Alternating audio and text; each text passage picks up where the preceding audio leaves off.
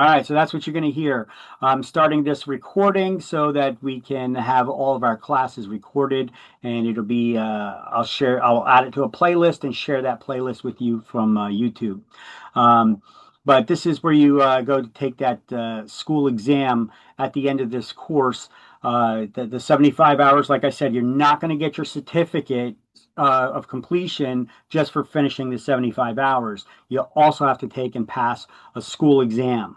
And then after you do that, then we could enter you into the state system. It's a company PSI that they have contracted with to give the state exam. You pass the state exam, they give you the paperwork, then you get fingerprinted, and then you affiliate with the broker, have your broker sign some of that paperwork that the testing center gives, and you send that into the state along with a broker's check or money order, no personal checks, for $160 made out to the state treasurer of New Jersey to get your license activated for the first time. Okay. I say for the first time because it's renewed every 2 years, depending when you get your license. Okay. Everybody hear me fine? How's the volume? Everything good? Yeah, good. Okay. Uh, Okay, so like I said, then you go to the to our website, Career Path Academy, and then right here on the left-hand side, you just scroll down, salesperson school exam registration. You click on that, there'll be another reg that video's there again, along with instructions and links for the school exam. And by the way, 2 attempts for the school exam are included free with the tuition. You should need more than that if you don't pass. It's $20 for an additional 2 attempts. We're just passing along the cost that we pay onto the students. Okay, but we include two uh, in your tuition there. So you'd fill out this information that you attended class, you finished the hours and all that. Then we enter you into the system. I'll get an email. I'll enter you into the system. Once I'm entered you into the system, then you could start the exam. So you don't just fill out this form and then automatically go here to start the school exam. On this page, I have to enter you into that system. Okay. Let's see. Go back. So passing score is 70. The which we'll get into. There's 110 questions on the exam. Here's our license. Here's my license. Here's the school's license. Whoop, this is the expired one. Look at that. See, I want to show you that we're licensed. So let me pull up our screenshots again. It's all been updated. Don't worry, we're licensed.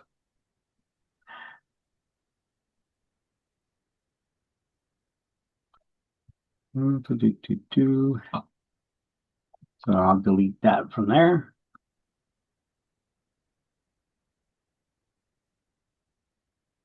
And I'll add the new one here. There we go. No, that's just my instructor's license. Where's the school license? All right. Anyway, I'll get that settled up and fixed later. So, uh, as you can see, I'm licensed. The school's licensed. Everything's legit. All right. So the welcome from the director. That's me as well. Hello. We have evening classes as well that are starting today. So the different instructors teaching those courses. Yeah. Students calling to enroll still. Yeah. Um, Now, classes have to be paid in full. You guys, you're all good. If you've been convicted of a felony in the last 5 years, especially conspiracy to defraud, theft, etc., you're probably not going to get your license right away. So, you let me know right away, like in a private text message, and then you can be dismissed and you get the refund back, minus the book. Um, Let me see. Students have 6 months to initially complete the class. This is a 2-week class, 75 hours, but we give you 6 months because life gets in the way.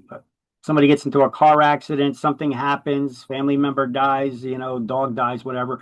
You have 6 months to come back and complete the course.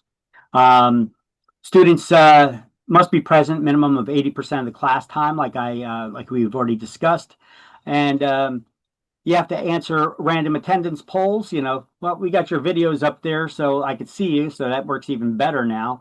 But we also got those random attendance polls that we'll throw out, like this beginning of class attendance poll that popped up on your screen. You guys see that? Just click on the word present. All right, and then you'll be marked down. Okay, so if everybody can take care of that, thank you very much. And there you go. Then that's the end of that poll. So then that just keeps a record that you were there, you were paying attention, during the class, and you weren't just logged in.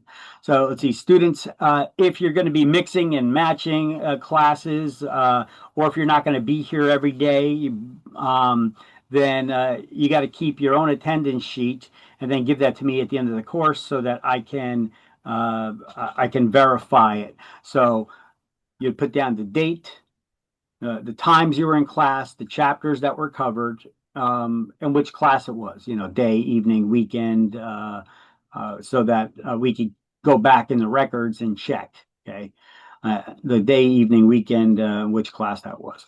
All right, so, and then you turn that over to us. All right, let's see. Before your education is considered complete, like I said, you need to take and pass a school exam. Passing score is 70%. There's 110 questions. You're allowed to get 33 questions wrong and pass with a score of 70. Now, on the state exam, they give you an extra 10 questions or so that are not graded. They're questions they're going to try out to see if they're going to include them in future exams. They don't tell you which ones they are, but you will be getting those additional questions. So answer all the questions. Don't be like, I stopped and ended the exam at 110 questions because Victor told me there's only 110 questions on the exam. But yet there was a next button for more questions, but I ended it right there because you told me that there was only 110. I actually had a student accuse me of that before. So answer any questions that they give you, any and all questions that they give you on screen, okay? Not all of them are going to be graded, but you answer them all, even if there's more than 110, all right? Some things need to be spelled out, apparently. So you get 2 free school exam attempts, additional ones, you get 2 more for $20, But once you pass the exam, if you have an extra one that you passed it on the first attempt, you don't get to use the other one as a practice again, okay? You're already in the system. Okay, now according to the Real Estate Commission rules, we call them the REC for short. They're the ones that give us our licenses and monitor what we're doing, okay? They gave us this rule. They want us, the schools, to tell you, the students, a year is a year is a year. That specific statement they want us to give to you. What does that mean? It means not a day more. So you have 1 year from the day you pass the school exam and complete your education requirement, not just to take the state exam, but to get licensed. And what's involved in that? Passing a state exam, getting fingerprinted, affiliating with your broker, signing your employment agreements, and sending in that check for $160 made to the state treasurer of New Jersey. Okay? So everybody's license will renew at the same time, June 30th. So look at this. We're coming up right now. It's just turned June now. So this is a 2-week course. You guys are going to be done with this course before the end of June. Okay? If you rush it, you get everything done. You could get the school exam done, you get the state exam done, get your fingerprinting done. Hold off on mailing in the paperwork. Because if you send it in right away and you get licensed right away before June 30th, by June 30th, you got to pay another $100 to renew the license for the next term. So they'll license you for like the last day of this 2-year term. You understand what I'm saying? I've had students do this before, so I'm telling you guys because you guys are like right there on the cusp. So you finish this class, you pass the school exam, state exam, get fingerprinted. Just hold off on mailing in the paperwork so that they will actively license you after June 30th, so you don't have to pay that extra $100 again. Okay, unless you really got a deal that you need to get started ASAP, and then just be aware you're going to have to pay that $100 to renew the license. Okay, good. Yeah. You guys getting involved in commercial real estate? None of you smile. All right. So your instructor will never have students taking turns reading class. Well, that's me, and the other instructor I'll have. That's just poor instruction. We don't do that. We don't just give you quizzes and stuff and then let you go and wait for you. That's a way to kill time or take a break for instructors. Instead, I like to go over things, and then I'm immediately going to ask you a question about what we just went over. Okay, it's not a trick. It's not a trick question. I just want to make sure everybody is getting the content and information. This is your safe place, okay? So it's a place where you could ask questions and get things wrong, and don't worry about it. Don't feel bad. It's not going on your permanent record or anything. This is where I'm trying to teach you, so you learn, you get the information, so you can pass the exams. So students attending online classes. I'm gonna say that to you guys. Look at it. I mean, half of you are wearing ties and stuff. You're good. I've had classes before where I got people with their robes open and hanging out, and they're laying on their bed and smoking weed and stuff. You wouldn't be shocked by some. You'd be shocked by some of the stuff that I've seen here. Um, okay, so anyway, yeah, try not to get drunk and high on camera here while you're taking the class, and be fully clothed. Thank you. Let's see. You're going to need about two Sharpie highlighters, unless you got those ebooks, and then you could use that digital highlighter, because I'm going to give you a lot of stuff to highlight. You're preparing you for two exams. Uh, you know, be respectful towards each other. Harassment, fighting and name calling and all that stuff. Let's try not to get involved in any of that. This is a learning environment. Okay. Um, Feedback is appreciated, even though I'm the instructor of this course. If you got feedback, positive, negative, feel free to reach out. You can call me. You can send me an email. I take it with a grain of salt. I like to improve things, how we're doing them here. Okay. And your class started today. Today is the second, right? So you're taking the day class. So this is how your class is named. SPD, that's for salesperson day class, dash 06/02/2025. That is your class ID. So if ever in the future, sometime that I need to ask you what class were you in, don't just say the real estate class. No, duh. They're all real estate classes. I need to know which one. So which class were you in? Okay. Uh, and let's see. So qualifications for licensure. These are additional things the Real Estate Commission wants us to go over before we actually get started in this class.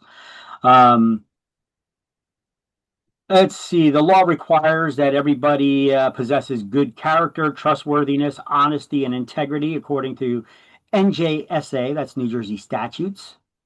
4515-9. Now, anytime you see a statute that begins with 4515, that's real estate licensing law. That's real estate law, okay, in New Jersey. And then it'll be followed by a dash something or other, a section or code. So those are New Jersey statutes. That's the New Jersey statutes, or New Jersey real estate law, however you like to refer to it as.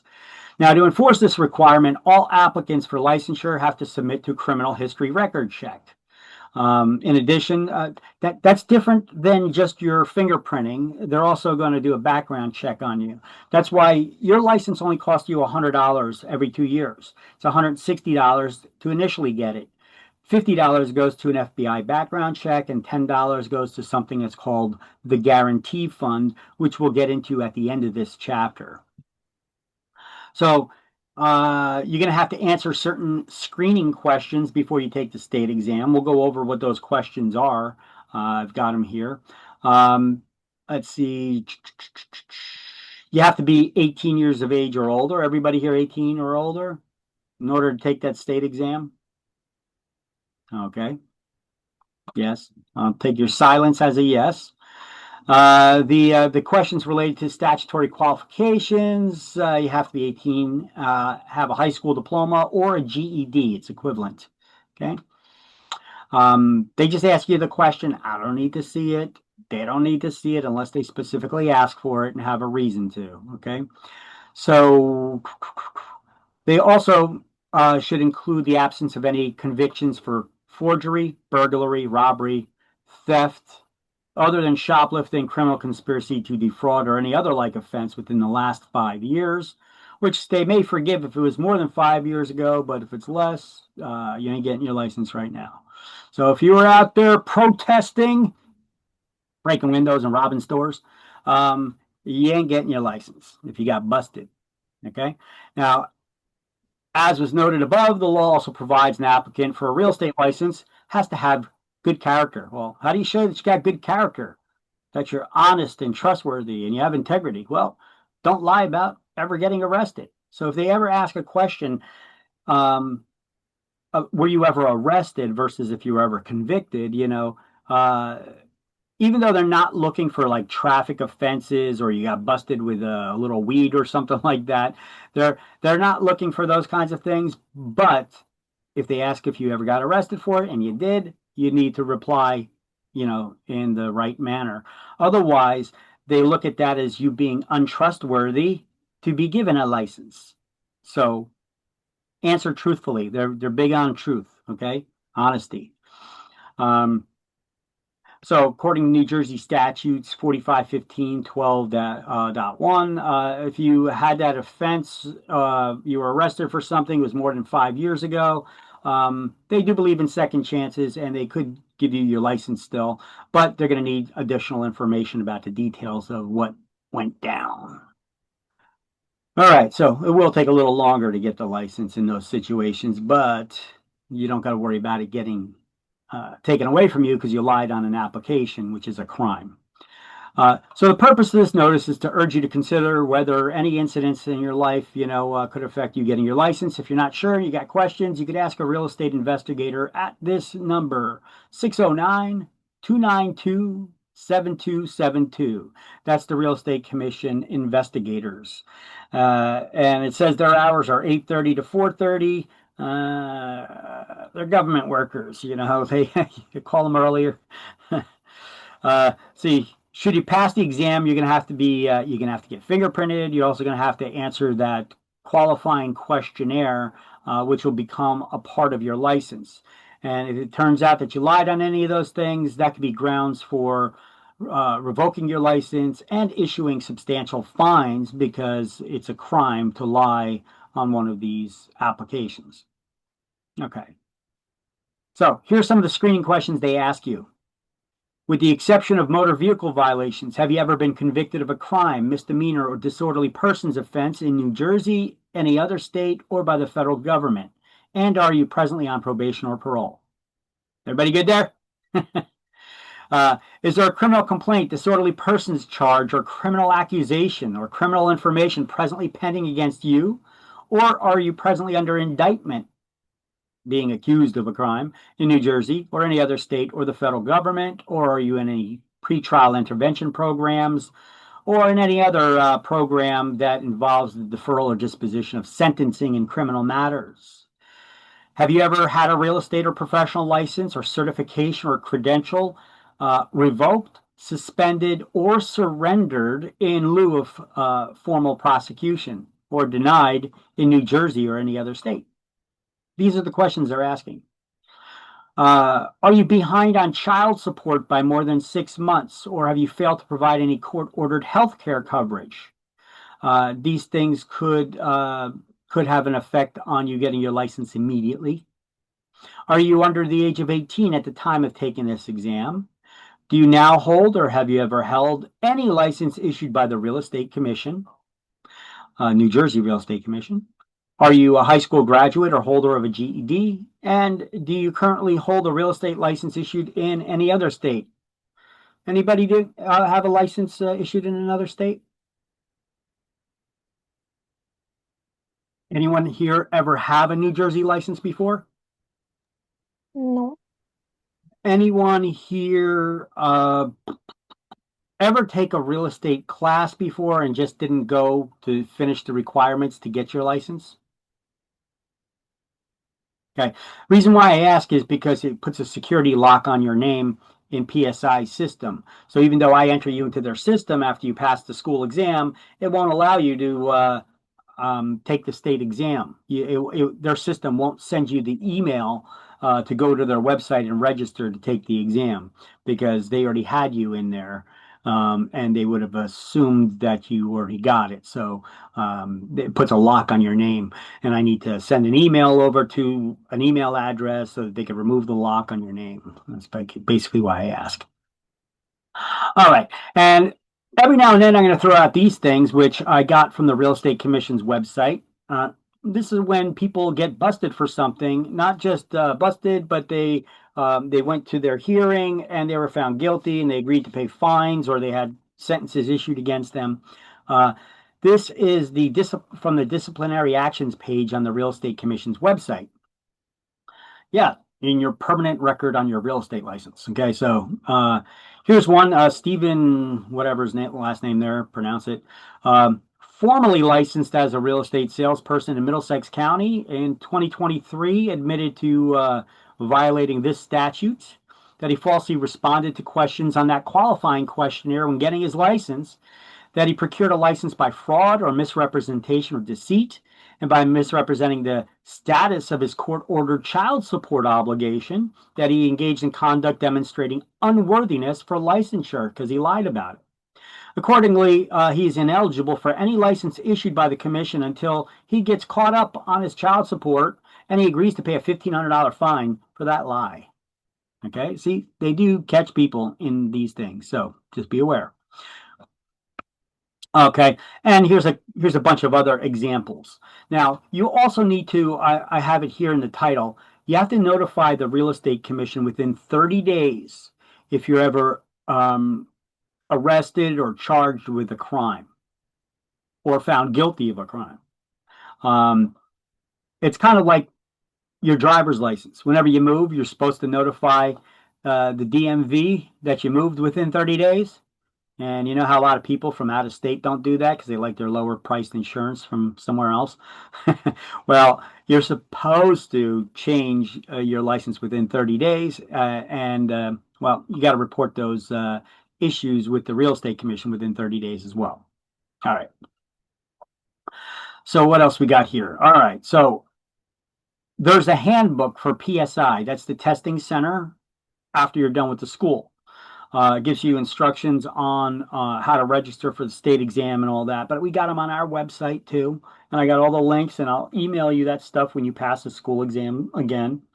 Here's an important thing to look out for though. There's different types of exams you could register for on the Real Estate Commission's website. You have broker, instructor, and this real estate salesperson combo. That's the license type you guys are here to get. All right. Even if you're going to become a referral agent only and not a salesperson, this is the exam that you're registering to take, and it's available in English and in Spanish. Okay, and it's available in person or remotely. So you can see online proctored exam, which they have somebody watching you or recording you, and then going over the videotape later, and they got their AI making sure you don't go out of this invisible bubble on screen. Okay. They want to just make sure nobody's cheating on these exams. And so here's the direct links where you could register for that I will send to you guys later on. But you also can take practice exams and tests on their website too. So here is their bulletin. I'll click on that. So here's that bulletin from PSI. You guys could all see this now, PSI bulletin. Just want to make sure I swapped screens there for you.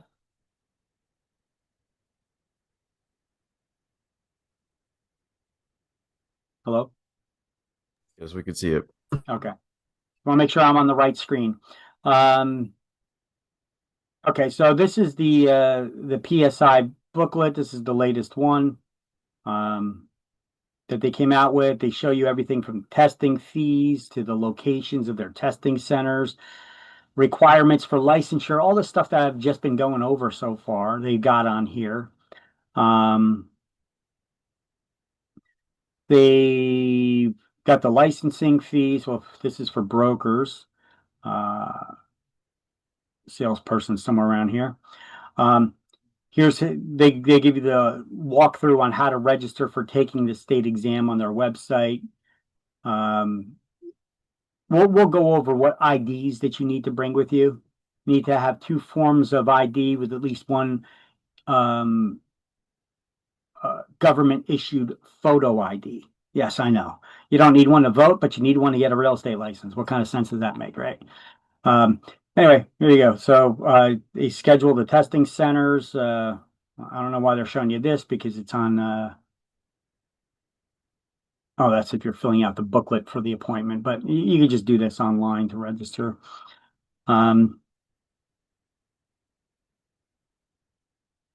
Here's their different testing locations that they have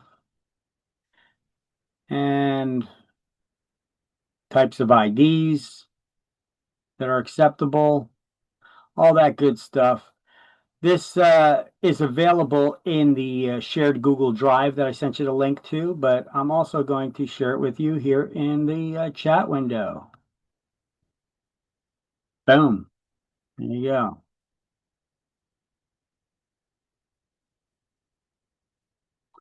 Okay. By the way,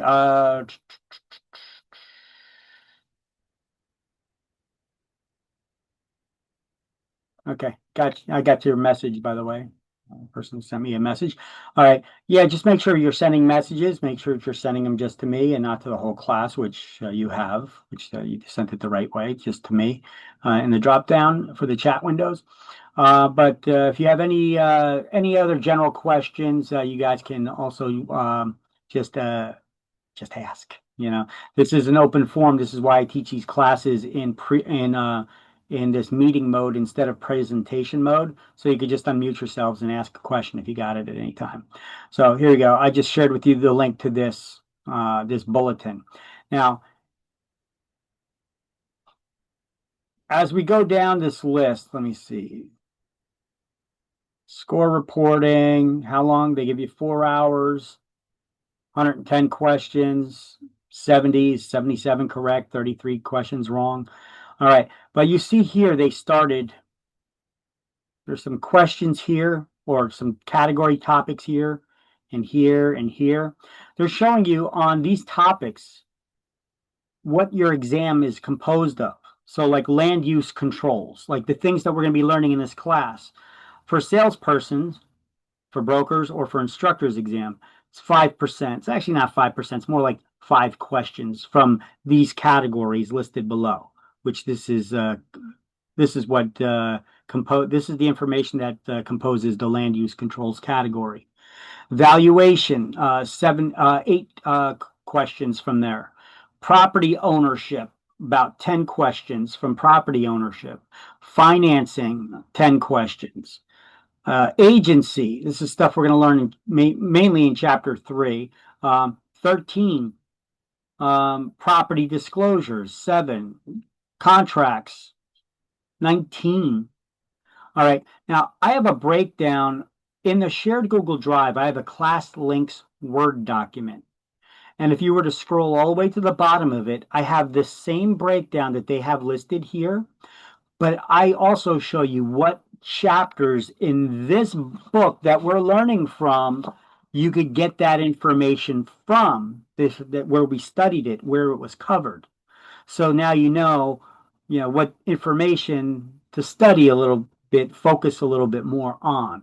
Or when you take an exam, if you were to fail it, they give you a final score readout with a breakdown by each category, how many questions you got and how many you got right. So now you could figure out what your weak areas are, and you could go back and then you could reference that class links Word document that I have that'll show you what specific chapters that information was covered in. Okay. And it looks just like this, but I just added the chapter numbers in there. It's that class links Word document in the shared Google Drive. It's in the same folder with the with all the slideshows. So all these slideshows that I use to teach in class, okay, look, I have them available for you here in the shared Google Drive. And if we go up one, you could see the class links and new class links file. Okay, I have, if you scroll to the bottom of these, you can see all the way down at the bottom of it, the breakdown. And then you go in here in this folder, and it's the custom slides used in class. If we go up another, you can see I got all kinds of chapter quizzes available for you from dating all the way back to the 14th version of this book. So there's many quizzes. These are from 14th, 15th, 16th, 17th, and this 18th version book. Got tons of additional questions, not just the questions that are at the end of the chapter. Each chapter has questions. These are additional quiz questions if you wanted to take additional sample quizzes, okay? We also have supplemental materials folder is a lot of the documents and contracts that we actually use in the business, the disclosures and contracts and lease agreements and all kinds of stuff like that. You could actually find here in the shared Google Drive. Okay. I'll be going over them in class with you guys as well.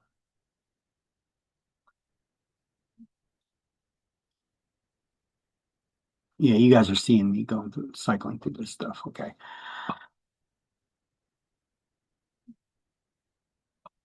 All right, so then we also have registering for that exam. So you click on that link.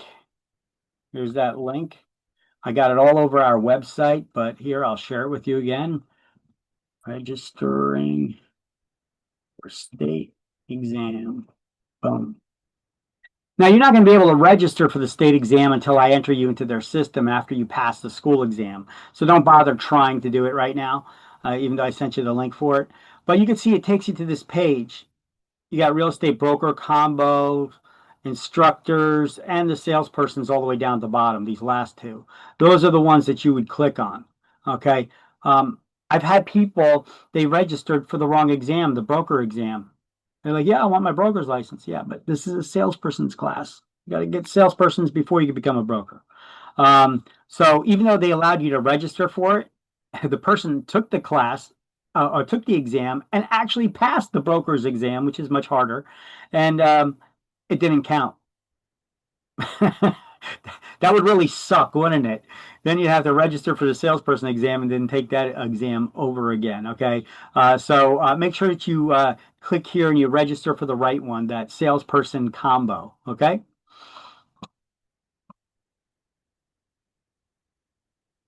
Oh, you guys weren't even seeing it. There we go. If you're not seeing on screen what I'm explaining to you, you guys got to tell me, hey, Vic, got to switch the screen. So this is what I'm talking about right here. See how they have it available on their website? Broker combo, instructor, and salespersons. All right.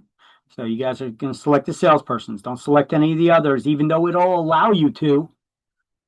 It's not going to count if you take it, even if you pass it. All right. So here's just some questions. These are some links that you saw on our website. We have frequently asked questions pages. Everything about getting your school transcript if you want to get licensed in another state after you get licensed here in New Jersey. You could use the completion certificate that we give you. That is your school transcript because it'll have a breakdown of the hours of different topics that we covered. And that is your school transcript. You could take that to another state like New York and get a waiver for their education requirement and just take their exam using our school completion certificate. And then if you get licensed in New York, you could just show your New York license to Pennsylvania and they'll just give you the license. So we call that reciprocity. New Jersey has no reciprocity with any other state. So you can't do that with your New Jersey certificate. You could only get a waiver for the education requirement in the other states, but still need to take the exam. Pennsylvania has reciprocity with New York, so Pennsylvania, you could show the New York license to Pennsylvania, and Pennsylvania will just give the license there. They only require 60 hours of class. New Jersey requires 75. New York requires 75. All right, this is just now getting a little repetitive about the fingerprinting and the IDs to bring with you. And here's about enrolling for fingerprinting with a company called IdentoGo. All right. You have to fill out a specific form, and when you register and take that with you to the fingerprinting center, and you also have to when you're registering for fingerprinting online for your appointment. There are certain codes you need to enter in there. I already entered those codes in these links themselves. See this 2F1FTK? That's code. So I already entered it in here. So if you go to the first link is the Real Estate Commission's website that'll have the actual paper form that you got to print out and take with you. The next one takes you to the page where it shows you whether you're a citizen of the United States or a different country. It shows you what acceptable forms of IDs you have to bring to the fingerprinting center. And then lastly, here's the appointment for the fingerprinting. So you go in here, you click on schedule or manage an appointment, and you see it's already in here. See the code's already in here, and it says it's for the real estate salesperson. So you go in there, you plug in all your information, then you move on to the next thing. If you were to click on the IDs to bring, you show what country were you born in. You select that from the list, and then country of citizenship. Select that from the list. Hit next, and it'll show you all the acceptable forms of ID that you could bring. Let's see. I was born in the United States. I'm a United States citizen. So what forms of IDs are acceptable? Okay. And it shows you on this drop down, you guys see all these are the acceptable IDs that you could take to the fingerprinting center. Canadians' driver's licenses and permits, and ones issued by the state of New Jersey, employment authorization cards, enhanced driver's licenses, foreign driver's licenses from Mexico and Canada only, merchant marine documents, photo ID waiver for minors. I don't know why photo ID waiver for minors would be needed, because you can't get your real estate license if you're a minor. So don't get that one. Anyway, you guys get the gist of it. So let me close out these many windows that I've opened up on you, and back to the slideshow. By the way, if you guys got any questions throughout any of this, do ask away. So like I said at the beginning, a year is a year is a year, not a day more. No excuses. So students must be aware that they must complete the following steps before eligibility, or lose your eligibility. You got to pass that state exam, get fingerprinted, affiliate with your broker, and fill out that paperwork with you. You're going to take from the PSI Center after you pass the exam. Have your brokers fill it out. You're going to check off which license type you want, either referral agent or salesperson's license. Pick one. Your brokers will check off and sign that they entered into an employment agreement with you, because you have to be sponsored by a broker in order to get licensed. And then you'll be supervised by that broker. And your broker will be responsible for everything that you do. That doesn't relieve you of your responsibilities, but it does. Your broker is responsible for things that you do as well, as you'll see as we get through this class. All right, so if you should go over this year, a year is a year is a year, not a day more. That means that you'll have to come back to class, start all over again, if you should go over that year. Now, you guys are, probably bored of this, and you're like, yeah, well, that's not going to happen. Okay, well, I get plenty of students every year it does for some reason. And I'm sure that they didn't think it was going to happen either, but yet they're paying and coming back to class again and retaking, because it does happen. Okay. All right. So, wakey, eggs and bakey. Let's get started here. Okay. We got our books. Got your books open. Get your books ready. When you just crack open the cover of the book, when you just crack that cover of the book open, you're going to have some calculations for math, how to calculate dimensions of shapes for like room sizes or lot sizes or what have you.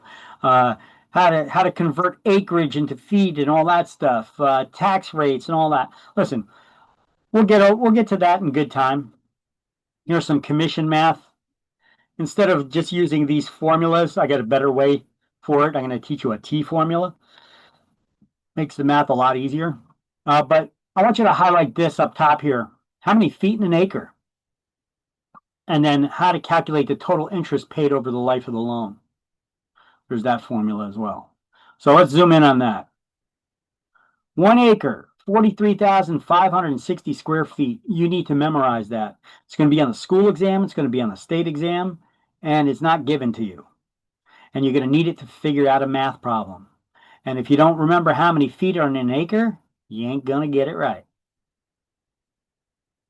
Now, here's some ways that some instructors teach you to remember it. Some will show you, hey, listen, there's a comma here. So look, just remember 7-11. 4 plus 3 is 7. 5 plus 6 is 11. So 7-11, that's what it should add up to.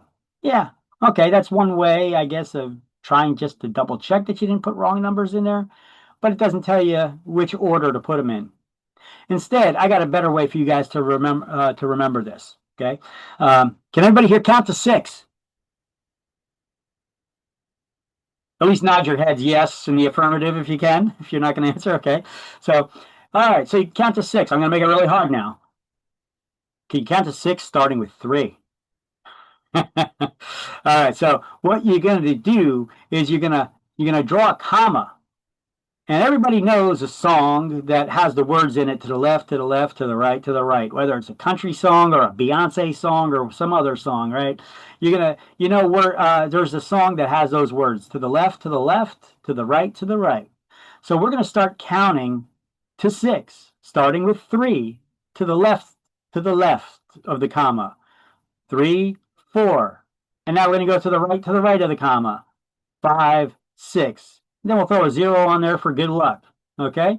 So that's how you remember how many feet are in an acre. It seems kind of stupid, but it works. Okay? Count to 6, starting with 3, to the left of the comma, then to the right. 3, 4, 5, 6. There you go. That's how 43,560 square feet. Okay? Hope it works for you. All right.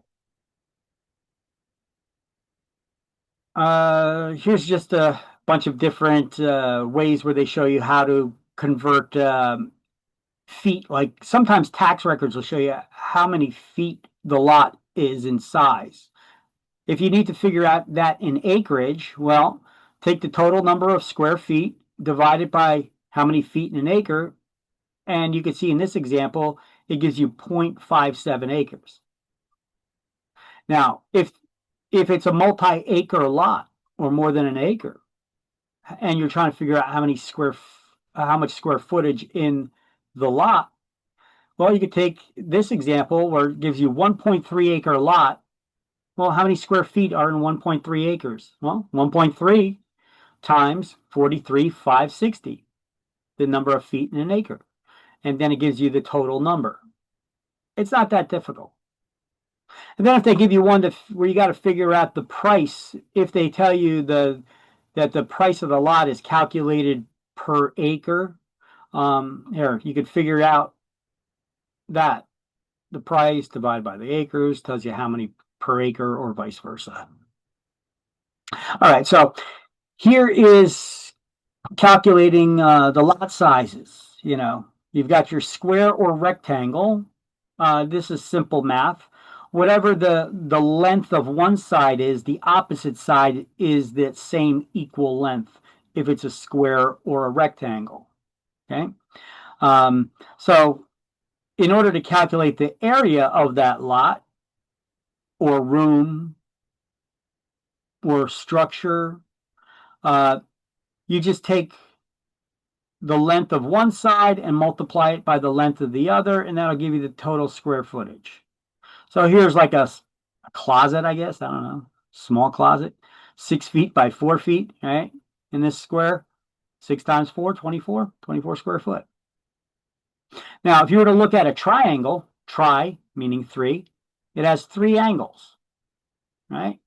Triangle is essentially half a square. So if you get a dimension like this, just figure out what the square or rectangle is. You get the one length, times it by the other, and then divide it by 2. Divide it in half. Because as you can see, if you put this up here, look, draw an imaginary line down here, right? That's half a rectangle, right? Or half a square, half a rectangle. That's what a triangle is. So one dimension times the other, divided by 2. Now, this is probably one of the harder ones, trying to figure out a trapezoid. But before we do that, I have a third one before that right here, calculation.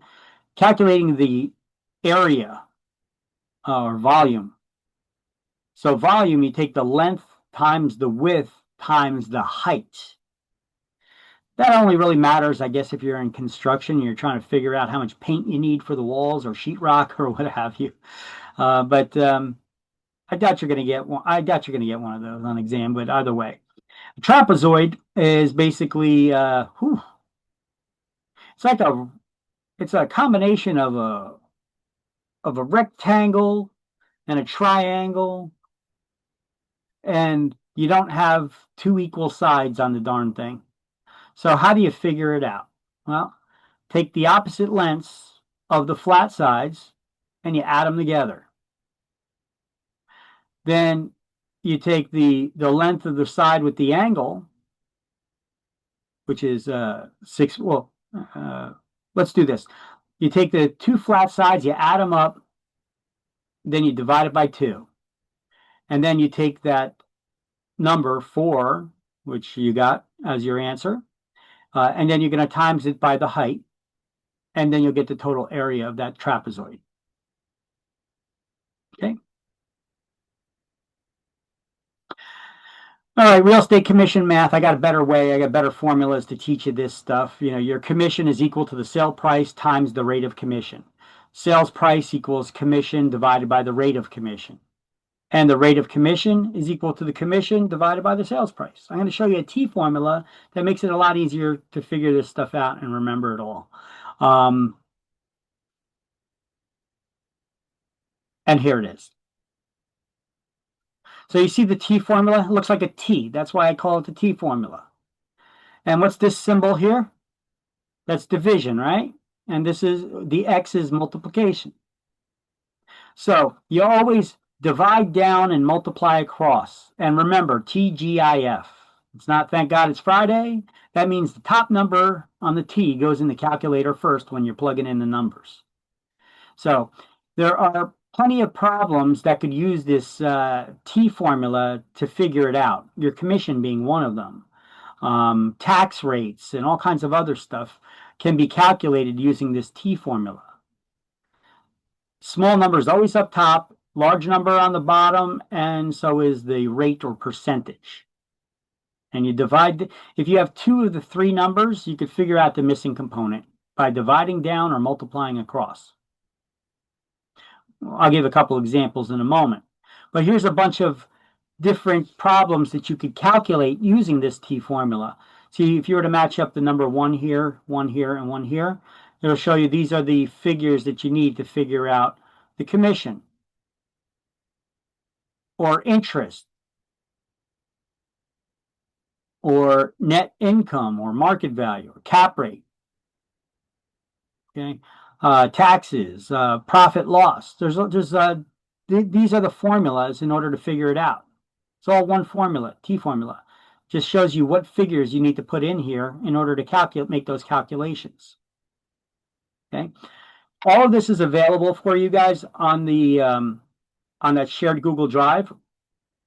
The slideshow is available for you, so you could print these out. Or if only one slide is of interest to you, you may want to take a screenshot or even take your phone.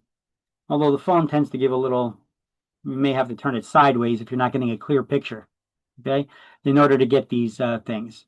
They make some pretty good notes. These are the notes I usually dictate to people when we're actually in the classroom environment and not on a remote classroom. Okay, so useful tool. Okay.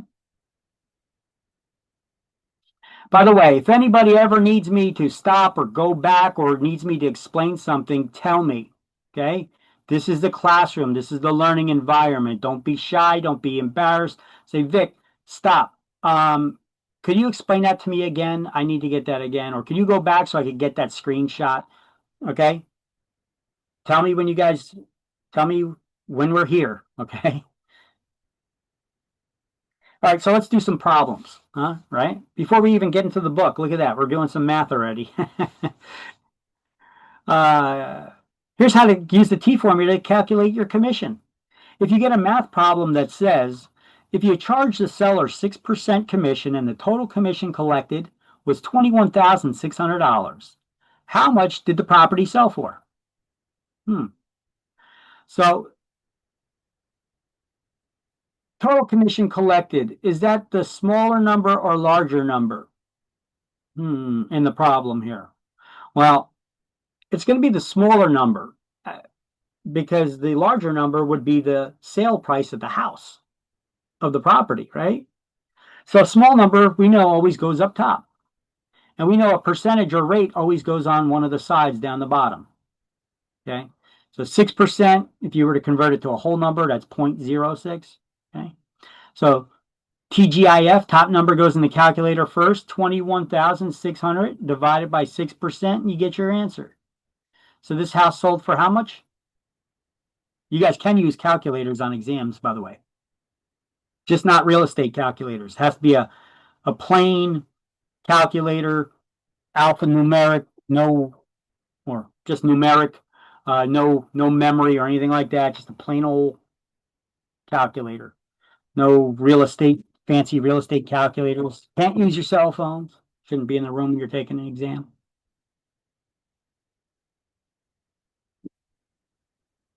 So what'd you guys get?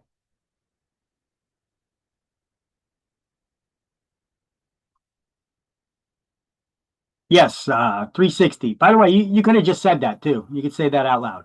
You could unmute yourself, Jervin. Okay, I'll do that. All right. I don't always notice the notification there for the text messages right away. So, yep, 360. Yay. All right, now let's ask the same question in a different way. If a house sold for 360 and the agent charged 6% commission, this one people find a lot harder to try to figure out this one. But it's not that hard when you got the T formula here, right? How much would the total commission have been? Well, 360 times 6%, that gives you your total commission. You multiply across.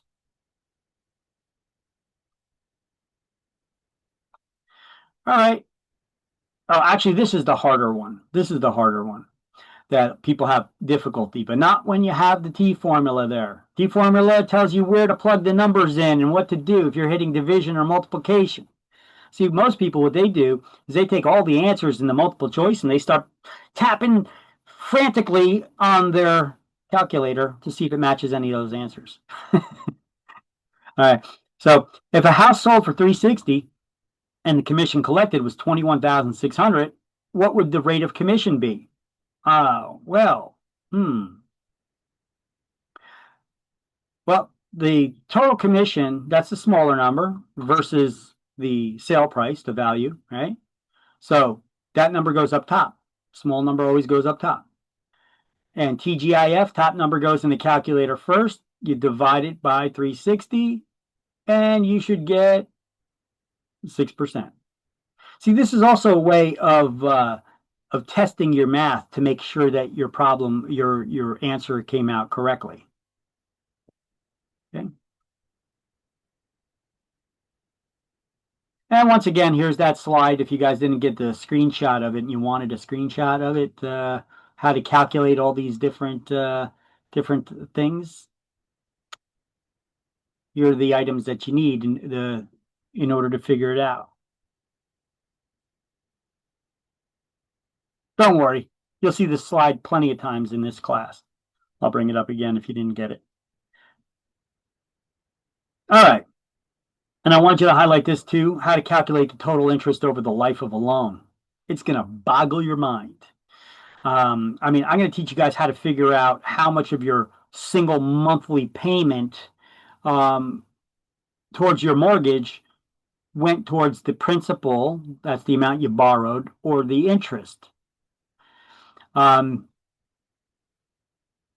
This is how to formula on how to calculate that over the life of the loan. How much interest did you pay over the entire life of the loan? And the little trick to it is you need to know how many months there are over the entire term of the loan. So 30-year loan, 360 months. 25-year loan, 300 months. You're going to need to know that. Don't worry. We'll do that next week. All right, so at the end of this chapter, you're going to describe the different types of real estate licenses and the qualifications, which we already went over some of those things. We're going to explain licensing procedures for New Jersey residents, as well as those that live out of the state. Anybody here not live in New Jersey?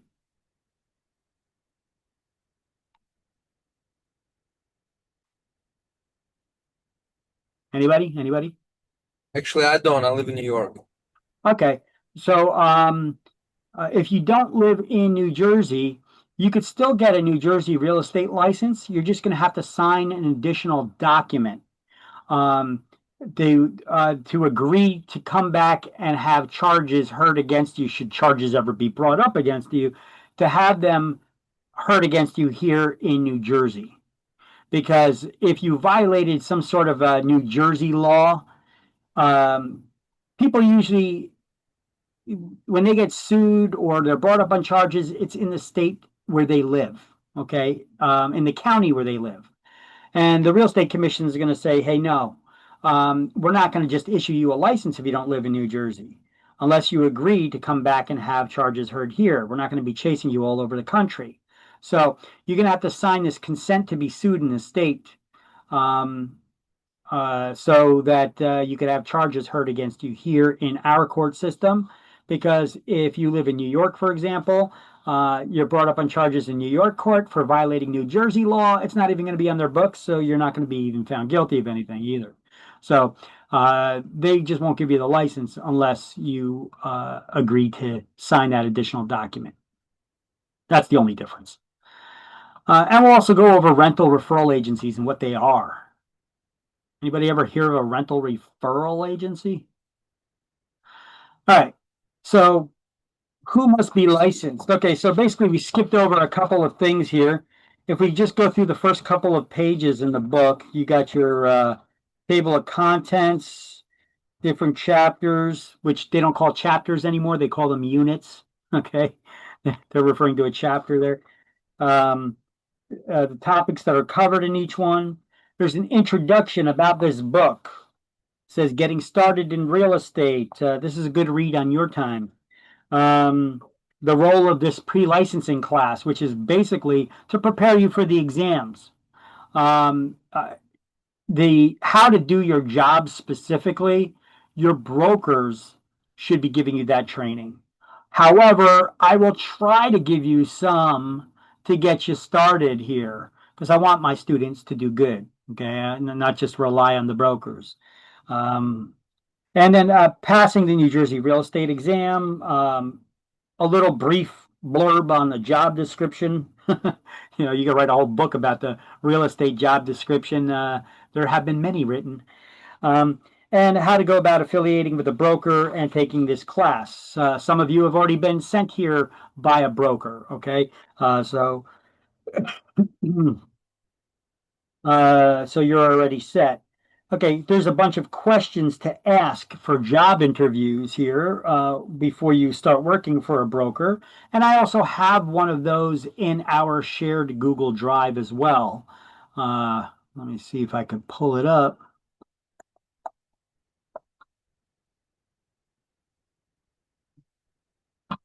In our shared Google Drive, where we got all these documents and supplemental materials. There's one here where I have an interview Here we go. Interview questions. So you could click on those interview questions. It gives you even more questions that you would ask your brokers when interviewing for the job. We're not going to go over it right now because there's some things on there that you're not even going to understand at this point because we've never gone over it yet. So, but just be aware that that stuff is there. It's available for you. It's in addition to these questions to ask here in the book. All right. And then we could skip forward to page 1 of chapter 1. Everybody there? It says who must be licensed. I'm gonna tell you right off the bat. You see highlights, copy the highlights so I don't have to tell you each time you see them. All right. So who must be licensed? Now this may sound real simple here. Anyone, but I guarantee you I'm going to be pointing you back to this very first sentence, this very first paragraph several times throughout this course. Who has to have a real estate license? Well, anyone who takes part in a real estate transaction in New Jersey for another person in exchange for anything of value, a fee, commission, or some other valuable consideration, whether it's services or what have you. If you're doing it for someone else in exchange for something of value, you have to have a real estate license. If you're doing it for yourself, you don't need a license to sell your own home or to rent your own home, right? Or commercial property or what have you. You only need to do that. You only need to be licensed if it's for someone else that you're doing it for. And you're doing that in exchange for something of value. Now, the state of New Jersey created these licensing regulations. Why? Well, licensing regulations protect the general public from unscrupulous brokers and salespeople. And hopefully you guys will have some scruples. That's a fun word, right? Scruples. Okay, so you got 2 questions probably coming out of that one paragraph there. Those 2 sentences, right? Who needs to be licensed? Anyone who helps assist somebody in a real estate transaction in exchange for anything of value. And what is the purpose of licensing? Well, to protect the public from unscrupulous brokers and salespeople who are looking to take advantage of you. Hopefully you guys will have some scruples. All right. So here's basically the same stuff I just put in my own slide with my own wording here. So these first 2 bullet points were from that previous slide. Anyone taking part in a real estate transaction in New Jersey for another person for fee, commission, or other valuable consideration, anything of value. And licensing regulations were created to protect the public from unscrupulous brokers and salespeople. Now, licensing in New Jersey has been a requirement since 1921. I don't think you need to know that for exams. And I also have a link here to the Real Estate Commission's website. All right, so you can get a lot of information. You should put that probably like in your web browsers as one of those startup information pages, or you get the feeds, to find out what's happening, or at least visit it every once in a while. The Real Estate Commission's website to see what's going on in the state, any proposed changes that are coming up, issues that are going on. You could get a lot of information from the Real Estate Commission's website, especially since it's a business you guys are choosing to go into, right? You may want to make note of this link right here. All right, so I'll click on it. I'll go to it. That's the Real Estate Commission's website right here, as you can see. They tell you the same stuff that we're going over in this class. Look, it was established in 1921. The Real Estate Commission is a division of the Department of Banking and Insurance. So they operate within the Department of Banking and Insurance. Here's where you go to print your real estate license when you get it, because they don't mail it to you anymore. You got to have your broker print it, or you could come here and you could print it yourself. You could see the Real Estate Commission's meeting schedules, maybe even attend them. See what the hot button issues are. And you see they post new stuff here like this. There's a new requirement for license renewal in 2025. It has to deal with the CE, the continuing education. When you renew your license every 2 years, you need to take continuing education classes in between. That you got to take 12 hours of CE, continuing education classes, and there's specific classes you need to take, which we'll go over and break it down. I'm not going to go over it here on the commission's website. But you could see like the administrative code, the New Jersey statutes. And so that's probably one of the next things we're going to go over is what's the difference between a statute and the administrative code. You can see they both got these numbers here with the colon in between. We'll go over them in a little while. Those qualifying questionnaire, your online licensing services, your continuing education. You can see the enforcement activity where I get some of those screenshots where you could look up and see if somebody ever did something that was wrong and they got in trouble for it. If you're dealing with subdivided land or out-of-state properties marketed to New Jersey residents, it's still covered by that Bureau of Subdivided Land. And they have other links here as well. But there's a lot of issues, as you can see. One thing you're going to notice is all of these things that they have here, I bet you we're going to go over in class. So these are things that we're going to be learning about. So without further ado, let's continue. So your licenses are governed by the Real Estate Licensing Act, known as New Jersey statutes, specifically 4515. Now, if you were to read that 45:15, this is the way you would read it. Title 45, Chapter 15. That's how it's read. Okay, so Title 45, Chapter 15 of the Real Estate Licensing Act. It's printed in the back of this book here on page 465. I'm going to be giving you guys cross references throughout this entire book. Whether you write them down or not is up to you. So if you want to see that, the laws, how they're actually written, you can see them there in the back of the book. Or you can go to this link, which is that link I got from the Real Estate Commission's website, which takes you to New Jersey legislature. Because who creates the statutes, the laws? Good question. Who creates the laws? Anybody? Who creates laws in general? Forget about real estate. Who creates laws? Congress. All right, dumb it down for me a little bit more. The members of Congress, what do we refer to them as? Representatives. Politicians, right? Politicians create the laws. Now, do politicians who create the Real Estate Licensing Act, do you think they know everything about real estate? Probably not. They don't know the ins and outs of our business, right? They just created a framework for the New Jersey laws. The New Jersey politicians did. So anything that falls under the statutes 4515, the Real Estate Licensing Act, New Jersey statutes, or 4515, which you need to know for exams, by the way. If you violate those things, it could affect your license and you could get fines. Now, they also put provisions in there since the politicians realize that they don't know everything and they're not going to be keeping up on this business. Instead, they created the Real Estate Commission, which is a division of the Department of Banking and Insurance. They allow the Real Estate Commission to create their own rules based off of those framework of the law that the politicians created. Now, any rules that the Real Estate Commission created, these are known as Title 11, Chapter 5, or the Administrative Code.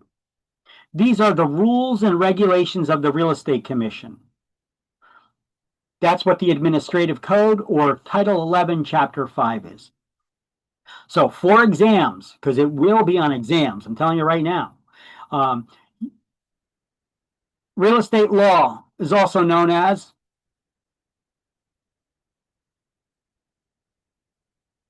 that's a question. And I still got it up on screen in front of you. It's not a trick question. The real estate law, the real estate licensing law, the real estate laws, they're known as what? 45:15. Title 45, Chapter 15, Okay. or New Jersey statutes. Okay. Now, I don't know why they say that on exam. Sometimes they use that term New Jersey statutes, but New Jersey statutes can cover a lot of different things. So that's actually kind of incorrect, but yet they use that kind of wording yet on exams. Go figure. So 4515 is probably the better way to go and to remember it. Okay. And the rules and regulations of the Real Estate Commission are also known as the Administrative Code or Title 11.5. 11, Chapter 5. Correct. So you see how they could turn these into questions, just like I've asked the questions to you? You will get questions like that on your exams. All right. So here you go on the next page. That very stuff that you saw on that slide. The real estate NJ statutes, I wrote that above the Real Estate Licensing Act. Write that, NJ statutes above Real Estate Licensing Act. And where it says Title 45, Chapter 15, I just wrote it like we usually see it, 45:15. Then I gave you that cross-reference with the page number here. So I'll let you guys take those notes. Those are the things that we just went over, so I'm not going to repeat myself, and I'll just leave it up there on screen. Let me know when you guys got the notes. Say, got it, and then I move on to the next page.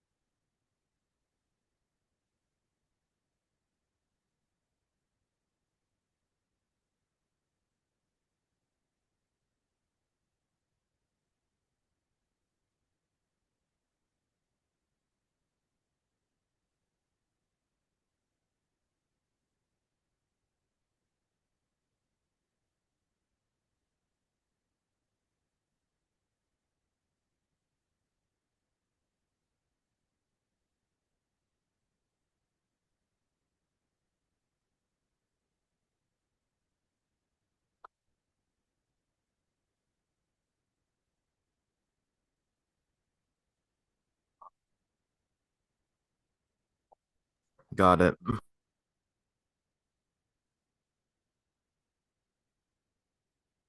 Okay, everybody got it?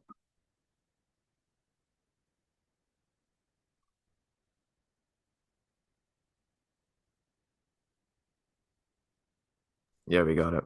Okay. Don't know if everybody's writing. Can't see everybody's camera unless I'm scrolling through them each time. So I got to scroll through your all of your cameras. Okay. Okay, so who must be licensed? Anybody who helps someone else in a real estate transaction in exchange for something of value, right? Well, here's an example of two people getting in trouble. Some guy, Jeffrey Ray, he decided he was just going to come up. I'm going to work in the real estate biz and property management. I'm going to start my own property management company. I'm going to come up with a fancy name for it and everything. Only thing is, he's not he's not a licensed real estate agent. Forget about a broker. He's not even a licensed real estate agent. He's like, yeah, you know what? I'm going to come up with some fancy names and I'm going to register them. Here we go. NJ Rentals, North Jersey Rentals, NJ Executive Rental Management, NJRentals.biz. All right, well, he screwed up along the line somewhere else in the actual business, and somebody reported him what looks like to be over $300, and he got busted. So the Real Estate Commission investigated, and they said that he violated New Jersey statutes. The very first one, 4515-1. You got to have a license to be in the biz. All right. And 3, and NJ statutes 45, whatever, by engaging in real estate activities through unlicensed entities. Engaging in real estate activities through an unlicensed entity violated this law, and that the conduct demonstrated unworthiness, bad faith, and dishonesty. And he was ordered to cease and desist from engaging in any real estate activities anymore, which extends to all businesses which he's a principal of. And he had to pay restitution of $300 to somebody who I guess he screwed out of $300, which the whole thing came to light over. And then the real estate commission gave him a $10,000 fine for running all these businesses and doing all this stuff without having a license to begin with. Huh. And then you got this lady, Diana Penn. By the way, I don't show you these disciplinary action pages to pick on anybody. So if you ever see anybody here that you know, it's not like I'm picking on them. I'm doing this for educational reasons, okay? Diana Penn, a licensed real estate broker with this company in Passaic County, the commission approved an order whereby she individually and as a broker of record of JMG Realty admitted that they were in violation of 4515-something there, in that she employed persons who were engaging in real estate brokerage activity without them having actual real estate licenses, which this is actually quite a common thing that brokers do, but they should know that they should not do this. They have people working for them who do not have licenses. Okay, you can't work in property management as a assistant, or what do they call them here? They were acting as leasing agents or leasing consultants, and their duties included showing rental properties to prospective tenants. Oh, all things that you cannot do. Completing rental paperwork on lease agreements. Can't do that either without a license. And they weren't licensed by the real estate commission. So she was required as a broker to complete a 30-hour course on office management. This is a course that you take as part of getting your broker's license to begin with. They figured that she needed a refresher. So that was her punishment. And that class could cost her several $100, and it's 30 hours long, so it could take a while to take. And any education credits received will not apply towards her CE to renew her license. And she got a $2,000 fine slapped on her on top of it. So don't have people working for you in a property management company, this is very common in property management companies, where they do that. And sometimes when they're getting busted, all of a sudden they start sending all of their agents or leasing agents or whatever they're calling them, consultants, to schools to get their licenses, so that they get everything in order. All right, so the New Jersey Real Estate Commission, the REC for short, is a division of the Department of Banking and Insurance, the DOBI. It consists of 8 members. Now, we've always had questions on exams about this. I haven't had somebody tell me that they've had questions on exams about this, but I know from experience that there's always questions on exams about this. You need to know how many people are there on the Real Estate Commission and what's the breakdown. So there's 8 members. 5 are real estate brokers who've had their broker's license for at least 10 years. 2 are people who are appointed from the general public. And 1 is selected by the governor. Every time the governor changes, that person usually changes. Now, they all serve 3-year terms. However, the governor can replace any of them at any time. You know, the governor is like the president of the state. Okay, they have all the employees in the state are at the whim of the governor because he's the boss of the state. So there we go. The highlights for that. That's on page 2 as well. New Jersey Real Estate under Real Estate Commission. That's the breakdown. 5 members, brokers licensed for at least 10 years as brokers. 2 people appointed from the general public. I'm not sure about the process they go through for that. I know one lady was an attorney for the longest time that was the member. And 1 that was appointed by the governor.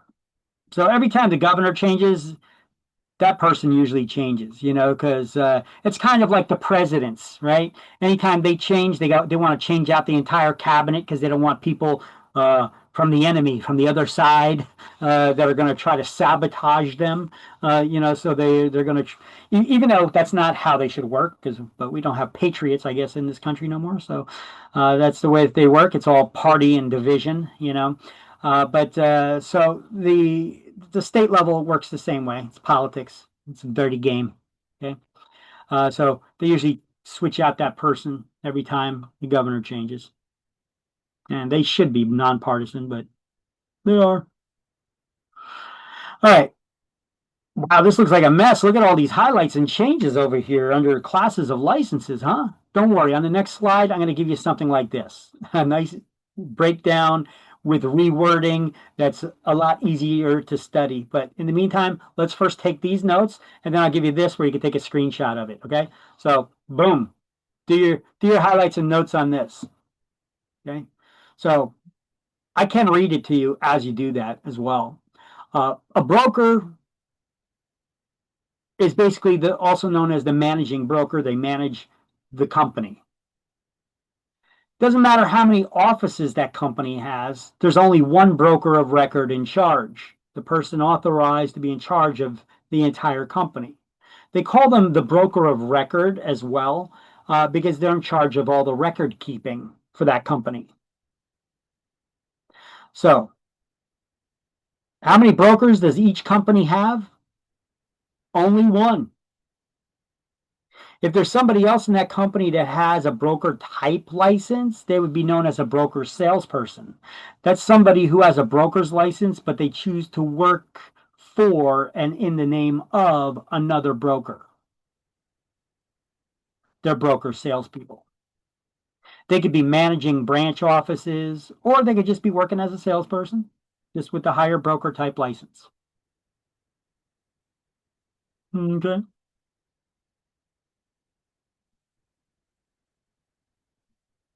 Now, salespeople, that's you guys, work under a sponsoring licensed broker. Yes, you can't get your license unless you're sponsored by a licensed broker, New Jersey broker, right? So doing business in the name of that broker and receiving compensation only from that broker. Okay, a lot to unpack here. So you can't get your license unless you're sponsored by a licensed broker, and you have to do business in the name of that broker. And you can only receive compensation. You can only be paid by your broker. You cannot be paid by anybody else. If you get paid by anybody else, you broke the law. Okay, it makes it a lot easier to follow the numbers, follow the money, right? Where's it coming from? Who paid you? Oh, it wasn't your broker? Huh, you broke the law. Huh, easy peasy, nice and easy. All right. So anything you get paid has to go through your broker. So the supervising broker is required to furnish guidance and direction. That doesn't mean training, by the way. Guidance and direction means the broker is responsible for making sure that you don't break the law, that you follow the rules of and regulations of the Real Estate Commission as well. And they need to provide office space. I mean, they don't need to provide you with your own special individual. It's only your office. They have to have a general office. They could have one shared desk that everybody uses. I mean, if you want to really break it down to it. So two things your broker needs to provide for you are office space and guidance and direction. That's why I wrote that in here, office space. This will be an exam question, probably. Hint, hint. Wink, wink, nod, nod. What does your broker need to provide for all the licensees in the office? Office space and guidance and directions. That's not training. Don't confuse that with training. Brokers should give you training, but Real Estate Commission don't care if your broker trains you. They just care about if you break the law or not, right? Because what is the purpose of the Real Estate Commission?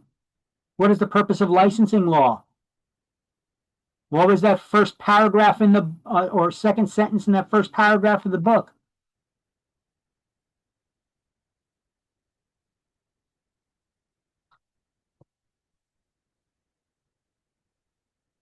What's the purpose of the Real Estate Commission?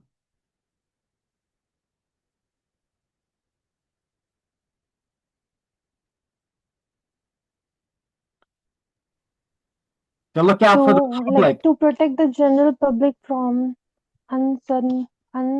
unscrupulous brokers and salespeople. Salespeople, yeah. Yeah. So it's to protect the public from us when we do wrong. Okay. So they could care less if your broker gives you training. They just want to make sure that you don't break the law.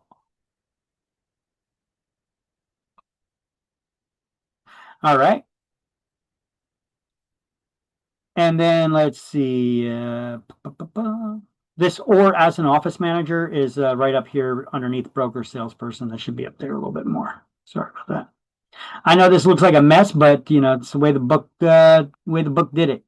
Don't worry, I'll have the next slide. It's nice and neat and with the fuller explanations, like I'm giving you with my explanation of what they got here on screen. All right, so a licensee whose activities are restricted. So a salesperson licensed with a real estate referral company, or the abbreviation SLWRERC.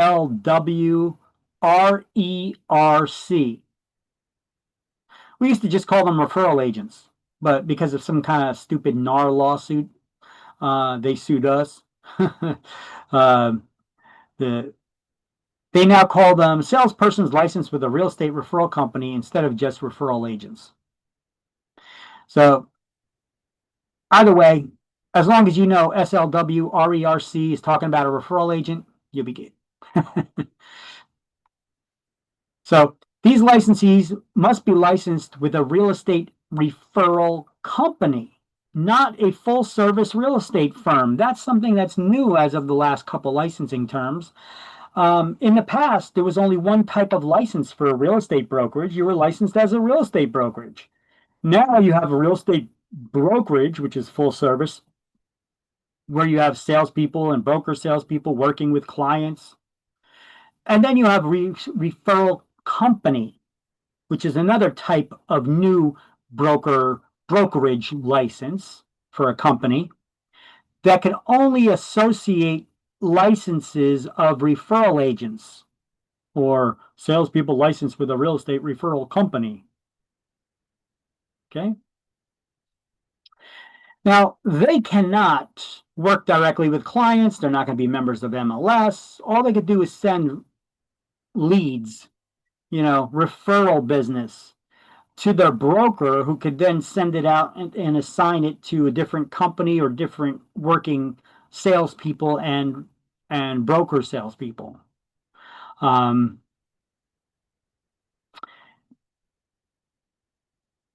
Let's see what else we have here. So if you want to become a referral agent, do you have to be licensed with a real estate referral company? Yes, you would have to transfer your license to a referral company. Okay. And if your broker doesn't have one, I do. So you could always reach back out to me, okay, if you ever want to become a referral agent. Because look, I'm going to tell you, by the way, I don't recruit from class. I'm not trying to recruit anybody. I'm just saying, instead of letting your license lapse, because sometimes people, they get their salesperson license and they start working in the business, and then for whatever reason, maybe they got a great job offer that they couldn't turn down in the previous thing that they were doing, and so they're going to take it, and then they give up their real estate license. Do not give up your real estate license. You went through all this, the schooling, the licensing, the exams, all this stuff. Don't give it up.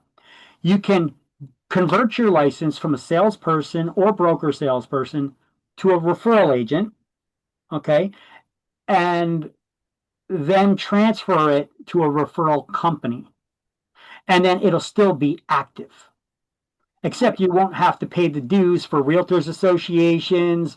You won't need to be a member of any MLS, paying the dues for the MLS. You don't need to carry errors and omissions insurance. That's like our version of medical malpractice insurance a doctor would carry. So these are all expensive fees to continue carrying on if you're not working and closing deals. I mean, don't worry about all these fees. It's a lot of money, but your first real estate transaction usually covers them all.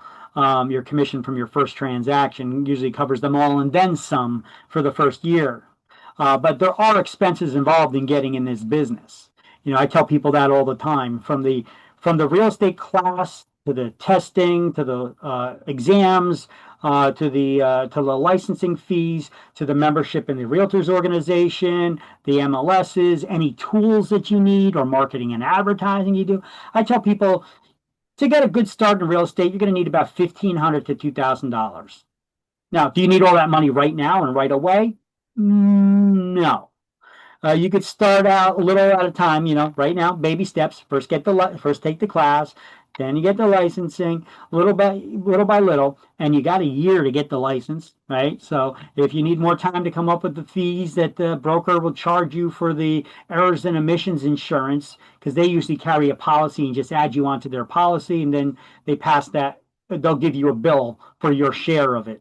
Okay. But there's these are all additional expenses that are part of being in the business. Okay. Now, not trying to scare anybody out of this, because look, your first commission will more than cover all of those expenses that you'll have. Okay. So just concentrate on doing business and closing deals. Don't do the micromanagement of the dollars and cents. Okay. You'll always be scraping by in real estate if that's what you're going to do. Okay, but yes, if you wanted to go to that other job offer that you had, you could convert your license to a referral agent and transfer to a referral agency. What if you were to start as a referral agent and then want to become a salesperson? You could do that, but I wouldn't suggest it. I would suggest, even though, look, to convert your license from a salesperson to a referral agent or referral agent to a salesperson, there's a $50 fee, because there's always a fee involved with the state, right, to change the license type.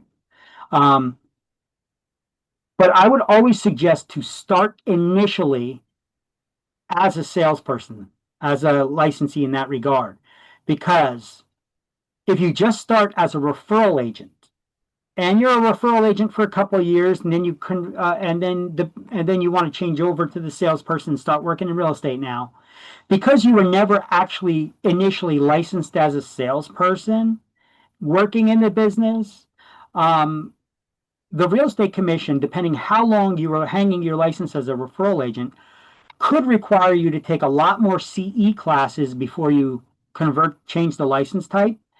And they could require you to even take an exam or a real estate class again. So there are some downfalls of actually starting as a referral agent, unless you have no plans of ever converting over to a salesperson's license. Then you don't ever have to worry about that. Otherwise, I would suggest start as a salesperson and then convert it to a referral agent's license. Okay? Yeah, makes sense. Thank you. All right. Trying to navigate these little, nuances of the biz here. Used to be that you could be, when there was only one brokerage type, there wasn't a separate a referral company. You could have hang the licenses of referral agents and active agents. It would just be a problem with the Realtors Association, who's going to chase your broker down and say, we want all of the agents licensed at your brokerage to be a member of the association. Okay, so my way around that, because I'm a broker too, my way around that is I had my regular brokerage, and then I just opened up a second brokerage just for the referral agents, but it was still the same type of license. It's a brokerage license. There was no separate referral company license loophole that you had to run through. Now they got those two different license types. So I do have that referral company. If your broker doesn't have one and you ever want to convert to a referral agent, that's why I'm just throwing it out there. I'm not trying to recruit anybody. I'm just throwing it out there. To keep that license active, you could always reach back out to me. Okay. All right. Any other questions on that, or did I answer everybody's questions on that? Or did I create any additional ones? Okay. Now, how about this? Why would anybody want to work in a referral company other than the scenario that you put out there? Like you want to go back, you got a stellar job. Well, actually, I brought that up. You got a stellar job offer. You want to go back to that, and you temporarily hang up the license, but keep it active. Why would anybody actually want to start as a referral agent? Well, because they have no intention whatsoever of working in the real estate business, but the only way to legally earn a commission in real estate is you got to have some sort of real estate license. So we got people that work in dental offices, as the secretaries there or assistants, and they make small talk with people that come in, or any doctor's office for that matter, or you could be a paralegal in an attorney's office, or, whatever job it is. You're a hairdresser, right? You get a lot of people that come in that you talk to. And, oh, yeah, this person's getting married. That person, oh, they just had a baby. They're going to need to get a bigger house. And, oh, really? I got a good agent I can refer you to, So like all that small talk, they refer the business without actually working in the business, and they could legally earn a commission. I also even had these two guys that I taught a private class to for licensing. They were subdividers. Okay. They basically buy up large areas of land, and then they do what's required to convert them to get them ready for construction. And they either do the construction themselves or they sell it to a developer, that land that's all prepared to be built on. At a markup price, because they went through all the legal hassles of doing everything that was required, the surveying, the dividing of the land. They had a whole team of people for this stuff. But they only dealt with large pieces of land. When they came up with smaller ones that they came across, they just ignored it and let it go. When they could have referred that business to sell that smaller pieces of land through a real estate broker, and gave them that referral business and made some money when it's actually sold. Okay. So there's another example. So those guys, they didn't actually plan on, they got their own business as subdividers themselves. They didn't plan on being real estate agents, but they got their referral agent's license so that they could give the referrals and still earn the money on those little properties that they've been discarding. When I say little properties, I'm talking about the properties that were under $10 million. So it could be million or several $1 million properties. The commissions on those, just imagine the commissions on $1 million. They're giving away tens of thousands of dollars in commission over the years. So that's why they want to get licensed and then be licensed as referral agents. So there's another place where it would make sense. All right. All initial, renewed, and reinstated license are issued on a biennial term every 2 years, right? Your license gets renewed odd-numbered years. June 30th, odd-numbered years. So in here it says that your license expires on June 30th. Your license doesn't expire. It just becomes inactive. And then it could remain inactive for one licensing term, and within that licensing term, which is 2 years, you can reactivate it. If you don't reactivate it within that next licensing term, 2 years, then you lose it. It expires. It becomes void. Okay, so your real estate license expires on June 30th, or it must be renewed by June 30th. Of that odd number year. Everybody's license got to be renewed by the same time. When? Everybody say it out loud. June 30th. I know this stuff already. Come on, you guys say it. June 30th, odd numbered years. Now, before you could renew your license for all license types except for referral agent, you need to complete 12 hours of CE classes, continuing education classes, before you could renew that license. And that must be completed 2 months before license renewal. So when does it need to be completed by? Can you repeat that? Yes, your license must be renewed by June 30th of odd numbered years. But you need to complete CE classes 2 months before the license renewal. So when do you need to complete your CE by? May 1. April 30th, the renewal year. June 30th, 2 months before, April 30th by the renewal year. Okay. Actually, you caught on to something when it comes to expiring of the licenses, though. When it comes to June 30th, you do get a question sometimes on these database of exam questions that says, when does your license expire? And June 30th is not right. Your license is still good on June 30th. The next day, if you did not renew it by June 30th, it expires. Okay, so you caught on to something there with that answer. All right. Now, so the trademark terms realtor and realtor associate. By the way, only a broker of record can be a realtor. And broker salespeople, they could become realtor associates. Okay. Now, most agents out there, you talk to them, they could be a salesperson. They'll call themselves, yeah, I'm a realtor. Look, I got that realtor pin and everything, you know. Remember, that just means that you're a member of NAR, the National Association of Realtors. But technically, only a broker can be a member. And everybody who joins under that broker, which the broker is responsible for making sure that they join, otherwise the Realtor Association will charge them the fee for it. They become they're associates of the realtor, so they're realtor associates. Okay. Now, there's also other different types of associations. You know, you have African American associations of realtors, Hispanic associations, Women's Council, Asian Association of Realtors. Okay. Now, you may or may not have heard the term realtist before. That is a member of the African American Association of Realtors. That's not their official name. That's just what it ends up being, is the African American Association of Realtors. It's NAREB, National Association of Real Estate Brokers. Okay, well, we'll get a slide on it. I'm getting ahead of myself. All right, so only a broker can be a realtor, and a broker salesperson or salesperson would be a realtor associate, just like I've explained. So that's all in the notes I had there. Everybody get all those notes and all that writing and highlighting done? Okay, well, look at that. I got one slide that explains it a lot neater. So the broker is the only person licensed to charge the public for services and hire licensees.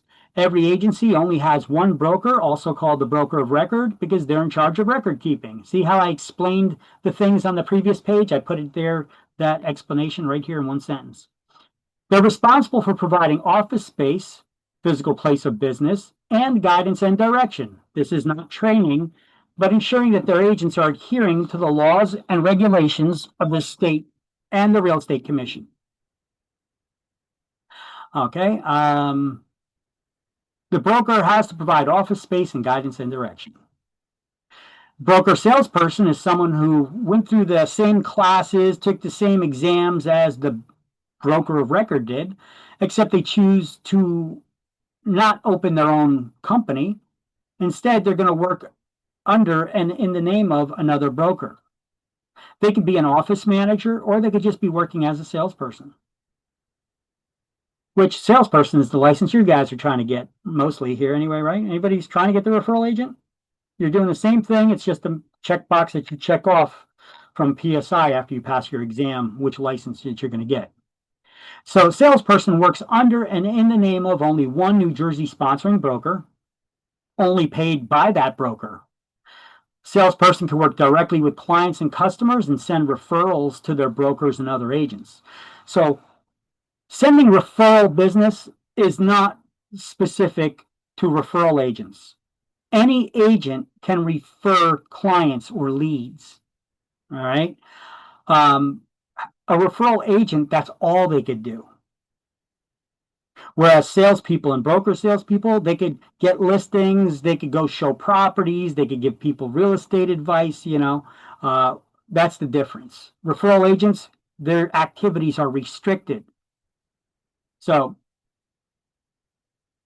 the referral agent, that's that new license type. They have to be sponsored by a referral company. So referral agents are restricted from working directly with the public. They could only refer business prospects, leads to their broker. And these referral agents can only be licensed under an agency license as a referral company, not a traditional full-service brokerage. Only a referral company. So the salesperson licensed with a real estate referral company, they're exempt from taking CE classes to renew their licenses as well. They don't need to. And like I said, realtor and realtor associate, it's not a license type, has nothing to do with licensing. That's just a member of a private trade organization called NAR, the National Association of Realtors, which their members are called realtors or realtor associates. They follow a strict code of ethics called the Realtor Code of Ethics.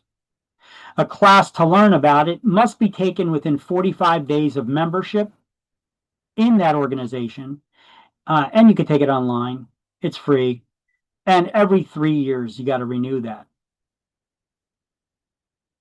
And technically, only a broker can be a realtor, and everybody else is associated with a broker would be a realtor associate or realtist associate, if you're a member of that African American Association of Realtors. Okay, so there you go. If anybody wants to snap a screenshot of this, or you know.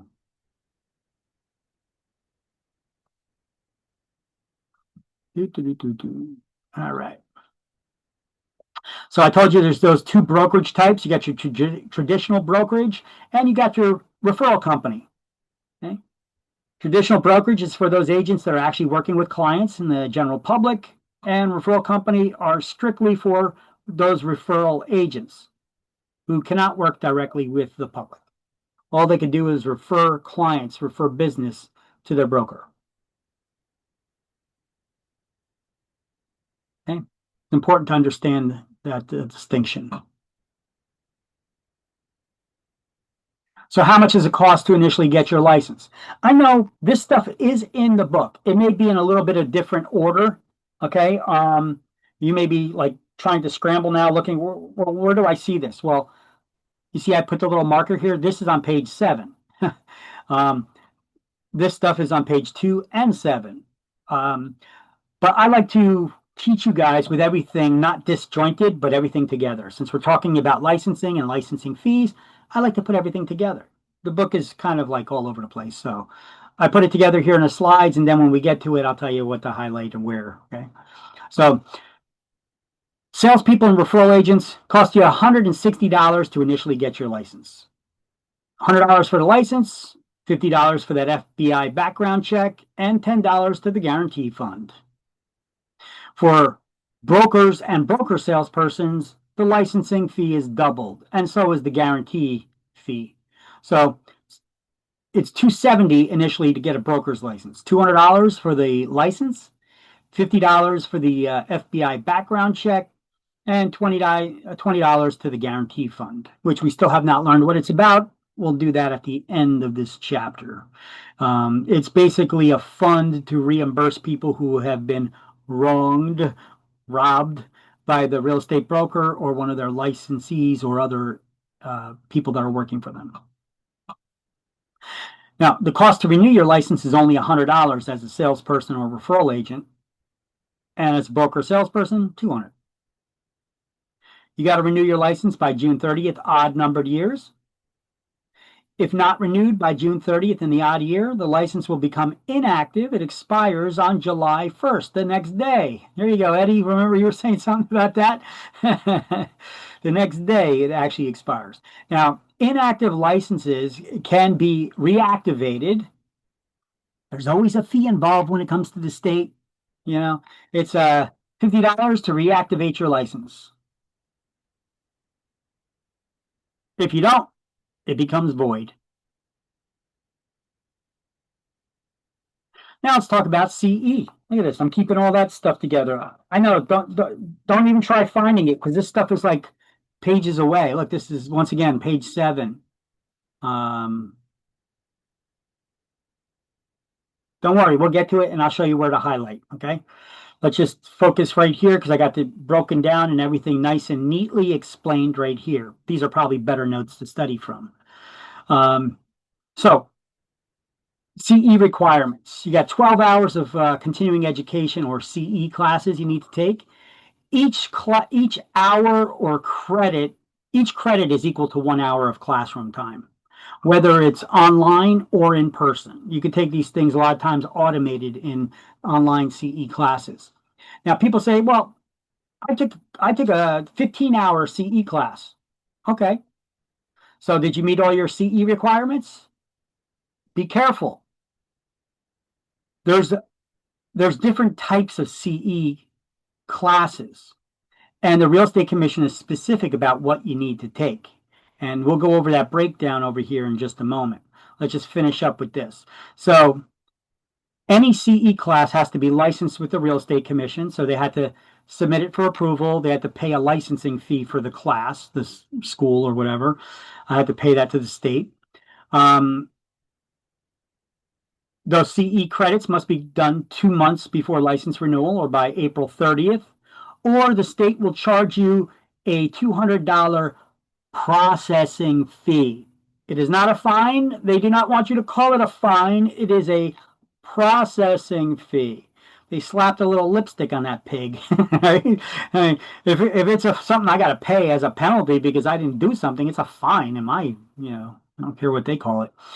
So anyway, CE classes can be taken in person or online, and if you are a referral agent, Gia, you asked a question about this before.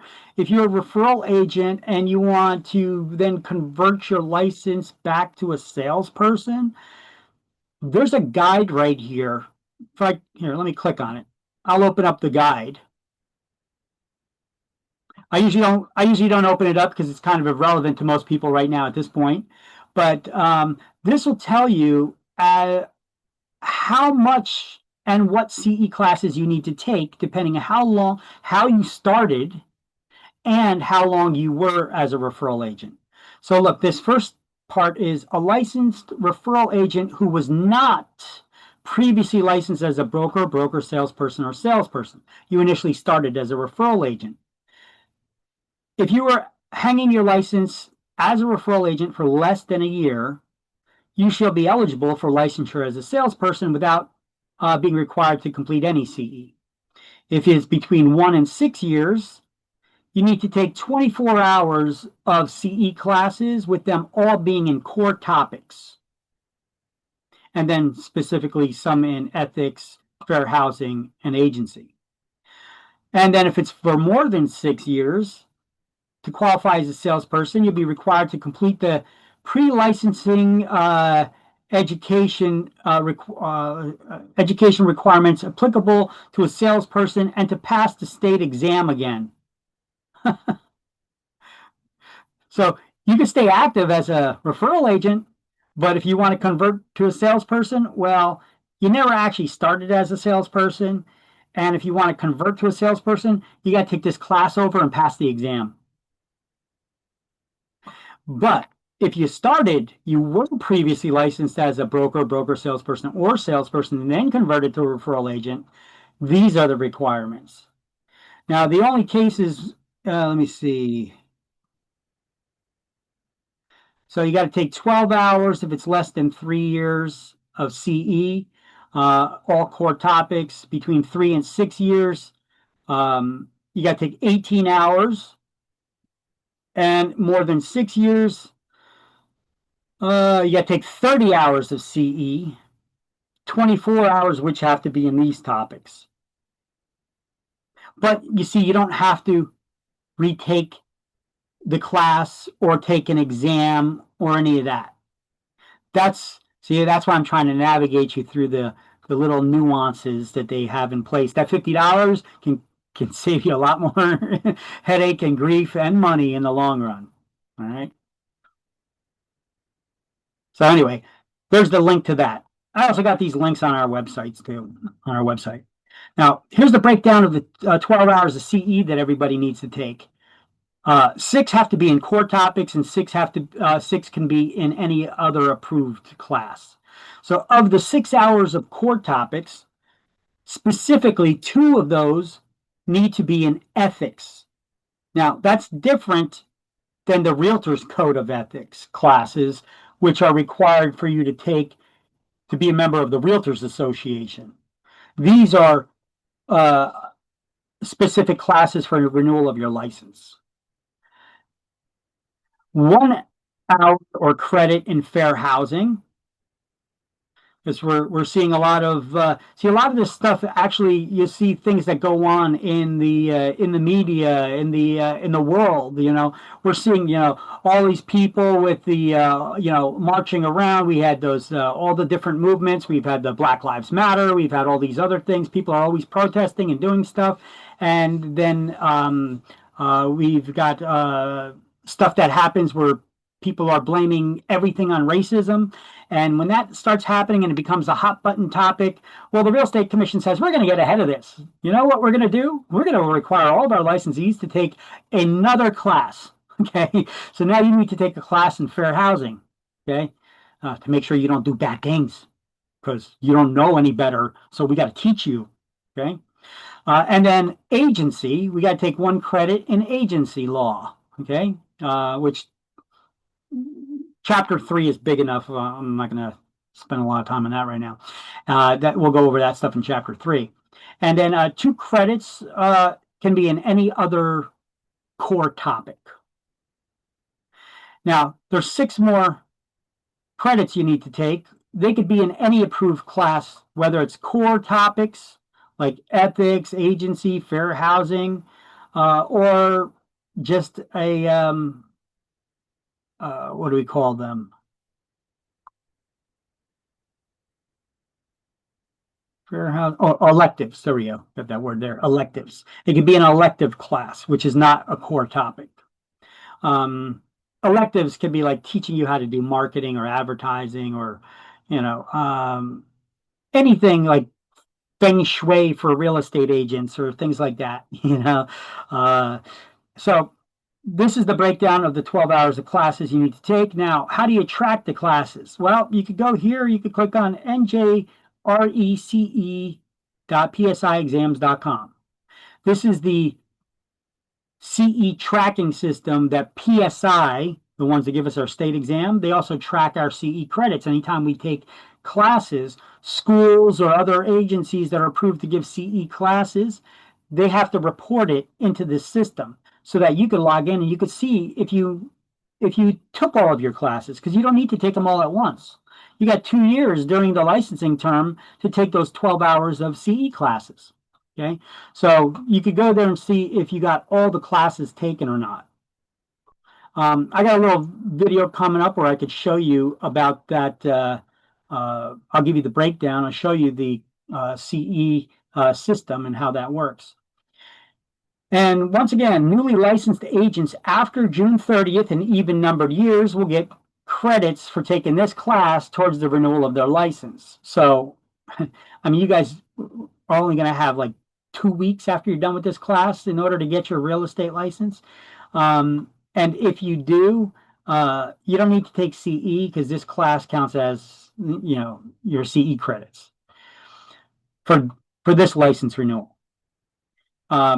Referral agents, they don't need to take CE. And brokers who have been licensed as brokers for 40 years, the old fogies, well, they don't need to take CE either because they should know the business by now. Okay. Want me to keep that up there for a second, or everybody got a screenshot? Everybody's good? Okay. So, here we go. Here's that PE tracking system. Is this the latest video? Maybe it may not be. So let me, I think it is though.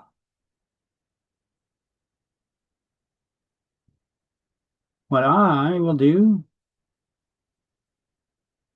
minimize some of my screens here.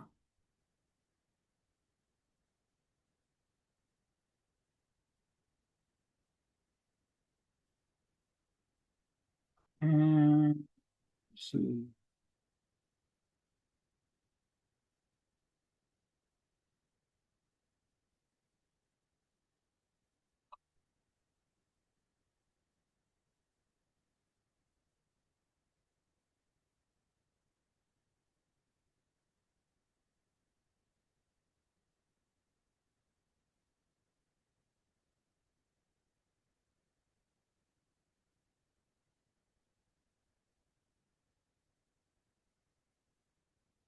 Just going to show you the tracking website. from the last recorded class.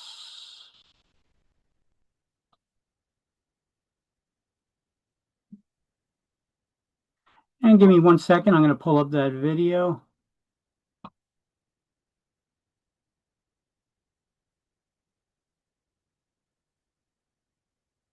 So that I don't have to go to the websites right now myself. Okay. So here we go. Let me unmute it, put the volume up on that, and share the screen with you.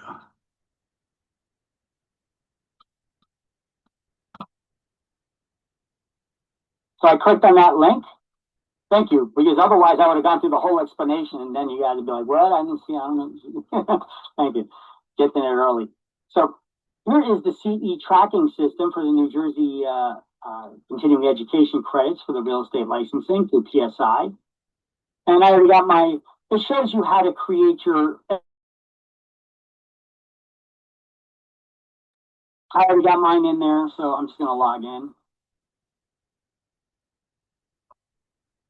And you can see the Real Estate Commission already gave me 4 hours of credit for taking that mandatory instructor seminar we have to take with the Real Estate Commission all day. They only gave us 4 hours of credit for it, it looks like. And there are core topics. Just not towards ethics, I don't think. Yeah, see, 0 ethics. See, they got the breakdown of separate. So of my total credits of 12 hours, they gave me 4 hours. Of the 6 hour core requirement, I took 4. So that seminar gave me 4 core credits, but not in ethics, not in fair housing, and not in agency. Okay, look, they added agency here now, finally. So I still need to take 2 hours of ethics, 1 hour of fair housing, and 1 hour of agency, and then I need to take some other classes to fulfill my 12 hours requirement. And I need to get it done by when? June 30th. The end of this coming month, right? April.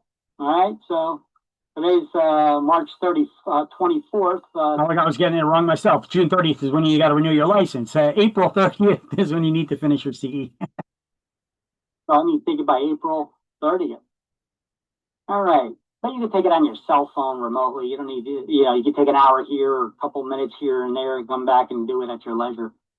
Okay, so here's the course that I took. So they even break it down. So under here, they'll show you which specific classes you took. I took core principle updates in New Jersey real estate in the classroom environment, even though it was a remote classroom environment. Let's see, they give us a breakdown. See, each course will have a license number. That's the license number that they gave themselves for having that seminar.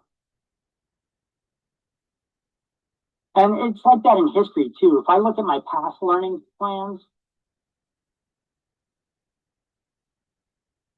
where is it? Returns to learning plan. Yeah, let's see if I can look at previous years. So you can see my previous years of CE classes that I've taken. And in these previous years, you can see 21 to 23, if we were looking, the requirements were met. You see, I met all my 12 hours of CE. Of the 6 hour core topics, I took 7 hours of core topics. Of the 2 hours of ethics, I took 3 hours. Of the 1 hour of fair housing, I took 4 hours. And then here's a breakdown of all the different classes that I took and when I took them. 4, 3, 2, 3. Okay, and you got all the license, the class licensing numbers. So the continuing education provider has to upload them into the system. But anyway, we're in this 23 to 25 licensing period for the renewal of this year in 2025, and I still got some courses that I need to take. But I already took them. Breakdown works.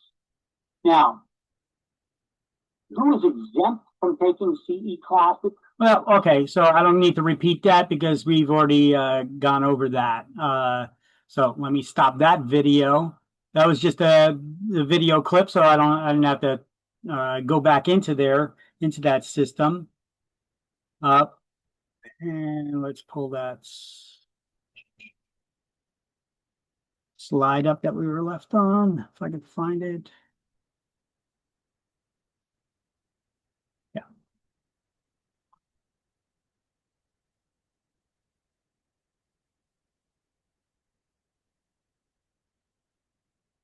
Okay, so that's the slide that we left off on that had that little video in there. Now, you go to that tracking system, that link. You know, it's important for us to keep track of all these links here. I do have them on our website, but I'll also share them with you guys. Here's that CE tracking system. CE tracking system. So that's that link for that. And you see, I'll log into it again and just show you. So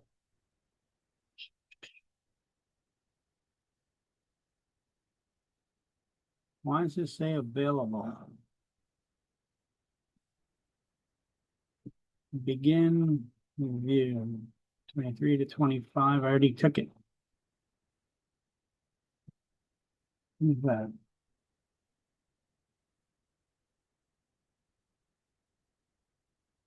That may be for the next licensing term. It says 20. Oh yeah, 25 to 27. Okay, I can start taking CE classes for. All right, so the now it's locked. Okay, so this current licensing term, as you can see, it's loading. I took all 12 of my CE requirements here. I took 11 hours of 6 required in core topics. 3 of the 3 hours of ethics, 2 were required. 3 hours of fair housing, 1 was required, and 1 hour of agency. So I completed all my core topics, and then this gives you the breakdown of the different classes that I took and when did I take them. So as you can see, I was rushing down to the last day, 4:30. I was still taking my CE class. My last hour there, I had to finish on 4:30. Yeah, I waited till the last minute on taking mine. But as you can see, when they are completed, you'll see this bar gets green all the way down to the end. Otherwise, it shows a percentage. And then it shows you that green check mark that you completed everything that was required. So that's how you track your CE. Well, you guys aren't even seeing it. You guys got to tell me if you're not seeing what I'm talking about. So I went into here, and this was for 2025, and here was the breakdown of all the classes. And here the completed. So you got the round with the checkbox. This is the way you could check if you took a CE class. You can see now which ones were reported, which ones you took, and were they reported to the into the system yet. So if you're showing here that you didn't complete all the credits and you know you did, you could go down here and you could see which CE classes you took that were actually reported. Okay. So they gave me the credit for all these when I took them. All the way down to the wire, the last minute there on the 30th. That's when I had to be done by. Otherwise, I had to pay a $200 fine, right? So, oh, I'm sorry, processing fee.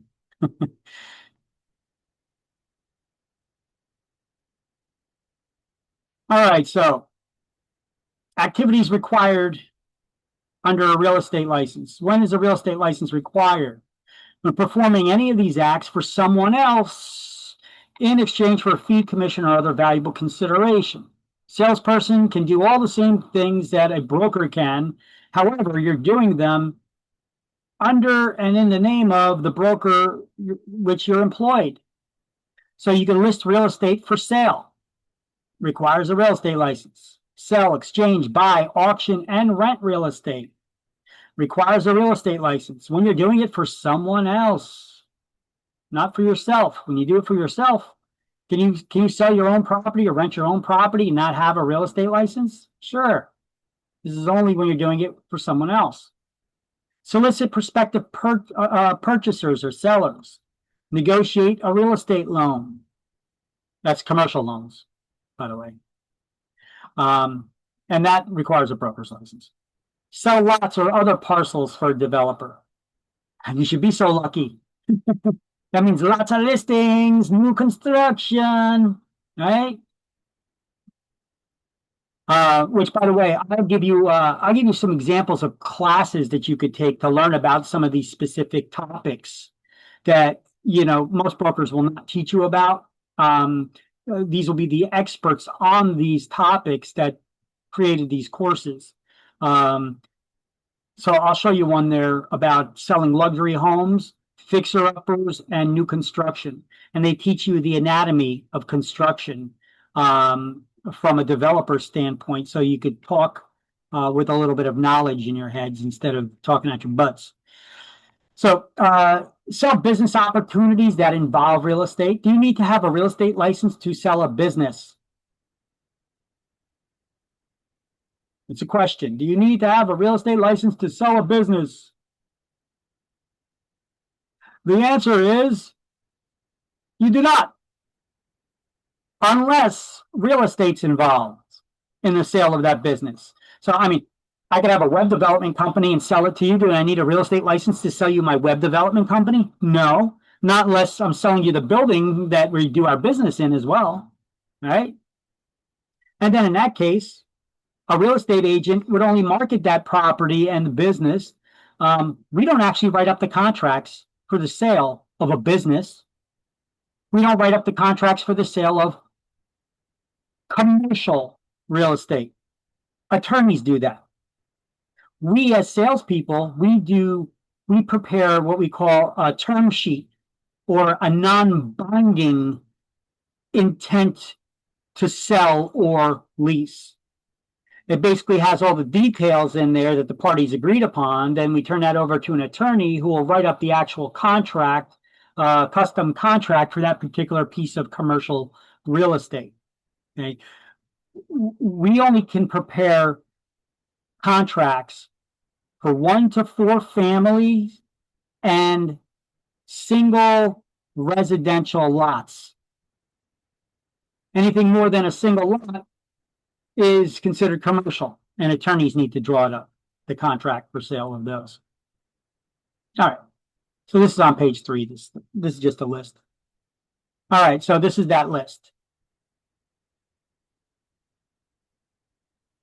And so I wrote in here, salespeople can perform these activities as well in the name of the broker under which they're employed. And then salesperson licensing allows the holder to operate under the supervision of a licensed broker to assist in these things. And licensees are permitted to also handle the resale of mobile homes. However, we need to follow DMV regulations. So, you guys ever sell a car? Okay. You buy a car? Anybody here owns a car? If you own a car, you get that what we call pink slip, right? Your ownership, their title, your pink slip title. Now they call it title. It's not pink anymore, so we call it a title. Okay. You may hear that terminology in real estate too, title. However, title with a vehicle is a document. That's a document that shows your proof of ownership of your vehicle. In real estate, there's no document called title. No such thing. Doesn't exist. The word title in real estate simply means ownership. There is no document called title. Now, you may hear people talk about the title work on a property. Well, hold on. Those are reports that were done by people who did research into the title ownership of the property to make sure that you got good ownership. But the title work is not your evidence or proof of ownership. Title insurance policy is, though. You went and bought the policy. So anyway, to sell a mobile home, all we got to do is turn over the back of the title, put down the buyer's name, seller's info, what the sale price was so that the appropriate taxes can be paid to the state. That's the party sign and date, and that's it. You go down to motor vehicle, they get it reissued in their name. We earned our commission. That's how you sell a mobile home. Now, if that mobile home is permanently removed from its axles and attached to a foundation, it's no longer mobile. So it's considered to be part of the real estate. So it works like any real estate sale, which we're going to learn. Everybody good here? I know it's a lot of dry information. I know it's kind of boring stuff, but I'm doing my best with the materials that I have here in front of me that I got to teach to you guys. So I'll try to keep it up and interesting. All right. Licensees can broker the resale of those mobile homes, but you have to follow that DMV regulations. You can't sell new mobile homes because we're not licensed motor vehicle dealers. That's why we can only broker the resale of mobile homes. Okay. But once again, unless the axles are permanently removed and attached to a foundation, it's considered a mobile home. It's mobile when you got the tires on it, right? When you got the axles on it. When they're removed and you put it on a foundation, it's now part of the real estate. Now it would be sold and transferred just like real estate with any man-made improvements, land with man-made improvements on it. All right. Real estate licenses are not required to sell real estate by FSBOs. You guys ever hear that term? A FSBO? It's a for sale by owner. We just sound it out. FSBO, right? FSBO. It's a for sale by owner. You don't need a real estate license to sell your own property or lease your own property. Neither do attorneys, executors. Anybody know what an executor is? It's when you die with a will and you name somebody to be in charge of carrying out your final wishes as you wrote them in the will. All right. That trusted person, friend, family member, whatever that you named in the will to make sure that all your final last wishes are carried out.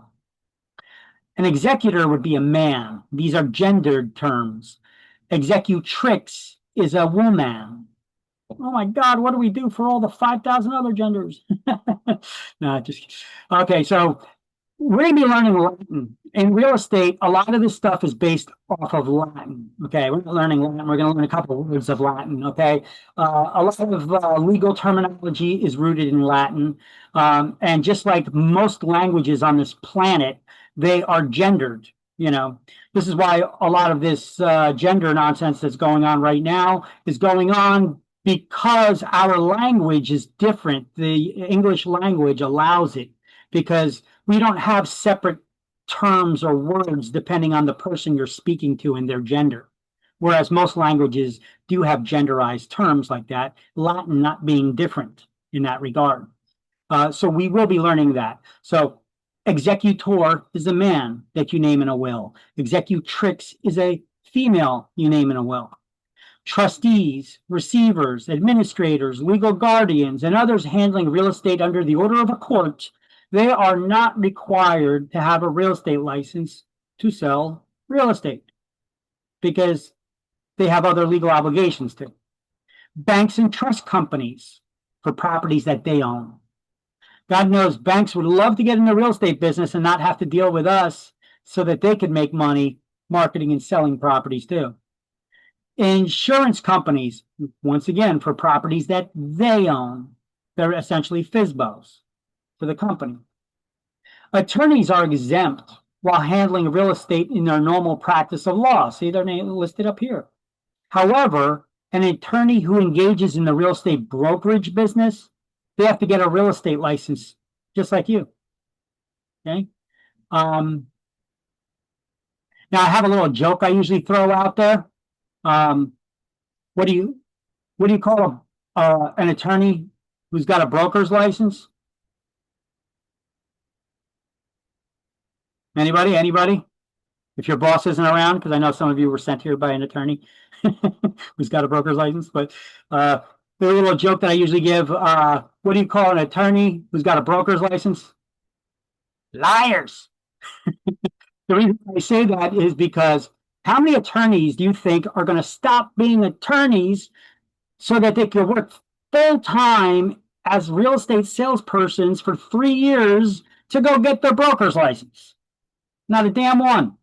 So the only ones that there is an exception to that, and that would be if they got their broker's license before they became an attorney.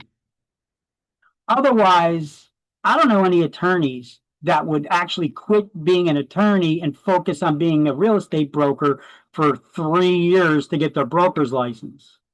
It's possible, I guess, but generally that's not the case in most cases that I've seen. Attorneys can get an education waiver because they took a lot more classes than we did in their college to become an attorney, right? However, they still need to take the state exam just like you do in order to get licensed. Now, I'm going to have a question here. Let's see, example questions coming up on, not the next slide, but I think the slide after about this. So let's just, this slide is just highlighting what we just went over. So see how this slide is nice and neat and just explaining who doesn't need a real estate license? This is that same one, the exemptions in the book. This is on page 3. This is towards a little bit below the center of the page. Exemptions. Real estate license is not required for FSBOs. Then you highlight this bullet point. And then I just wrote that these are FSBOs as well. And that attorneys are exempt while handling real estate in their normal practice of law. But an attorney who tends to engage in the general real estate brokerage has to have a real estate license. These things are all going to be test questions.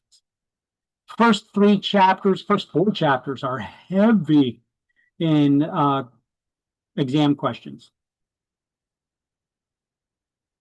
Doesn't mean to ignore the other chapters. Just these first couple chapters are heavy in exam questions.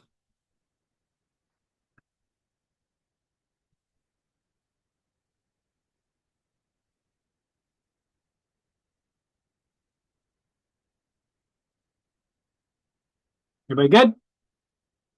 Just tell me so I don't have to ask, guys. If you guys, when you're done doing the highlights and the notes, just say, got it. Yeah. It'll help things move along a lot smoother. Okay? Quicker, too. Because when we don't, and I got to extract it from you every time, these classes go over by days. So got it. Thank you. And then if anybody does not got it, just say, I need a second, and I'll give you your time, okay? So otherwise, I don't hear anything from you. I heard I got it. We're moving on. So here's the question. Which of the following are never allowed to sell real estate without a license? This will also teach you, this is a good example on process of elimination, on how to attack these exam questions on state exam. Okay. I'm going to give you another little tip when reading the question, first of all. Anytime you see absolute terms or opposites like never, except, always, be careful and read that question several times because it may be looking for something other than what you're focusing on. And when answer options are exact in nature, they're very specific, they're usually the wrong answer. Just giving you a little exam tip. Okay. So which of the following are never allowed to sell real estate without a license? Well, a bank. Can a bank ever sell real estate without a license? Yeah, for properties that they own. Right? What about an insurance broker? Broker? We went over insurance company. This is saying insurance broker. You know what? Let's table that one. Let's skip that one. Okay. Attorneys. Can attorneys ever sell real estate without a real estate license? Yeah, when working in their normal operation of law, right? And what about property owners? FSBOs? Yeah, you don't need a real estate license. So by process of elimination, without even knowing what B was about, we know that that's the answer. That they're never allowed to sell real estate without a license. Now, I'm going to explain it to you why, but you see how we did process of elimination to get to the answer? That's how you guys should always do it. And I'm going to tell you why. I know for one of our school exam questions, we have a multiple choice answer options like this, and all 4 answers are technically correct. But if you did process of elimination, you could see which one of the answers happens first in the order, and you would select that answer because of the way that the question is worded. You got to be careful about this. So when there's 4 technically right answers, you got to figure out which is the best answer. And the process of elimination would clue you in instead of just selecting the first answer you saw was right and you knew it's right and selecting it, and it could have been a different one, you know? So I'm just trying to give you those test taking tips. So why was an insurance broker the answer? Well, insurance broker is the person, not the company. Insurance companies for properties that they own, and insurance broker, somebody who works for the company, no, they're not allowed to sell real estate without a license. Okay. Payments for services. Oh, yeah, pay me. Salespeople cannot pay anyone. Who can you pay? Your answer should be nobody. So salespeople can pay, cannot pay anybody, anyone, and can only be paid by their broker, under which that they are licensed. To collect a commission, it's illegal for anyone to share any portion of a commission with someone without having a real estate license. Can you share your commission with somebody if they do have a real estate license? And why not? I see Jervin shaking his head. Why not? Could only get it from a broker. You could only be paid by your broker. That's right. You must be licensed at the time the service is being performed. None of you are out there doing jobs and deals right now, right? All right. If you are, keep it to yourself. You shouldn't be. Finder's fees, also known as kickbacks. These are money or gifts to unlicensed people who refer you, buyers or sellers or renters, and that's also forbidden. Okay. Gifts. So brokers can only pay share their commission with somebody. They could pay any of their licensees. That covers all the license types. They could pay another broker, like when they pay out a referral fee, they pay the other brokerage, and then that broker pays their agents. Or, have you ever heard of this one? Buyer's rebates. Did you know that a real estate salesperson can pay a rebate, meaning sharing a portion of their commission with a buyer legally? But this is only if your broker allows it, and only if it's put in writing at the beginning of the relationship with that buyer. If that buyer is purchasing residential real estate, which is going to be their primary residence, the one they live in. So this is not for second homes, commercial properties, or investments, or vacation properties. This is only for your primary residence if your broker allows you to give the rebate, and then still you can't pay them. It has to be a direct reduction from your commission in the form of credit or check done at the closing table by the closing agent. Okay, so a lot to unpack here on this page. As a salesperson, who can you pay?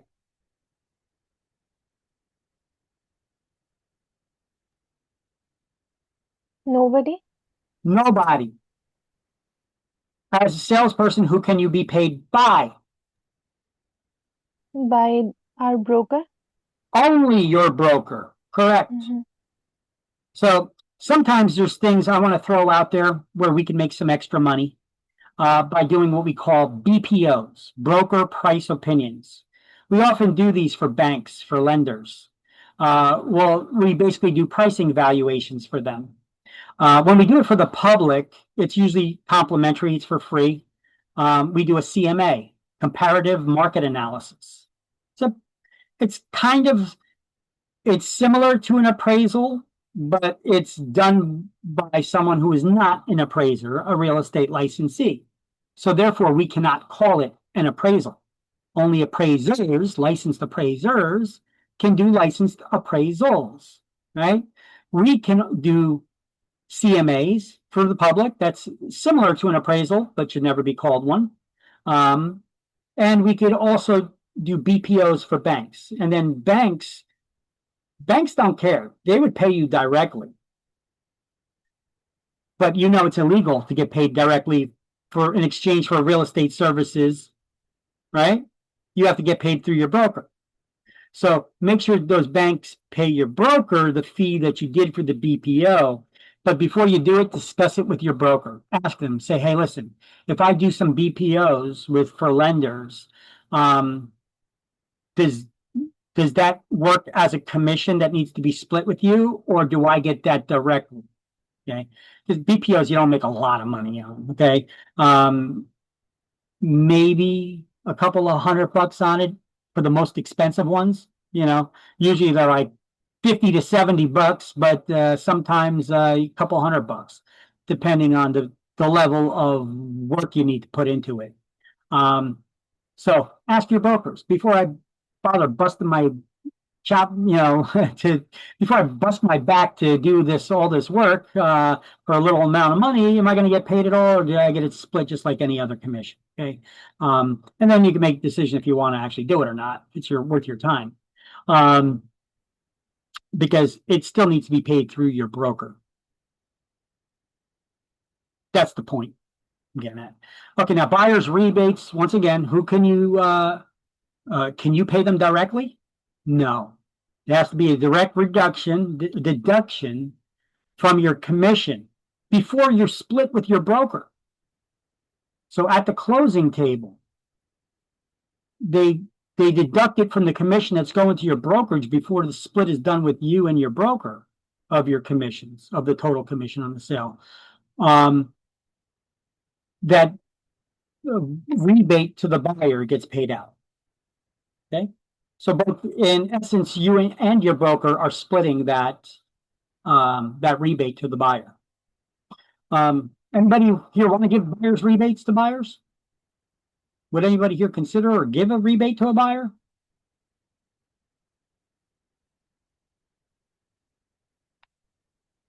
Why so quiet? Nobody wants to give rebates to buyers? Nobody wants to reduce your commission and share it with a buyer? Yeah, if we let people know first, ahead of time. Oh, well, you have to. You have to have it in writing from the time that you start working with them that you're going to offer a rebate. Would you want to offer a rebate was my question. Or would you offer a rebate? If it helps to sell. If it makes a deal, right? Yeah, Sure. no deal. Let me ask you a question. If you have a real estate agent from another company, from a different state, that they're willing to send you a referral, business, would you accept that referral? Yeah, I would. Okay, wait, hold on a second. They're not sending it for free. You have to share a portion of your commission with them, which we call a referral fee. Right? Yeah. So if you're willing to do a referral like that, most agents, why aren't they willing to give a rebate to a buyer? It's kind of the same thing, right? Now, would I give rebates to all the buyers, or just ones who I don't think I'd have as buyers to begin with? Right? Is it a bribe of sorts? Yup. Hell yeah, but it's illegal as long as you do it right. Right? So, got to be careful when giving those buyers rebates. But why not give them? You'd give a referral fee to an agent that's sending you business otherwise. And it doesn't have to be a huge amount of money. All right, so let's see. Payments for services. here's that stuff that we just went over on the previous slide. We're just now doing the highlights for it, which is spread across the bottom of page 3 to 4, to the top of page 4. And then once we highlight this, I believe we're breaking for lunch because it's a little bit past noon already. So I'll leave this up there for you guys to highlight. I won't take it off the screen. I will throw out a before lunch attendance poll. So if everybody can click on present there, that just popped up on your screen.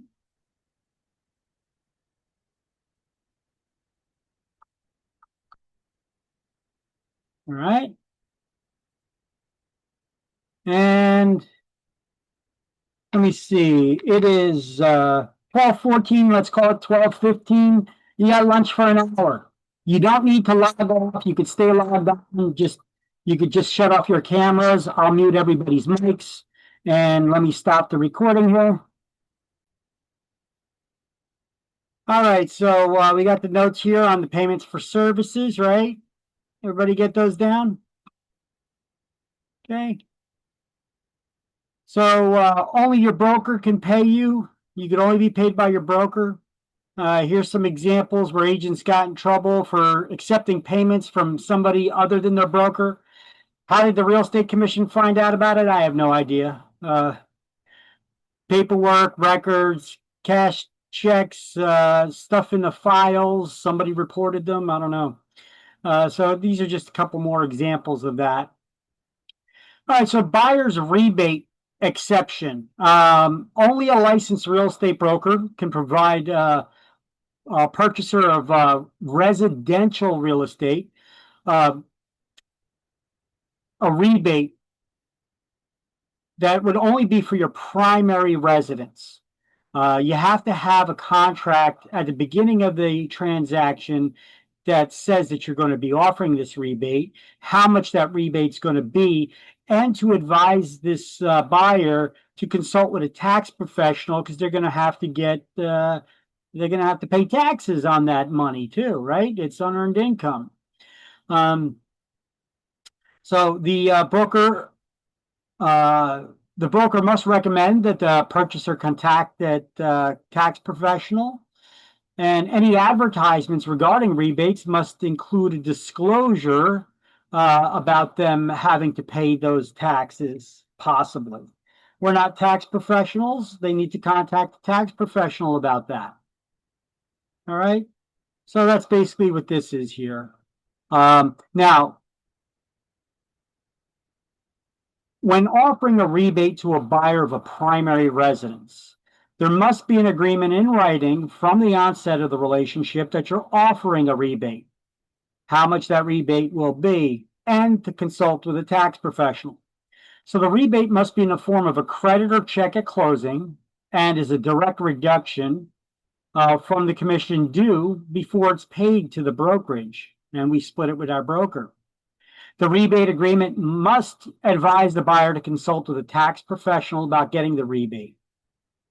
Now, we could also include that in the buyer's agency agreement when we're working with buyers. You know, that whole NAR lawsuit now requires anybody, not just sellers, when listing their property with real estate agents, to have a listing agreement talking about how we're getting paid, but also for buyer's agents. If they want to get paid, they need a BSA, a brokerage service agreement in place, stating how they're going to get paid, who's paying them, how much they're getting paid. Okay? Because sellers can opt out and say, hey, listen, I'm going to pay a listing commission fee, but I don't want you to share it and split it with the buyer's side, the buyer's agent. Let the buyer pay them their commission. So that's a lot of what that NAR lawsuit was about. And NAR caved in and gave in to them. And then, all these states now, they're requiring things like these BSA, brokerage service agreements. You know, the whole premise of that NAR lawsuit was that sellers were unaware that agents were charging this commission and splitting it with other people. And then some seller act all surprised, oh my gosh, they're sharing that commission. Well, I don't want to pay the buyer's commission, the buyer's agent's commission. And so they sued. Basically, that's what it was about. Class action lawsuit to make buco bucks. And NAR caved in because of God knows what agenda or reason they had. Definitely were not fighting for us on that side because it made us look like that was true. But in New Jersey, we always disclosed what the total commission was, and we had to get the permission and disclose how much we're sharing with the other side, and it's still a good idea. You still could do that. It just needs to be in these new agreements. So what's changed in New Jersey? Well, now buyers also have to have these agreements, these buyer's agents. In the past, it was optional. Now you have to, okay? Along with a whole host of other disclosures, hosting open houses. You gotta have a sign there that says, "I don't represent you." You should have gotten that hint when you walked in the front door, and I'm the only one standing there, and the owner's not there. What do you think I'm working for? I guess you got to assume that people don't know dirt. So you have to spell it out for them. Hey, you're coming into this open house. I don't represent you. I represent the seller, but I could represent you as well. So this is just another one of these requirements of changes in the law that we're going to be going over that are a requirement now, even at an open house. We get buyers have to have these brokerage service agreements, those exclusive buyer's agency agreements. We now refer to them as BSAs, brokerage service agreements, because they could be for the seller or the buyer. Because check this out, listing agreements, MLS is now, they required us to have all this paperwork in and have it in within 48 hours of getting the listing and all this stuff. But now they're like, yeah, you got to have the listing agreement in. Some of them do. Some of them, they're like, we don't take any paperwork anymore because we don't want to get sucked into lawsuits again. Others, they're like, yeah, we have a listing agreement, but it doesn't talk about commission. So that leaves us on our own now to try to come up with our own BSA commission agreements that say who we're representing, how we're representing them, who's paying us, if we're allowed to split that amount, etc. That stuff's all coming up. So, unlicensed assistant activities. What can an unlicensed assistant do or not do? It's important to know. Brokers always hire people that work for them. We have secretaries, we have back office staff, and they don't always have licenses. And if that's the case, it's important to understand what they can and what they cannot do. So this is from the book on page 4.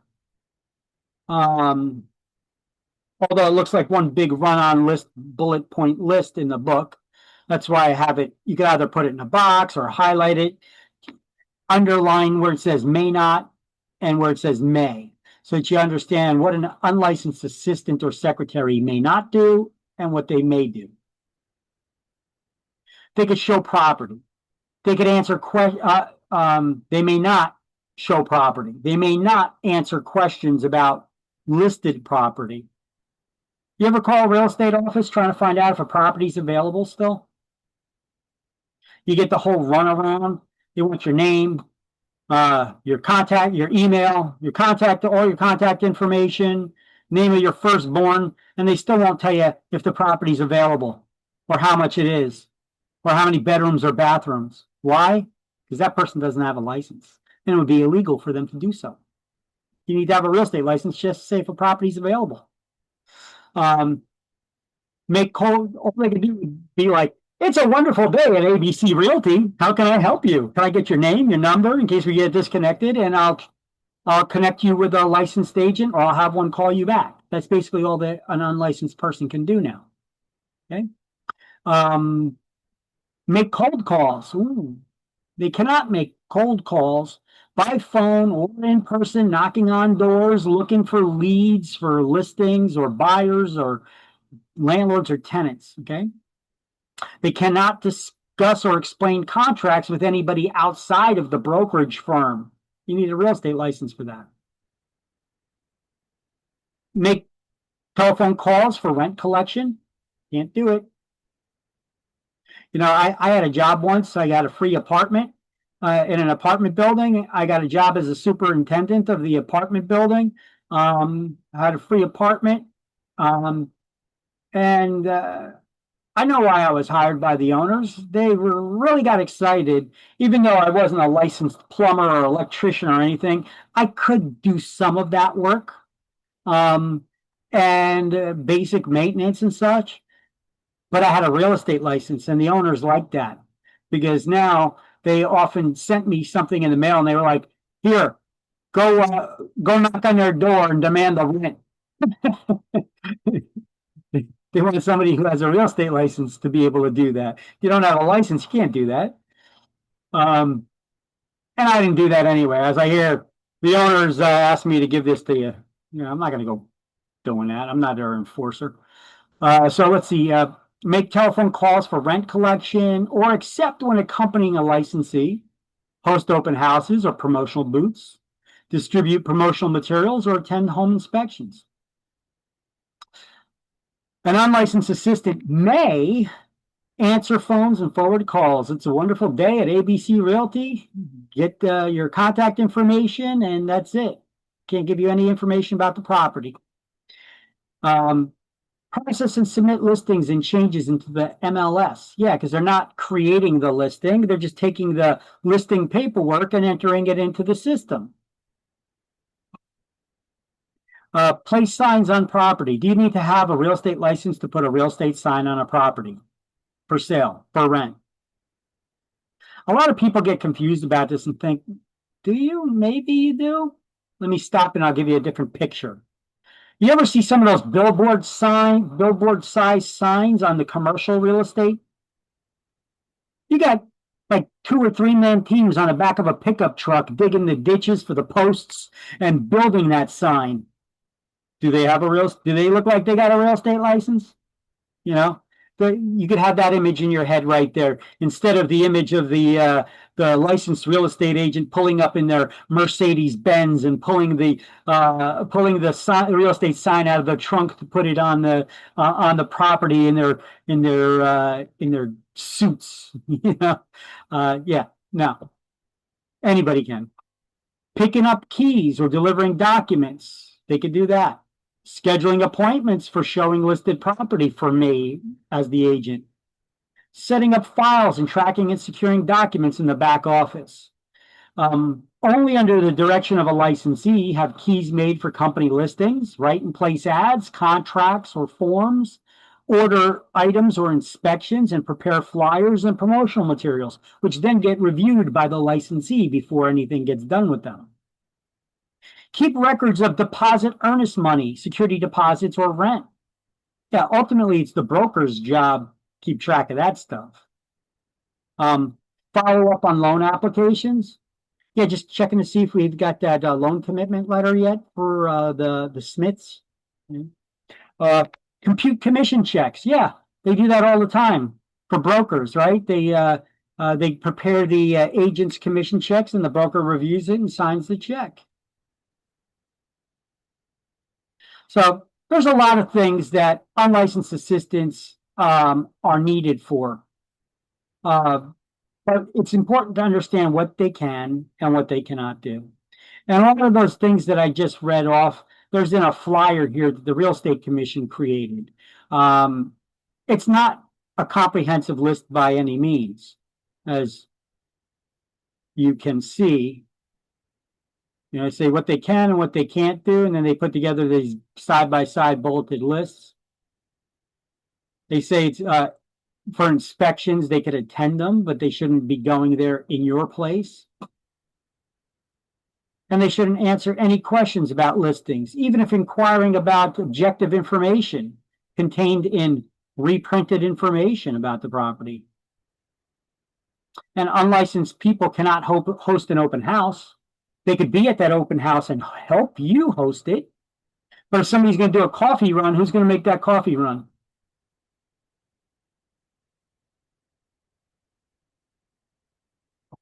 You or the unlicensed assistant is going to go for the coffee.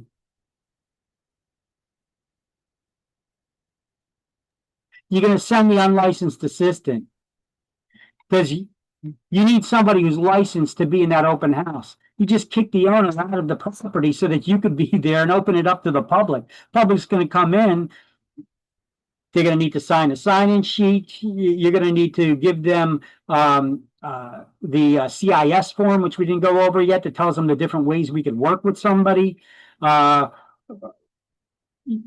There's they may have questions that they're going to ask, and that unlicensed person should not be left there alone. You send them out to do the coffee run instead. You stay there in the house. All right, so that's basically this. Now, those unlicensed assistants are allowed to put listings in the MLS. Yeah, because we already gathered the information that needs to be put in the MLS. All they're doing is data entry. Like here, the Garden State MLS has some input sheet forms.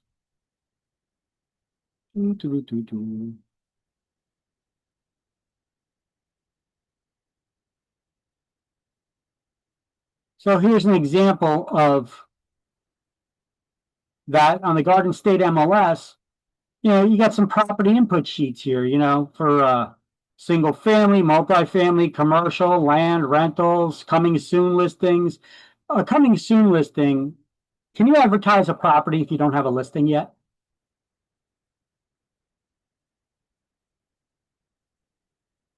Anybody know? Can you advertise a property if you don't have a listing agreement, contract signed with the owner hiring you to market their property? Yes. You cannot. You must Sorry. have the owner's permission in writing to market their property. So these coming soon listings, what is that? You know, I have it in the slideshow that's coming, this form. I'm not going to open it now. I'm not going to get into it just yet, but it's basically a delayed showing for a listing that you already have. And these delayed showings cannot delay the property from being available for more than 10 days at a time. If that's the case, you'd have to get them to sign another coming soon or another delayed showing list paperwork. So these are a bunch of those disclosures. The Garden State MLS is pretty good. They didn't cower it out like the Middlesex County MLS and a lot of the others. In their listing agreement, here, I'll even open it up for you. In their listing agreement,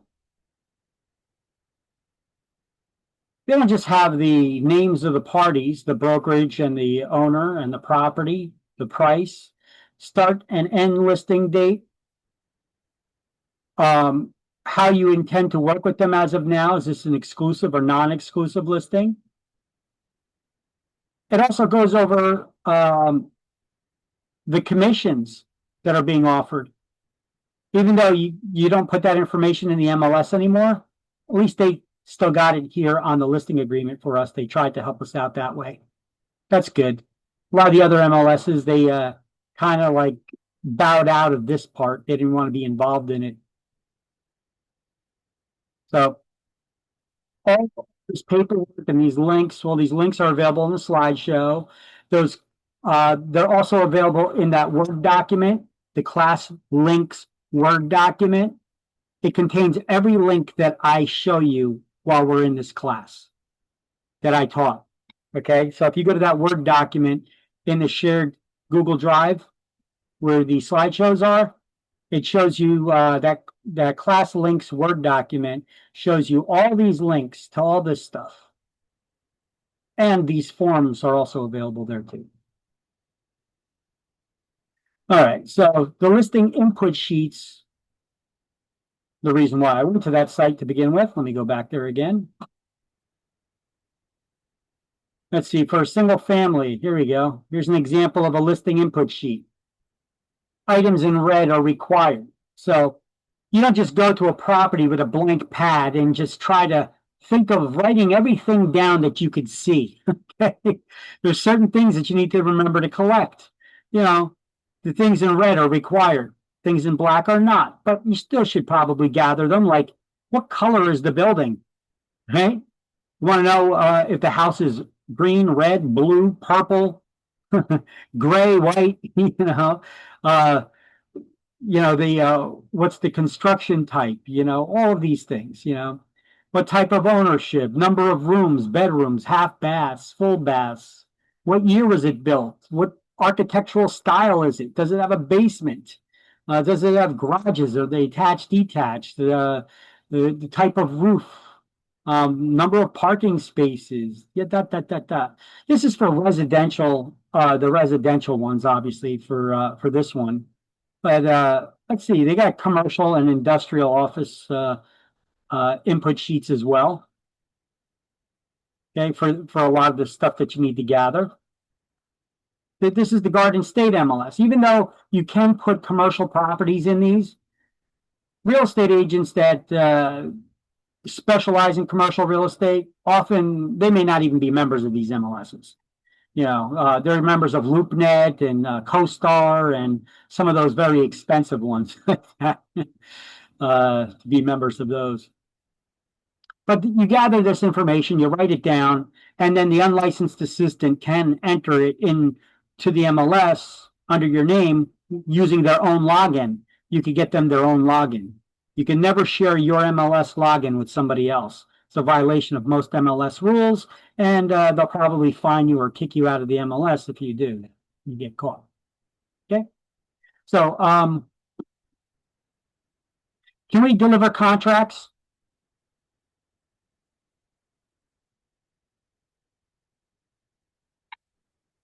Do we have unlicensed people deliver them? See, these are questions that we should know. So only under the direction and supervision of a licensee, an unlicensed assistant can deliver those contracts, basically because you're there, you're around, but not on their own. Because you're probably going to get a question on exam, something like this, okay? A real estate agent just got a listing, or they just got a contract on a property. Here we go. A real estate agent, a licensee, just had a buyer sign a contract on the property, and they're on their way to present it to the seller, with their unlicensed assistant. And they get into a horrific car accident, and the licensee is rushed to the hospital. What should the unlicensed assistant do? Deliver the contract, take it back to the broker, or two other answers that are not correct. So out of those two answers that I gave you, which one do you think is right?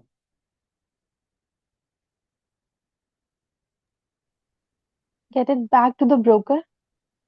Okay, and why would they take it back to the broker instead of delivering it themselves?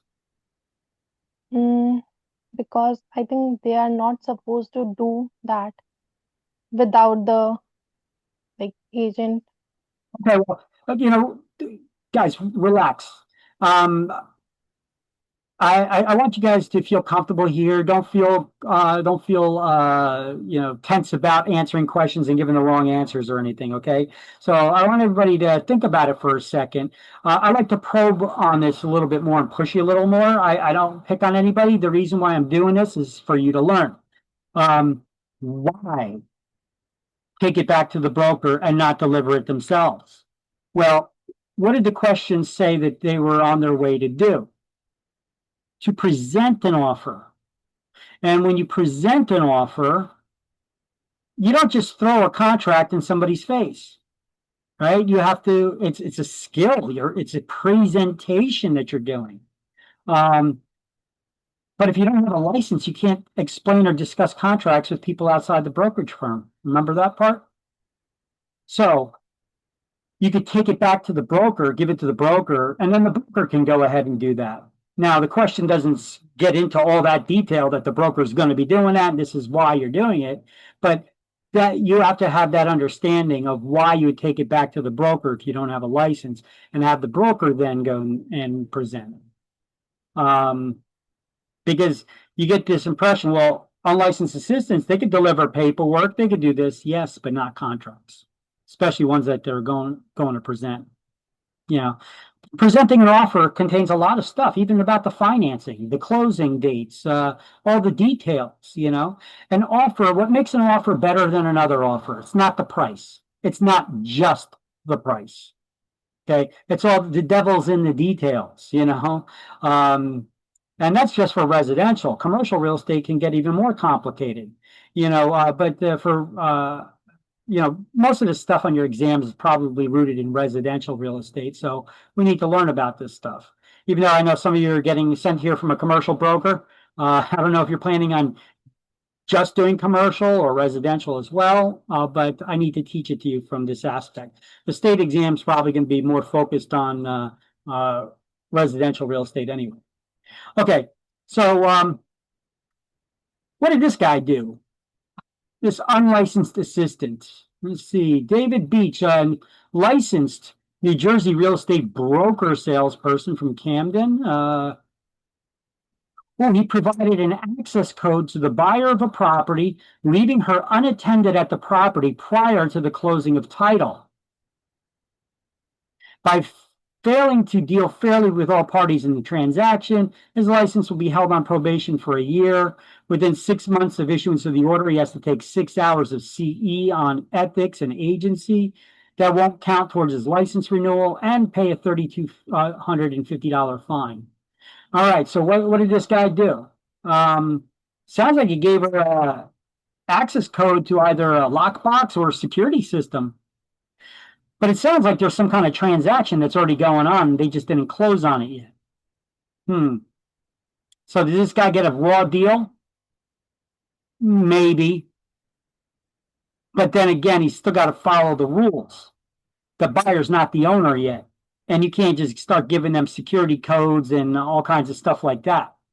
So, or leave them there on their own. You can't just open the door and leave them there and be like, I got another appointment I got to get to. You just lock up and you leave. Can't do that either. Hell, if you look at that disciplinary actions page on the Real Estate Commission's website, if you look far enough back, you guys know that show? You guys ever hear those shows? The Housewives of New Jersey. You know how they got all on housewives shows of this state, of that state? There was actually one that a real estate agent got in trouble because there was this big, beautiful house that one of these rich housewives of New Jersey was going to buy, and there was like some kind of marriage episode or something. So they were like, "Yeah, we're gonna do the ceremony here in the house, and we're gonna have this. Here's where we'll do this and that." And so they did all the trial dresses on and going through, and they and did a whole mock wedding in this house that the real estate agent opened up. They didn't own it. They didn't even put an offer in on it yet. They're just looking at it. And they had them in there doing this with a film crew all day long without the owner's permission. Can you imagine? So obviously that real estate broker got in trouble because their agent was doing something they shouldn't have done. The agent got in trouble. I don't know what happened to the agent. I just seen what happened to the broker. That the broker had to pay some hefty fines and such. Interesting, though. Reading through these, you could click on these final orders of determination and see what the actual court case and what happened. Now, who's the court case? What court is reading this? The Real Estate Commission. And how many members are on the Real Estate Commission? 8. 8, consisting of 5 brokers who have been licensed as brokers for at least 10 years. 10 years, 2 people appointed from the general public and 1 appointed by the governor. Right? And they all serve how long? 3-year terms. That's right, Ed. All right. So let's see. Qualifications for licensure. Page 5. You guys already went through all this before you ever signed up for this course, I'm sure. So you have to be 18 years of age or older, have a high school diploma or GED, furnish out good evidence of good moral character. You have to complete this 75-hour course and pass the exam. You haven't passed the course until you pass the exam. And disclose your social security number to me. I'm going to need it. If you did not do it yet when you enrolled, you're going to have to do it when you take the school exam, because if you pass, I cannot enter you into PSI system unless I have your social security number. I've asked the Real Estate Commission on many occasions to remove that requirement from schools. Schools have no business collecting people's social security numbers. It's a security, issue. And, how do they store it? Where do they keep that information? Real Estate Commission doesn't listen to me on that. And I've been asking them for years to get schools to take that requirement away. The student themselves can enter that into the system. They could set it up that way, but they haven't. They changed the system around a lot recently, but they still require the schools to collect your social security number. So just be aware of that. Now, provide documentation of citizenship or legal residence in the United States. I see that in a lot of books, and I still see that on some other real estate schools' websites as a requirement there. However, New Jersey's a very liberal state. And yes, I'm bringing politics into this because New Jersey passed something called a bill called S-2455 that allows undocumented immigrants to obtain a professional license. So you could be here illegally in the United States. Okay, this is what they call an undocumented immigrant. And you can get a license to work in nursing, a doctor, you could become an attorney, a real estate agent, to get a license for doing hair, because New Jersey's a nanny state. We got just about every profession requires licensing, right? Real estate is no different there.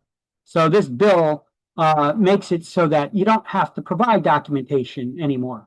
Now, how does that affect their requirements as far as furnishing evidence of good moral character and all that? Well, I think it's a burden on citizens that they don't place on people who are non-citizens that require it. So go figure. But either way, that's the law now.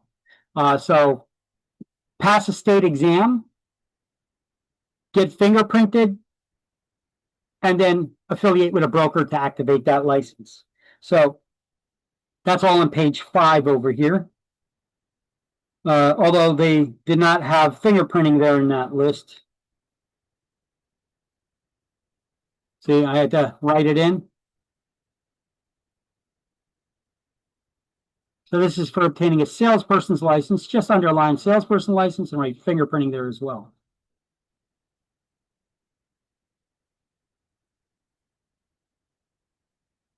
And in this book, they show you S-2455, undocumented immigrants are eligible for professional licenses, provided they meet all other requirements for licensure. Yeah, they took the course and they passed the exam. How can you check criminal history? I don't know. I don't know how you would vet them. Our federal government hasn't even done that, right? So how would you vet somebody, especially coming from some countries that don't even keep records on that stuff? All right. In order to get a broker's license, a little more involved. I already told you guys you need to be a licensed salesperson for how many years in order to get a broker's license? 3. Full-time. So you got to be 18 years of age or older. Wait, how old do you need to be to get a salesperson license?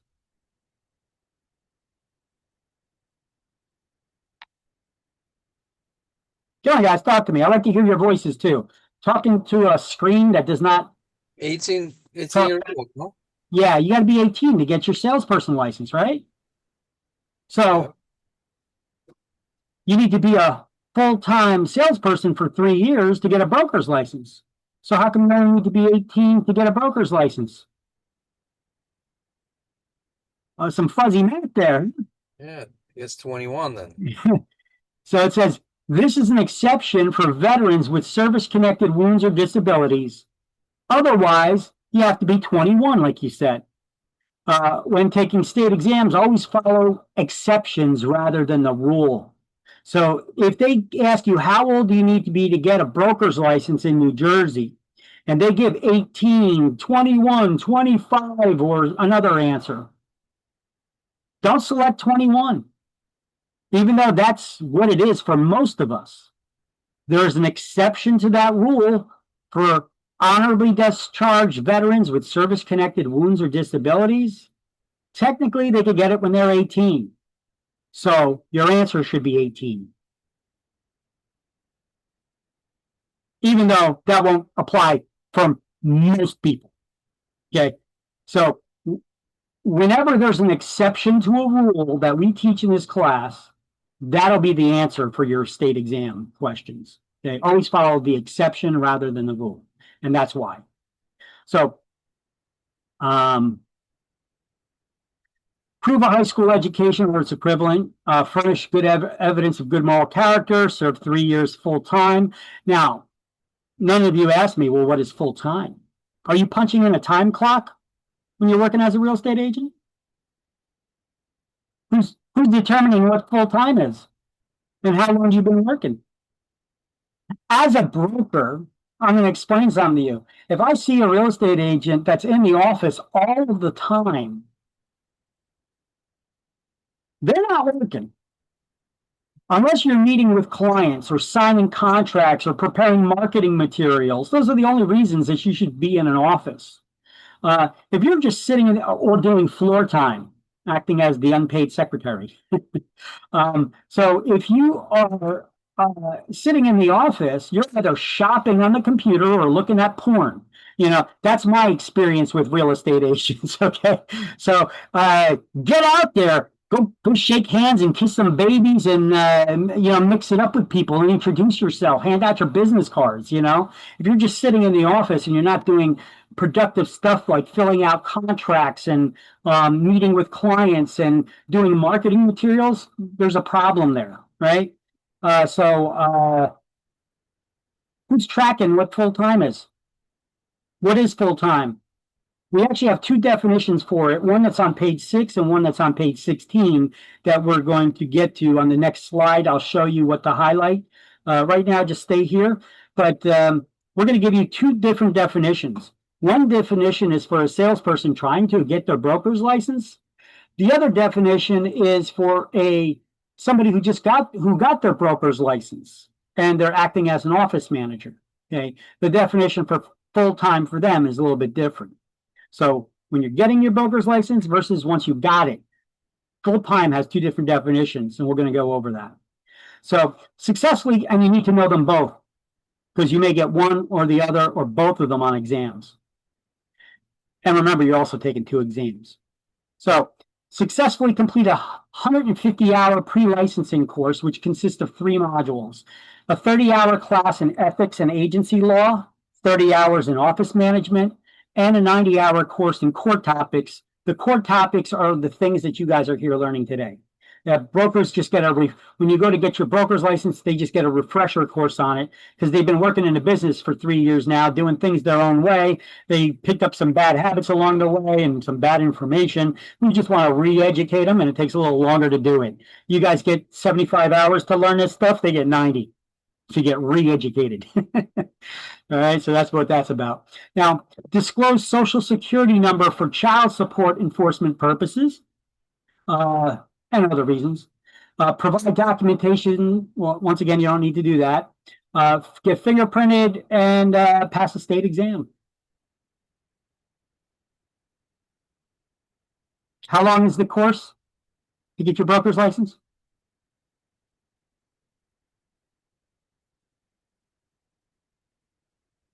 I changed the screen. Come on, guys. This is why I ask questions right away and don't wait till later to give quizzes. I want to see if you guys are paying attention, if you're getting it. 90 hours. 150 hours. Consists of 3 modules. 30-hour class in ethics and agency law, 30 hours in office management, and a 90-hour core class. Add them up, it's 150. Okay? So here is the what you've seen on the notes on a previous slide. This is the notes in the book on page 5.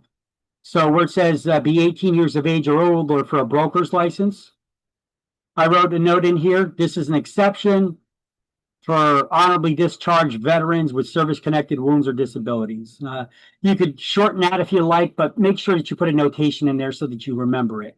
Otherwise, for most other people, it's 21. So next to the 4th bullet point, 1, 2, 3, 4, where it says have served 3 years full-time as a licensed salesperson, you'd be 21 years old in that case.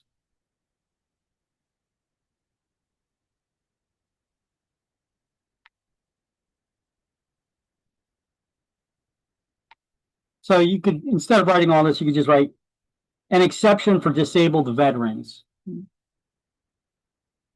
A little shorter. And then here you put 21 years old and then put an arrow back to the exception.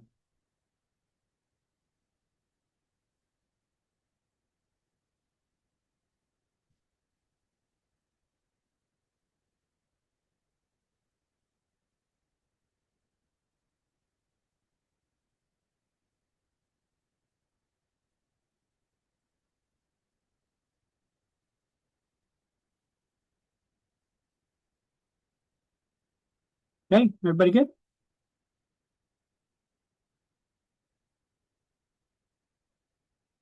So the 3-year full-time experience requirement for a broker or broker salesperson license can be waived for honorably discharged veterans with service-connected wounds or disabilities. Their licensing and testing fees can also be waived for them. And here's just a flyer for the veterans about those exceptions. All right. Now the exceptions for the education requirement. Okay. The Real Estate Commission can agree to waive so before we were talking about the 3-year full-time experience requirement. Here we're talking about exceptions for the education requirement.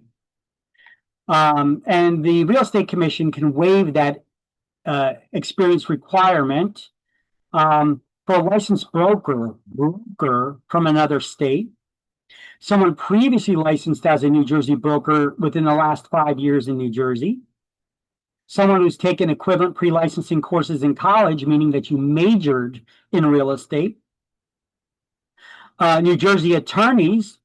However, they're not exempt from the 3-year full-time experience requirement, just from the education requirement.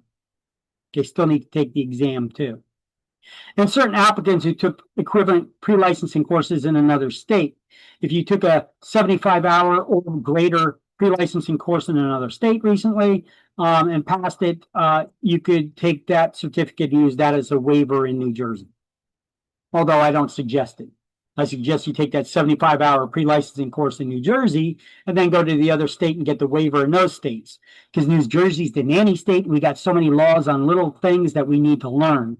And you're not going to pass the New Jersey's question requirements if you did it the other way. New York licensing is a lot easier than New Jersey. So New Jersey does not have reciprocity with any other state, often an exam question. What does that mean? You're licensed in one state, you go to another, boom, they just give you the license.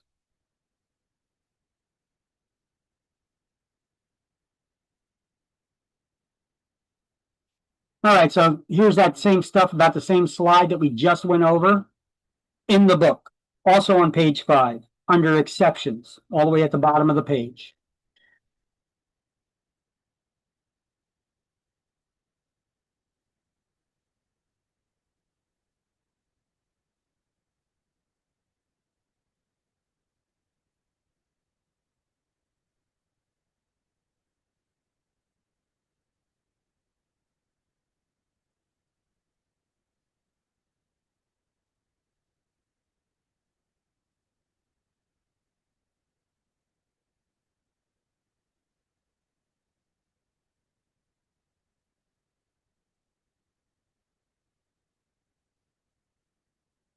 You guys are familiar with California at all? And them having a lot of wacky laws?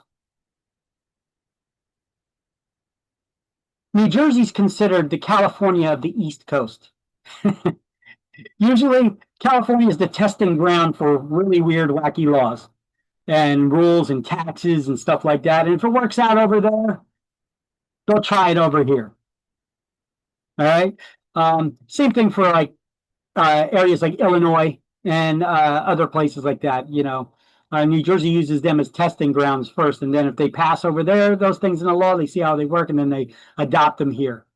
New Jersey is kind of a leader on a couple of them too themselves in recent years.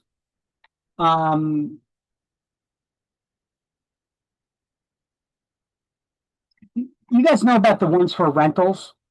If you ever go to rent the property, rent an apartment, you know how the landlords they could have you fill out a rental application, and they require you to show your employment, and they want to make sure that your debt to income ratio is not out of whack. And you know how landlords could do criminal background checks on you? Do you know they can't do that no more? Go ahead, ask me why, if you're curious. Why? Free housing. Why can't we do checks on tenants anymore? Because it's racist. Huh? Really? Is that kind of like the same category of racism? Like, you can't require people to show ID to vote because that's racist, because people of color don't know how to get an ID. I think that's kind of a racist statement all in itself, right? So these laws are based on, I think, racist, I don't know what the word is for it, but saying that doing a criminal background check on somebody is racist is based on this premise, which is a lie or a false study of bad information. Not even a study, actually, is based on a report that came from the Obama era. He hired somebody within HUD to write a report, to do an analysis of how many people are in prison, and then segregate them based on their race and do a head count.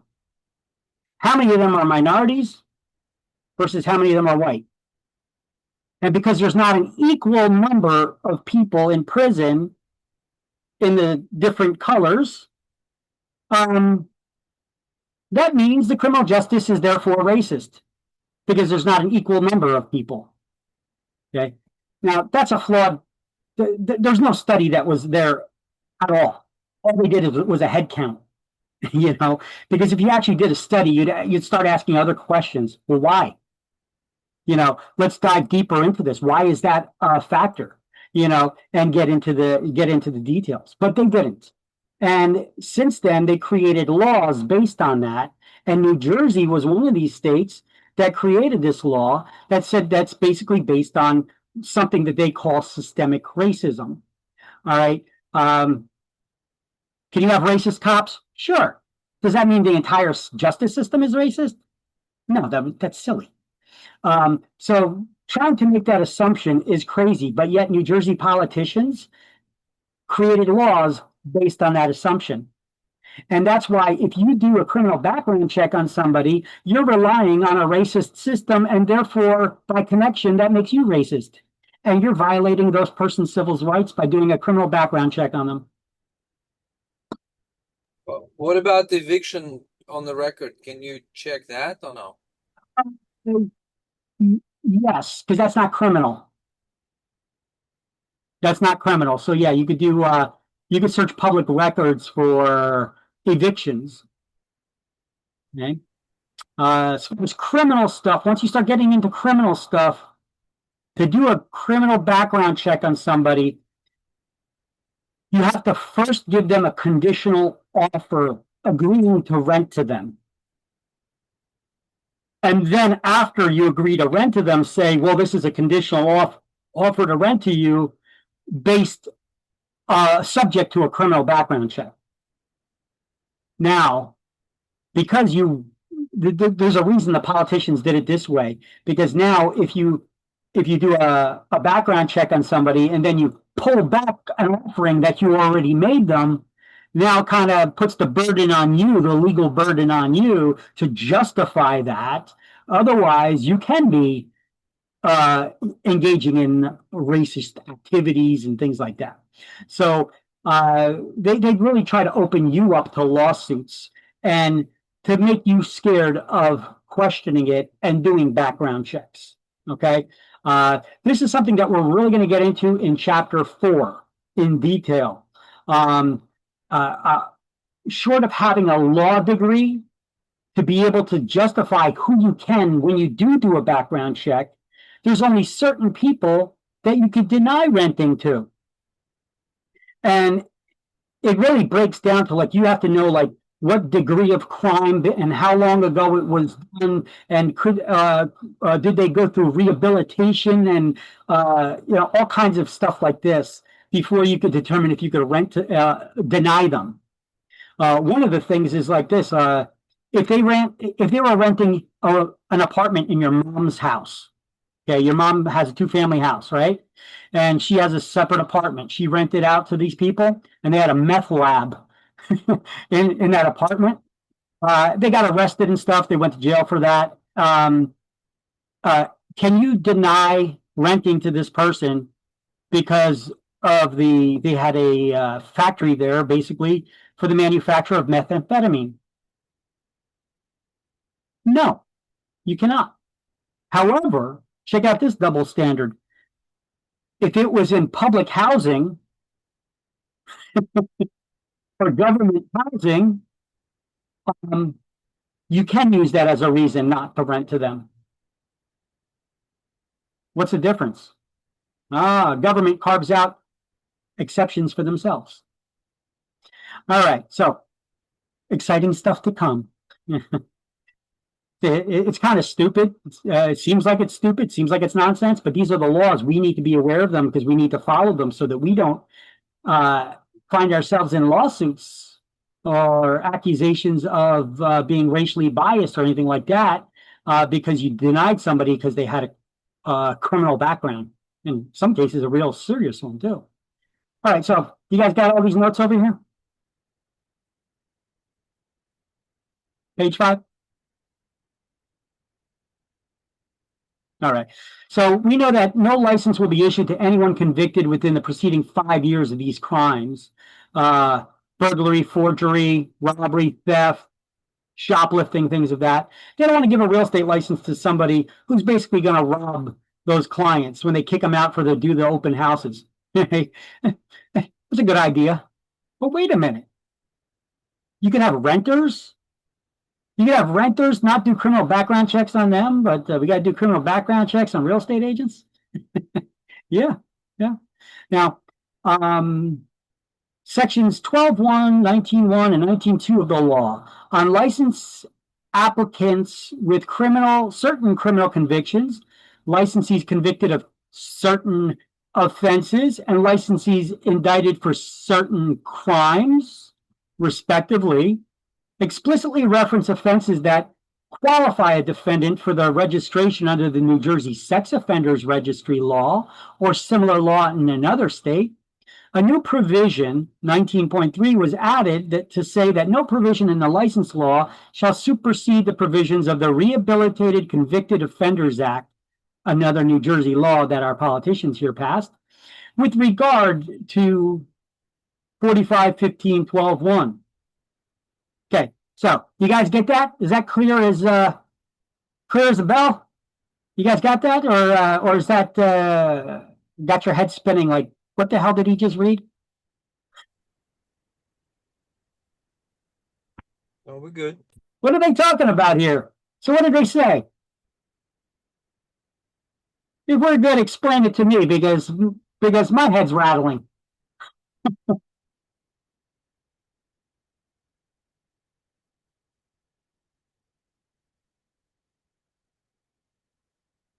Because they made these changes in the law for tenants, for certain employment. Well, wouldn't those changes also apply to licensed real estate agents too? Wouldn't it be racist to not give a real estate license to someone convicted of a crime? Even being on a sex offender registry? I don't know, because I'd have to read deeper into that law, but it sounds that way. Because they're saying it should no provision in the licensing law shall supersede the provision of the Rehabilitated Convicted Offenders Act. So to me, yeah, that sounds like that, and that's where I'm guessing where that's going. Either way, New Jersey does not recognize licenses in any other state, no reciprocity. Make sure you get that highlighted too. That's on page 6, the next page at the top. It's after the first paragraph on page 6.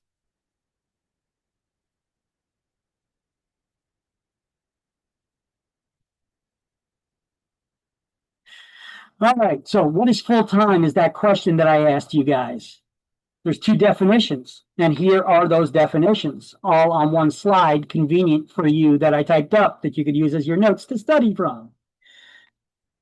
They're very specific, right? You have to serve 3 years full-time as a licensed salesperson. Well, what is full-time? You work 40 hours a week between the approximate hours of 10 a.m. and 8 p.m., and you don't have another job working more than 25 hours per week. Who's keeping tabs on this? Who's following this? Whose word are we going to take on this? Your broker. Your broker is going to have a broker experience history report, or you're going to have your broker fill out one of the pages on this when and if you ever choose to get your broker's licenses yourselves. You're going to need to take those 150-hour broker's course, but you also need to get your broker to fill out an experience history report showing that you qualified, that you were working full-time, you didn't have another job more than 25 hours a week. And then the other page you fill out, okay? You should have proof and evidence of all the transactions that you've been doing over that time, over those periods. One thing that I suggest to people is to create a standard form for yourself that basically says, and have your broker sign it every quarter, every 3 months. For those 3 years, that basically says that you worked full time between these time periods, So this way you can't get screwed by a broker who is not looking to sign a broker experience history report, or does not want you to get your broker's license because they think you can open your own brokerage and steal agents away from their office. Okay. Unfortunately, sometimes there are brokers that will screw over their own agents like that. They don't want them to succeed. I don't know why. If you're a broker, you should want your agents to get those more education, the higher license types. Maybe if you open a branch office, they could manage it, or they could help manage the office while you're on vacation, or give them opportunity to go up in the business, But sometimes brokers don't do that. And so I'm trying to show you guys, instead of waiting for 3 years to find out that your broker's not going to sign one of these experience history reports, or they're going to lie on it, that you have some sort of evidence there for you. Have them fill this out every 3 months, okay? Because you never know. You may want to get a broker's license someday. Not that you're going to leave your brokerage firm, but you may just want to get the brokerage license to have it, Look, when I went to get my broker's license, I had 2 brokers that I worked for during that previous 3 years before me applying for my broker's license. And both of them lied on the application. One of them was a guy who I left. I opened up my own brokerage. And he just didn't want me to have my own brokerage, The other was a broker who I hired, because I opened up my own real estate brokerage before I had a broker's license. So I hired a broker.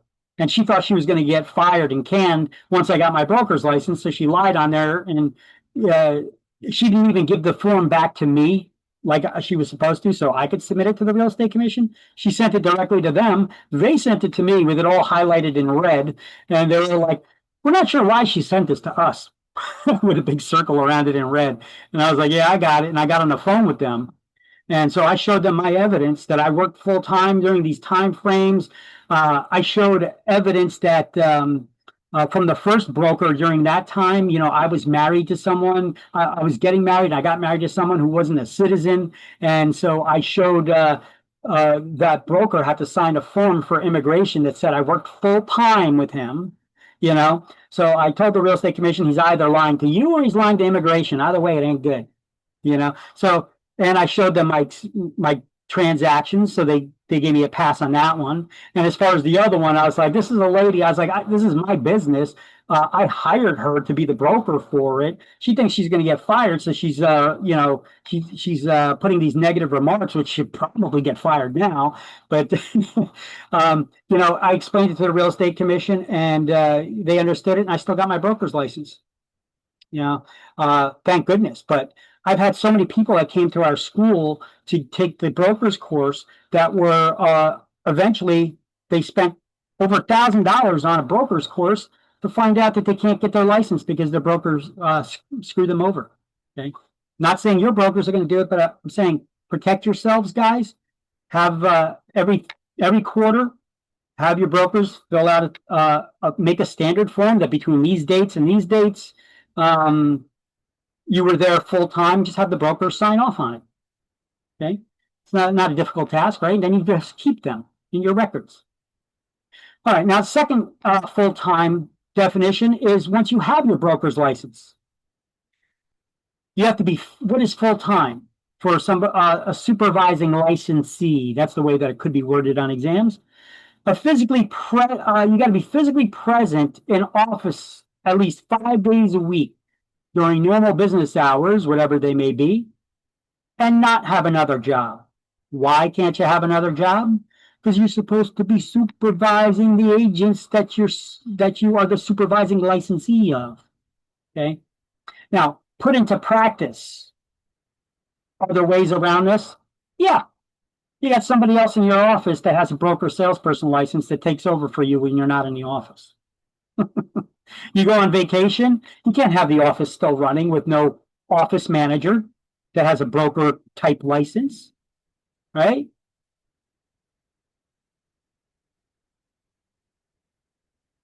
All right, so these are the things we're going to highlight on page 6 and 16. But here's all the notes in one nice, neat little place for you if you want to snap a picture of that, whatever. Take a screenshot, write it in your notes. I'm going to change the slide. If anybody wants me to wait a second, let me know. Okay, so here we go. Page 6 and page 16, this is what we need to highlight.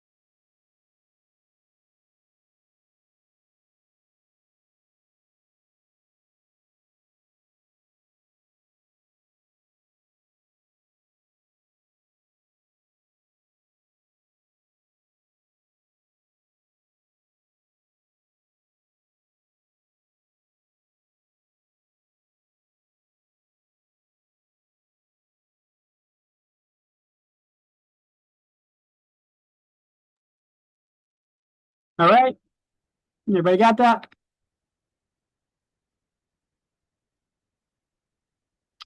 Okay. So, additional licensing issues. All right, some of this stuff we already went over, some of it we have not.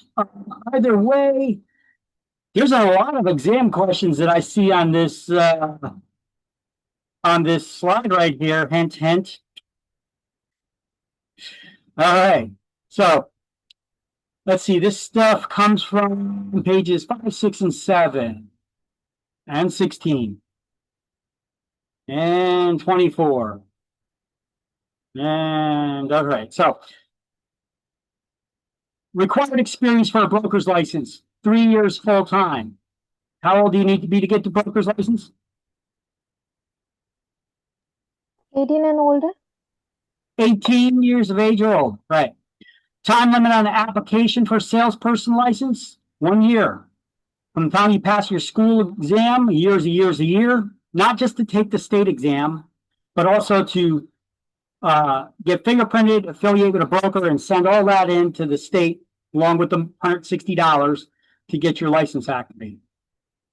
Can you get a real estate license if you're not a resident in the state of New Jersey? Sure you can. You just got to sign an irrevocable consent to service a process. In other words, you got to sign a document agreeing to come back and get sued in New Jersey. And here's a link to that, some of those real estate commission forms, by the way. So if you guys want that link, I'm going to share that with you. Here's that link. I'm going to share that with you in the chat window. Rec forms. There you go. And that basically takes you to this real estate commission page that has forms for all kinds of stuff, for opening up offices and branch offices, closing offices. Here's the irrevocable consent to service a process. Who was that? Was that Michael that said he doesn't live in New Jersey? Although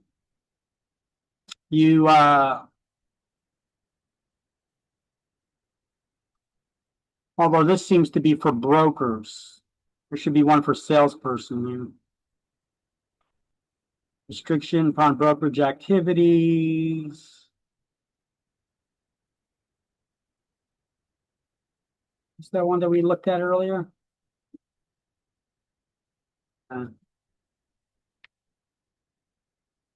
That's this one.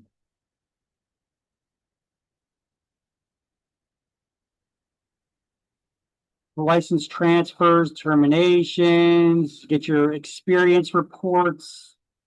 You get licensed in other states. Here's that veterans waiver information form. Information about becoming an instructor. Well, you got to have a broker's license for at least 2 years to become an instructor. Unless you have an education degree, a degree in education. Then once you become a broker, you could also take the exam again for the instructor's license. There we go. Irrevocable consent to service a process. Okay. That's the form that needs to be signed and notarized when you send in the paperwork. All right, so let me send that out to everybody, even though I think only Michael needs it. He does not live in New Jersey, so he's going to need that. And let me, That question was a practice test. yeah. What's up? That question was in the practice test, that the requirement that I have to sign that waiver.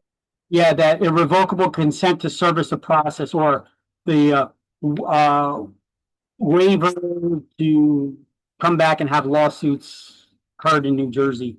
Yeah. Yeah, so there's a lot of forms on this page here I shared with you. All right. Let me put you back to the additional licensing issues. Licensees must notify the rec within 30 days of any arrest, indictment, or being charged with a crime. And if they move, update their address on file with the Real Estate Commission, just like you would with DMV, motor vehicle.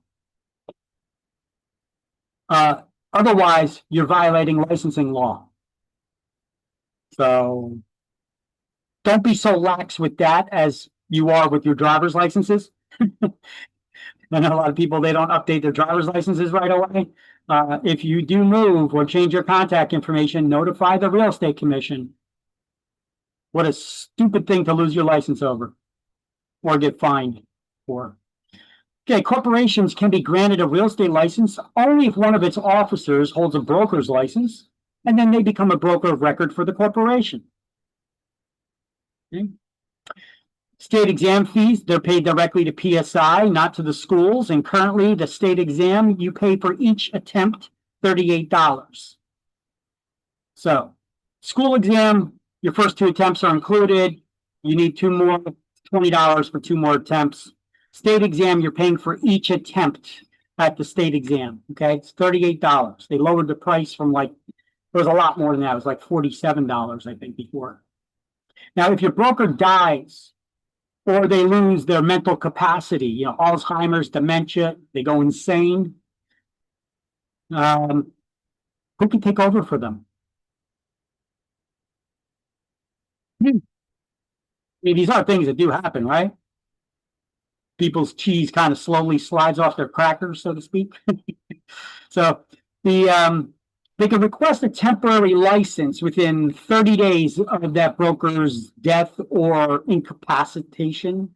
And the Real Estate Commission could issue it to somebody who meets the requirements to get their broker's license, but just has not chosen to do so up until now. You know, and who would that be? A salesperson with 3 years full-time experience, right? So a broker, if they're first, I'll look and see if there's somebody there with a broker salesperson's license, because that person can immediately slide in and become the broker of record. If they don't have that, a salesperson with 3 years full-time experience can request a temporary broker's license, which will be good for 1 year. And within that year, you need to take the broker's 150-hour course, pass a state exam, get fingerprinted, and make it legit. Okay, failure to renew your license can be reactivated within 1 licensing term, which is how long? 2 years. If you don't, after that, it becomes void. You lose it. Here is another link to licensing fees. Licensing fees are, let me copy this link.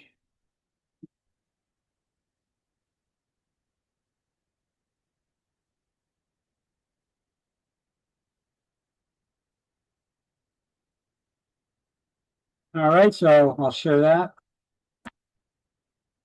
These are the licensing fees are for all kinds of things, from transferring from one broker to another, to the costs for changing the licensing type. Oh, by the way, if anybody here is getting married or getting divorced, you're changing your name, you got to pay a fee to change your name. Okay. If you take your state exam and you pass, and the paperwork they give you that you got to send into the state, you know, that your broker signs, make sure your name is spelled right before sending it in. So even if they make they spell it wrong, put a single line through it. Don't scrabble it out totally. Put a single line through it.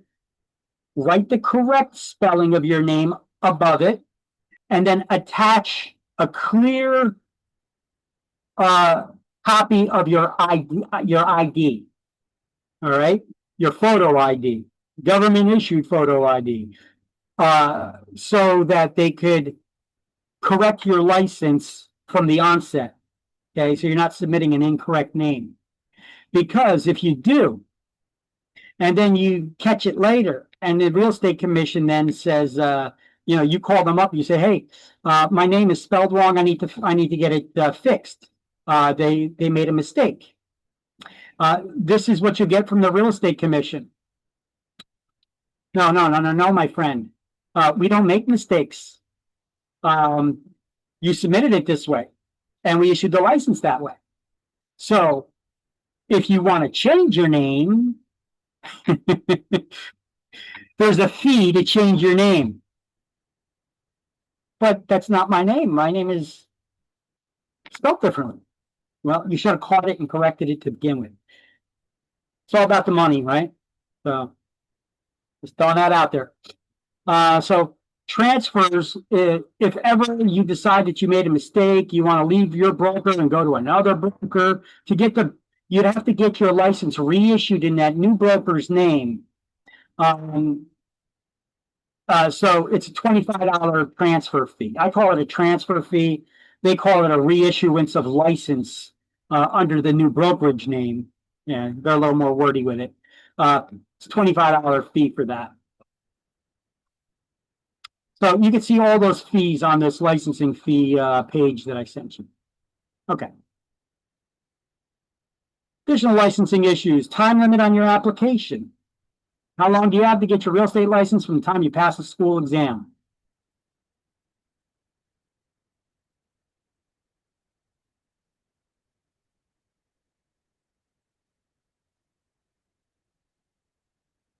Can you hear anybody? A year. A year. A year Also, is a year is a year. Yeah, also what? What's up? yeah, Monday through Thursday, what times do these Zooms typically end? Do the exams? Zooms. Oh, the class is Monday to Friday from 9 to 4:30. Cool. I just won't be here this Friday. I'm gonna have a substitute. Okay? Okay.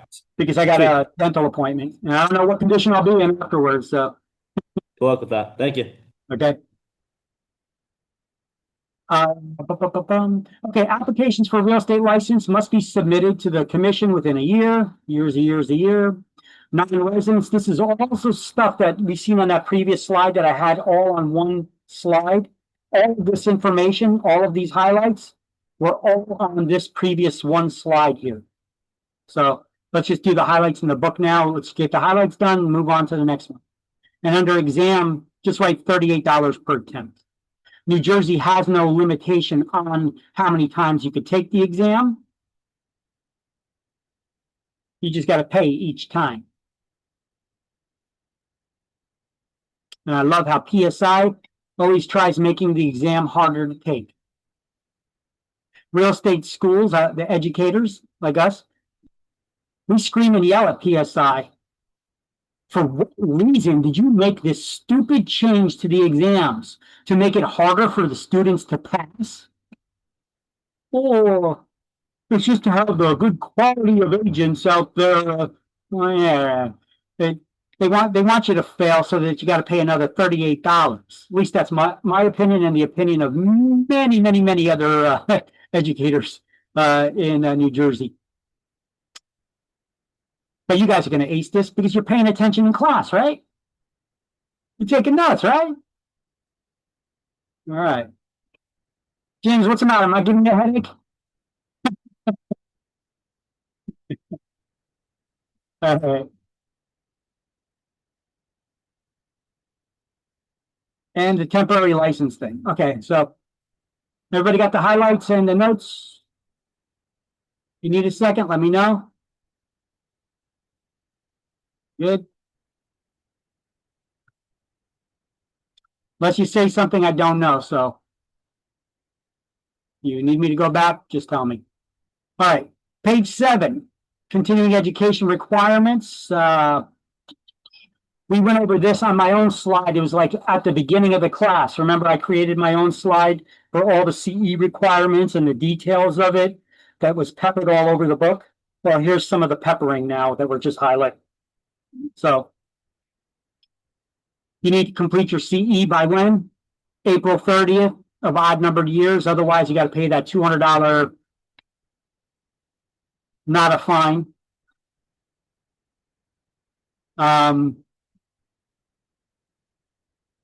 You need to complete 12 hours of CE. And here's the breakdown of it. Although I'm writing in here, I wrote in here because it's not in the book yet. 1 hour of agency was added as another required core topic recently.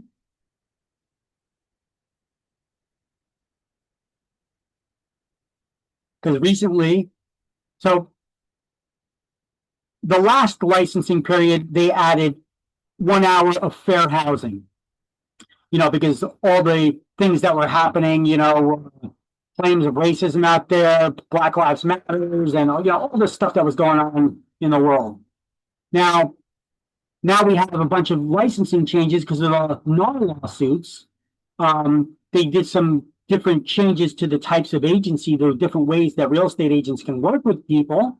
So now they added another hour, or they took one of those core hours and made it a CE requirement to learn about agency law.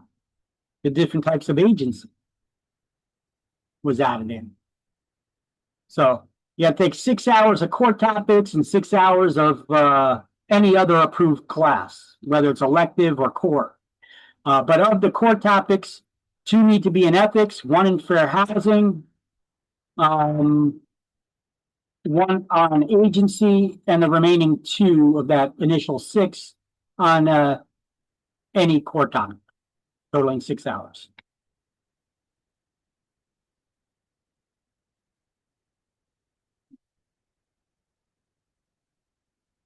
And referral agents are not required to complete any CE. Unless you're trying to change your license from a referral agent. Okay, we're good. I don't want to rush anybody in taking their notes, so just let me know if you're okay, or if you're taking screenshots, or it's okay to move on to the next slides. I just want to make sure I'm not rushing anybody, okay? But I want to move along as quick as possible, so let me know when you guys are done. Okay, quiet class. All right, so failure to renew your license. What happens if you don't renew it? Well, we already went over this because that was on the previous slides too. So let's just highlight all these notes here.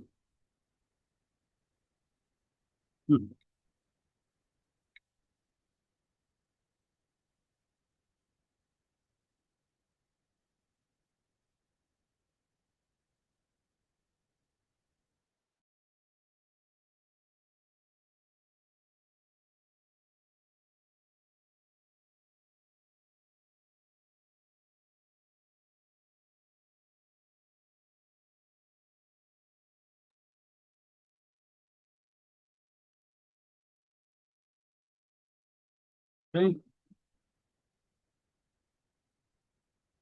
So this is just if you don't renew your license, what happens to it? It becomes inactive. How long can it remain inactive? 1 licensing term, which is how long? How long is a licensing term? 2 years.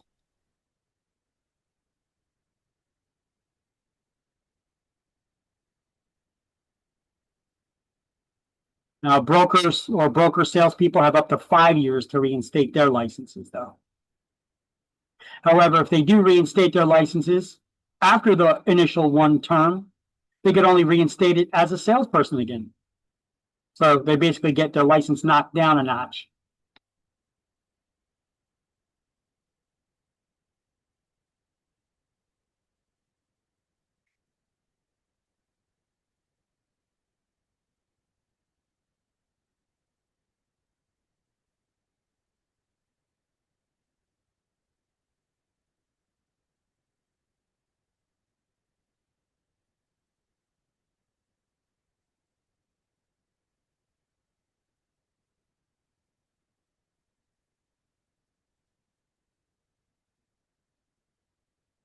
Okay, everybody good?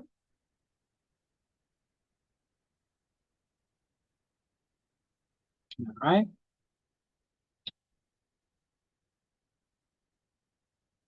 Here's another example of agents who did not, or licensees, I should say, who did not notify the real estate commission within 30 days of any arrest, indictment, or being charged with a crime.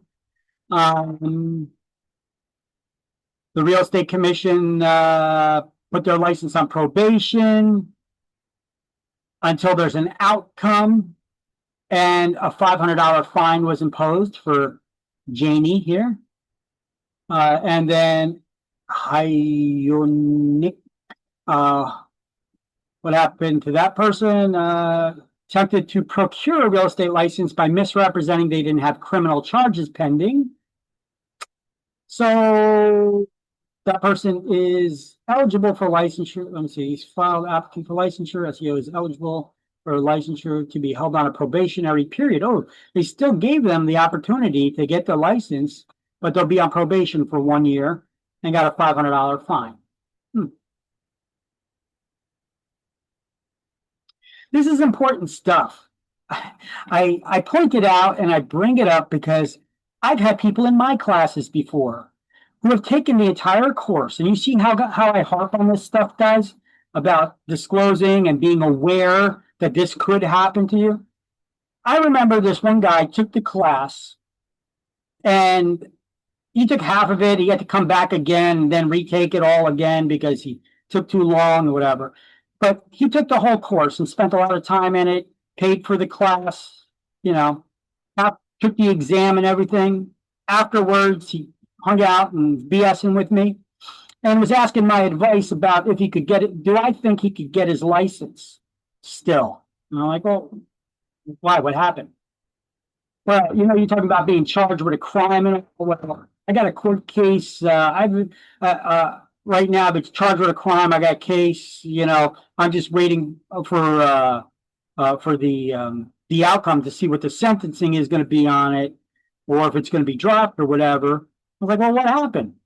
Well, I own a convenience store, and you know, I smoke a lot of weed, so I got busted with a lot of weed in my convenience store.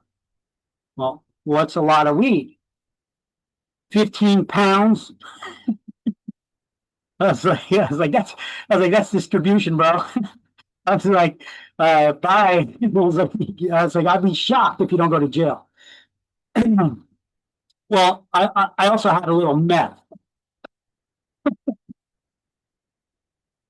All right. So these are people who take classes sometimes, you know. This is why I harp on this stuff, guys. I bring it up and I bring it up. I keep saying later on that I didn't. Not that any of you this is going to affect in that way, I hope, but you never know. So, change of license stats. You can always change your license from a salesperson to a referral agent, or from a referral agent back to a salesperson. But when you do, it's going to cost $50 to change the license type. And you also have to pay a fee now because your broker cannot hang salespersons and referral agents license. You have to transfer it to a referral agency. So there'll be a $25 fee to transfer that license as well. So $50 to change the license type, $25 to transfer it. Okay. Now, real estate brokers can go here to recbrokers.nj.gov to manage all of their salesperson's licenses. For me, I got a secret place where I go do it. nj.gov. They got it built right into their website. So you could either click on this and get taken here to this menu that then the brokers have. They can log in through the portal down here, which got a really long link down at the bottom. Or I just click in there and I go to nj.gov. Takes me here. Secret menu to log in. Log in there. Look at that. You could customize this website to have all kinds of things that interest you. And if you're a broker or manager, you can manage all of your agents' licenses from within this portal too, for everything from real estate to insurance to what have you. So I click in there, and look at that. It takes me to the it takes me to this licensing service here. Now they're giving me a little notification here that I'm licensed with more than one company. Is that wrong? No, I'm the broker of record for two. And the school. So now I can click in there. And let's see, I can look at the qualifying questionnaire. That's the one that I answered most recently. Or I could view and print my agent's licenses or my own. So I could create it as a pocket card for printing, an electronic ID license that I could have on my phone, or the full license to be displayed in the offices when brokers hang them on the wall. They can get it emailed or viewed right there in a PDF. So let's look at what that pocket card looks like. You guys want to see what your real estate license looks like? Which they don't send to you. It needs to be generated by you or your broker. You print it on a flimsy piece of paper. No fancy green cardboard paper with the what do they call it? The watermarks on the back anymore. This is just it. And we open it up, and that's what it looks like.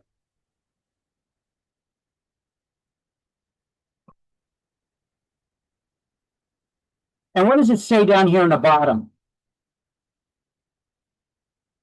This card must be carried by the licensee whenever engaging in brokerage activity. That's probably a question on your exam too. It's the law. You must have it. If you ever go to show a property that's in a gated community or secure community, like high rises or things of that nature, and there's security guards, they're going to want to see your license. No, not your business real estate business card, not your driver's license, your real estate license. They want to make sure that it's active. See, mine was just recently renewed. It's good till June 30th, 2027 now. And that's all that's on it. That's what it looks like. Okay.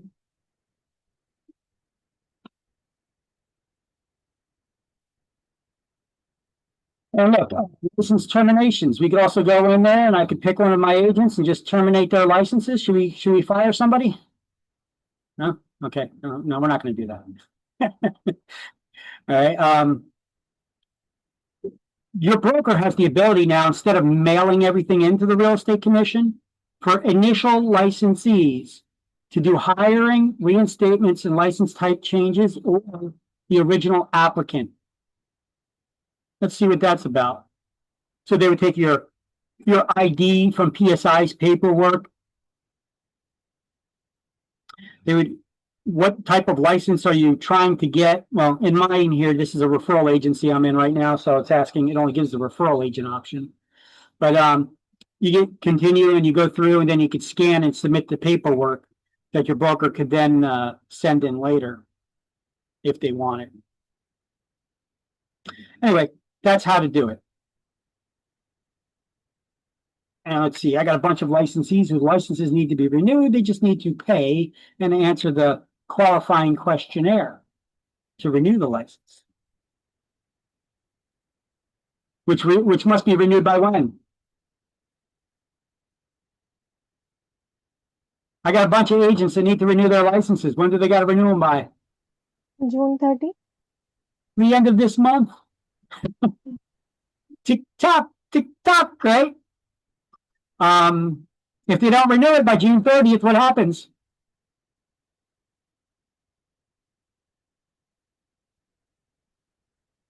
It becomes inactive. How long do they have that they can reactivate it? 2 years? 2 years within the next licensing term. So they'll have to pay the licensing fee, but they'll also have to pay the fee to reactivate it, which I think it's $25. 25. I think it's 25. All right. So let's see. If your name is spelled wrong, you need to change your name because of marriage or divorce. Well, you got to pay the fee. The rec does not correct names. They only change them, and it's $50 to change your name, like I explained already. And if you're going to change your license from a referral agent back to an actively working type license, you got to follow this guide to see how much CE you need to finish in order to do that. All right. Once again, got to complete a 75-hour course, which you're doing now. You take the state exam. You got to submit that PSI paperwork, which needs to be signed by your sponsoring broker.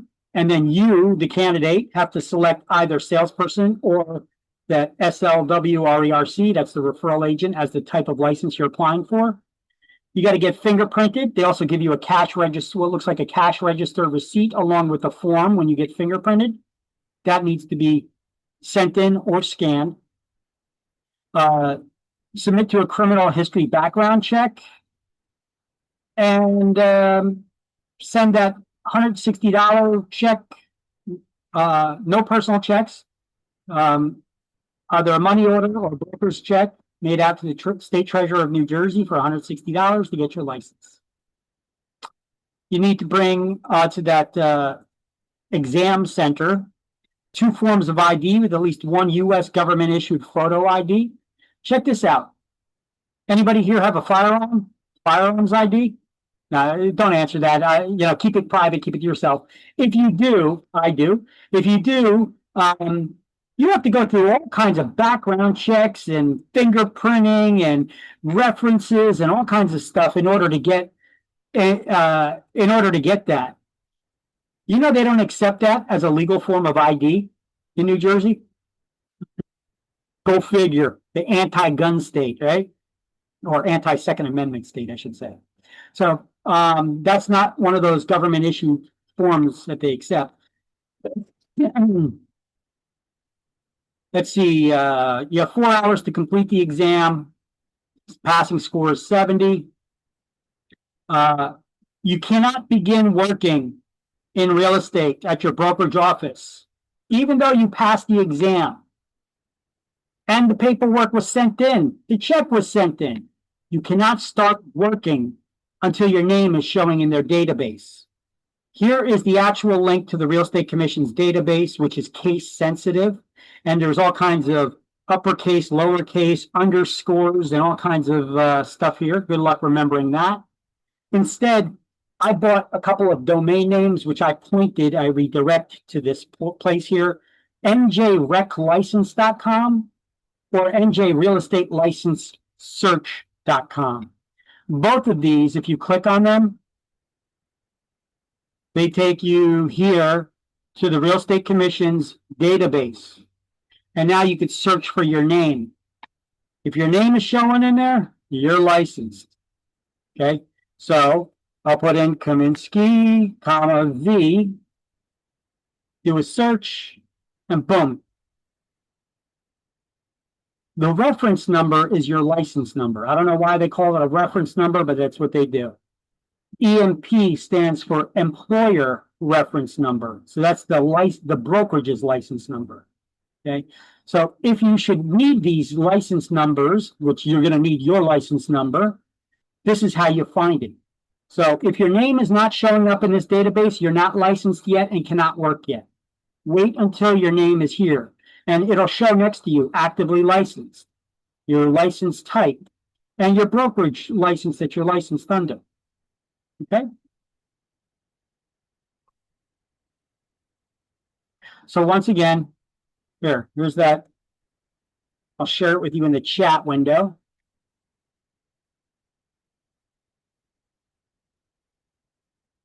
That's the shortcut there to the Real Estate Commission's licensing database.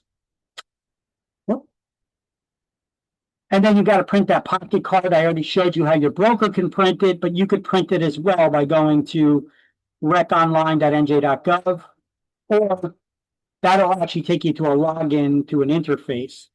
The actual link where you could print it is tinyurl.com/pocket license. Okay. Once again, all these links are in that class links Word document you could find in the shared Google Drive. So you don't got to be writing them all down right now frantically. You could get them all from that class links Word document. Here's a copy of the license. I just showed you my new license. You know, I got a screenshot of it. Yeah, whatever. I'll update it later. Here are the different testing centers where you could go in person to take the state exam. It's all on page 9 of the book. What to bring for the licensing exam, once again, 2 forms of ID with at least 1 unexpired, valid government-issued photo ID. They do not accept student IDs.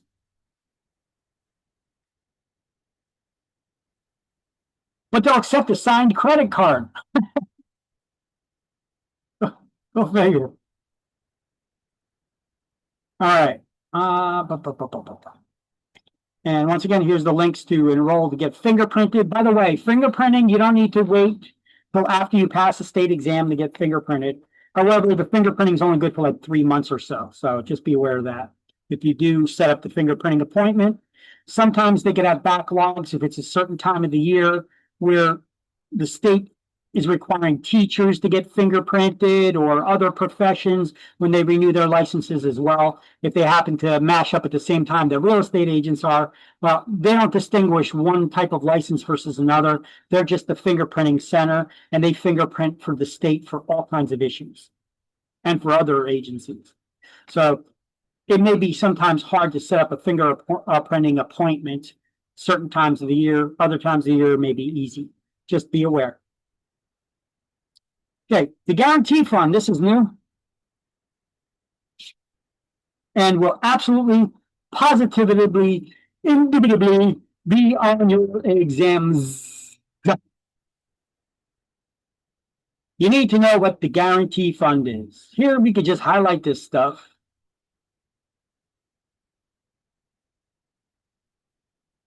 And the next slide, I got a more detailed explanation of it. But here, let's just highlight this now. I'll go over it while you highlight it. What is the guarantee fund? It was established to reimburse members of the public who suffer a monetary loss due to the wrongdoing, such as embezzlement, conversion, or unlawful obtaining of money or property in a real estate transaction by a licensed broker, salesperson, or one of the broker's unlicensed assistants. Now, in order to get their money, the party must first obtain a court judgment naming the real estate commission as party to the suit so that they're aware that something is going down. Then, if the party suffering the loss is unable to collect on a judgment, they get a judgment from the court, but they're not able to collect on it. You ever sue anybody? You ever win a lawsuit? Get awarded money by somebody from the court? You know what you get from the court? You get a piece of paper. You get a piece of paper that says, this person owes you money. You won. You ever hear the term, you can't get blood from a stone? You know, if they don't got no money, and you got a piece of paper that says they owe you money, how are you going to get your money? Okay. Short of trying to garnish their wages, you can't get blood from a stone. So if that person can't get the money back, they can apply anytime within 6 years to the guarantee funds, and the guarantee fund will pay them. But they would also have to file criminal charges now against the offending party as well. No spouse of a licensee could bring action against the licensee in the guarantee fund. I don't know why they say that, except figuring out that someone tried to do that one time. You know what? Hey, you and your wife, you get together, you'd be like, hey, listen, you got the real estate license? I'm going to make a claim against the guarantee fund so we can get all this money against you. So, all right. Yeah, I guess some idiot tried that. Well, you're not allowed to do that. So, at time of initial issuance of the license, when you initially get it, or when you renew your license, each salesperson contributes $10, and each broker or broker salesperson contributes $20 to the guarantee fund when you initially get your license. However, if that fund ever runs low, when you renew your license, they could impose that fee on us again. That's never happened to me as long as I've been licensed. I've been licensed since January 2004. So that's never happened. Now, the maximum payout for a single claim is $20,000 per offense. Now, once there is a payout from the guarantee fund, what happens to that licensee's license? It is revoked. You need to know that for exam. There's a lot of questions that could come out of this for exam. Now, don't focus on where it says until the fund is reimbursed with interest. Don't focus on that. Because what did you just do in order to get a payout against the guarantee fund against you? You stole their money. They sued you. You didn't give it back, right? And now once they're saying that they're going to take away your license, you're like, my bad, I'll pay it back now, right? No, no, no, no. It doesn't work like that. Your license is going to get revoked. Maybe sometime in the future, maybe 5 years down the road, they may think about giving you the license back if you ask for it, and you show them that you have remorse. Your life, you found Jesus, all has changed in your life. You're a good person now, right? And most importantly, you also paid back the money to the guarantee fund with interest. Then they'll consider giving you your license back. Okay? So that's the breakdown that I have here. Okay. So what are the many questions that we could get from this? Okay. What is the guarantee fund? Or how about this? What is the purpose of the guarantee fund? To reimburse those who have been wronged or robbed by a real estate licensee or the broker's unlicensed assistant, right? How much do salespeople pay into the guarantee fund? Come on, guys, answer me. Huh? $10 $10. When? during the license receipt. You actually get your license. And brokers and broker salespeople, how much they pay into it? 20. $20, right? What's the maximum payout from a guarantee fund? 20,000. $20,000 per offense. How long does somebody have to file a claim against the guarantee fund? 6 years. 6 years. What happens when there is a payout from the guarantee fund? Their license is revoked. Your license is revoked. Boom. You see how there's a bunch of different questions that they could ask you from this about the guarantee fund? And they will. You'll get questions on it. You also need to know that they could file a criminal charge. You have to file criminal charges, name the real estate commission as party to that suit. All right. Awesome. Like this guy, Leon Kabarkis, formerly licensed as a real estate broker in Passaic. Real estate commission deemed him unworthy and operating in bad faith and dishonest. His license is revoked, and he shall be ineligible for reinstatement of his license until he satisfies his judgment in full, including reimbursement to the guarantee fund with interest. Does that mean that they're going to give him the license back? No, not necessarily. Maybe if it's at least 5 years down the road and they showed remorse, found Jesus is all in his life, right?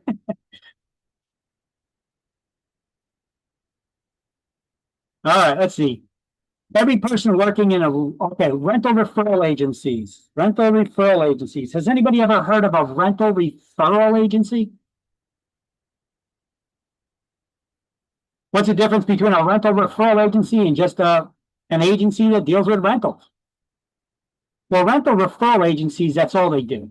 They don't deal in sales. They only deal in rentals.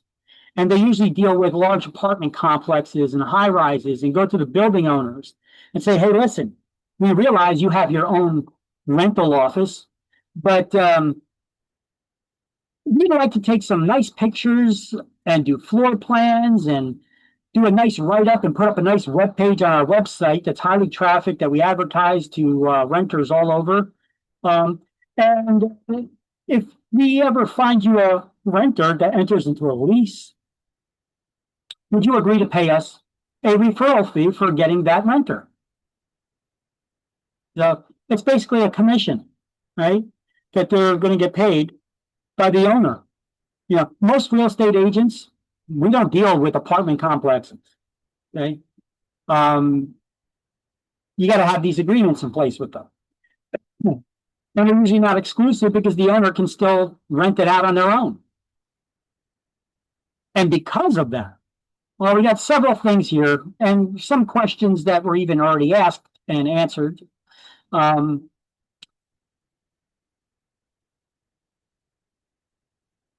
property can be offered commission earned without the owner's written consent. Right? Yeah, you have to have some sort of brokerage service agreement in place, but or referral agreement. Now, can you market somebody's property for sale without the owner's permission? No, you need their permission to. And how do you get that permission?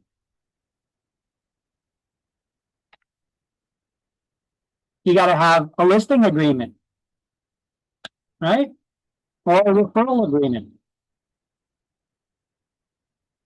Now, properties need to be advertised accurately. Can you advertise a property as available when it's not, when it's already been rented? No, you can't. So, can the owner still rent out those units that they have? Yes. So you're going to have to check with them if you're working at a rental referral agency and you're advertising properties. You need to check with the owner every day to see if one of those units are still available. Now, if you don't advertise it and you just got a in-house listing, you know, that's not being advertised, you need to check with them every 3 days to see if one of those units are still available. That's the rule. So, how often do rental referral agencies need to check to see if a unit is still available? If advertised, every day. If listed but not advertised, every 3 days.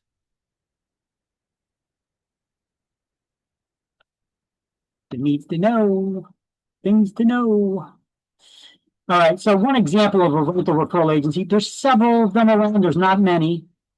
You guys probably know this one because it's from the area. I don't usually talk about brokerage names, but this is kind of something obscure. So there's not a whole lot of agencies that do this. So I'm just mentioning their name here. Best Rent NJ. You guys probably seen their sign on the building over there in Woodbridge. They also got one in Edison. They specialize in rentals with these companies like this, and that got them rich. Just only dealing with renters. Now, anytime they charge advance fees of $25 or more for anything, it needs to be put into the escrow account, also known as a trust account. This is a second bank account that all brokerages must have for keeping other people's money in and safeguarding it. Okay. Brokers always have 2 bank accounts, an operating account and an escrow account, or trust account, sometimes it's called. It's the same thing. It's a bank account where we keep other people's money.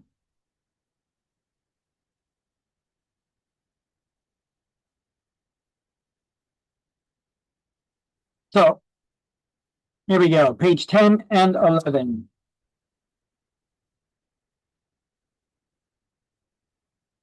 So these first 2 paragraphs are on page 10, and the rest of this is on page 11 now. This is a screenshot from the last version book when it was all on 1 page. So there we go. So no rental property may be offered without the landlord's consent. That's the last paragraph on page 10. Top of page 11. Units that are advertised must be checked every day to see if the unit's available. Units simply listed must be checked every 3 days. And any advance fees of $25 or more must be put into the escrow account.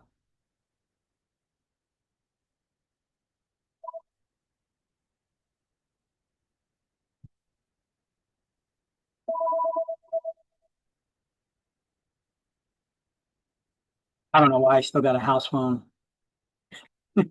All junk calls.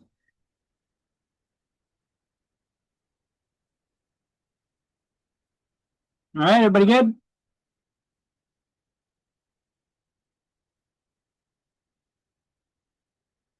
Okay.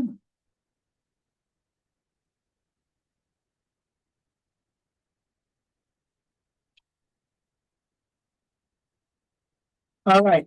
Obviously, this is the end of this chapter, but I still got another slide here for you. What's going on here? Oh my God. Vic, what are you doing to us? Well, this is actually a pretty good slide I put together for you. Great note to study. Each one of these things are peppered all over the book. I highly suggest you take a screenshot of this or print this out or whatever. Okay.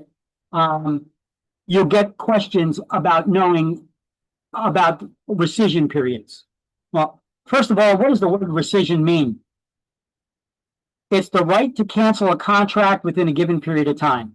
That's what rescission means. So here are the rescission periods for sales contracts. And down here are rescission periods for mortgage financing contracts. Okay, let's start off with the ones for sales contracts. By the way, the ones for sales contracts, they all deal with new construction only, except for one.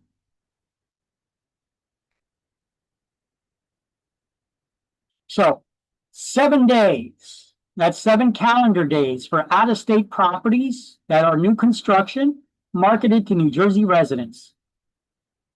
These are regulated by the Bureau of Subdivided Land Sales Control, which is a division that operates within the Real Estate Commission. That all they do is they look at these out-of-state properties. What properties are they talking about?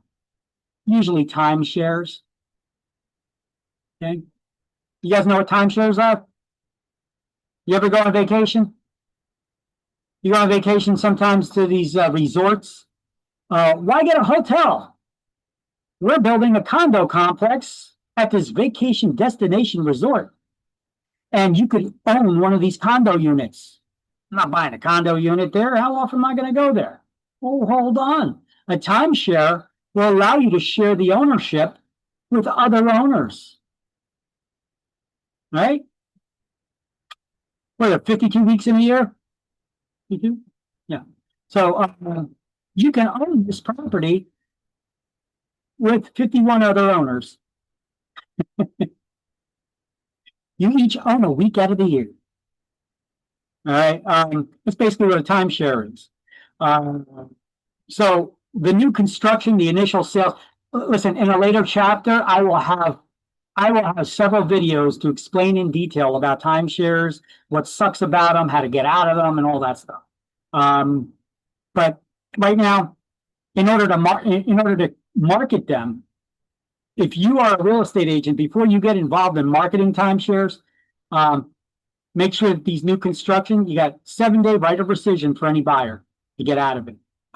There's also a 7-day right of rescission for new business days for any large developments of new construction in the state of New Jersey. Excuse me. That's what is large. It consists of 100 lots or more. If it's less than 100 lots, but at least 10 units, and they have common area elements like condos do. You know, like tennis courts and parking lots and swimming pools and things of that nature.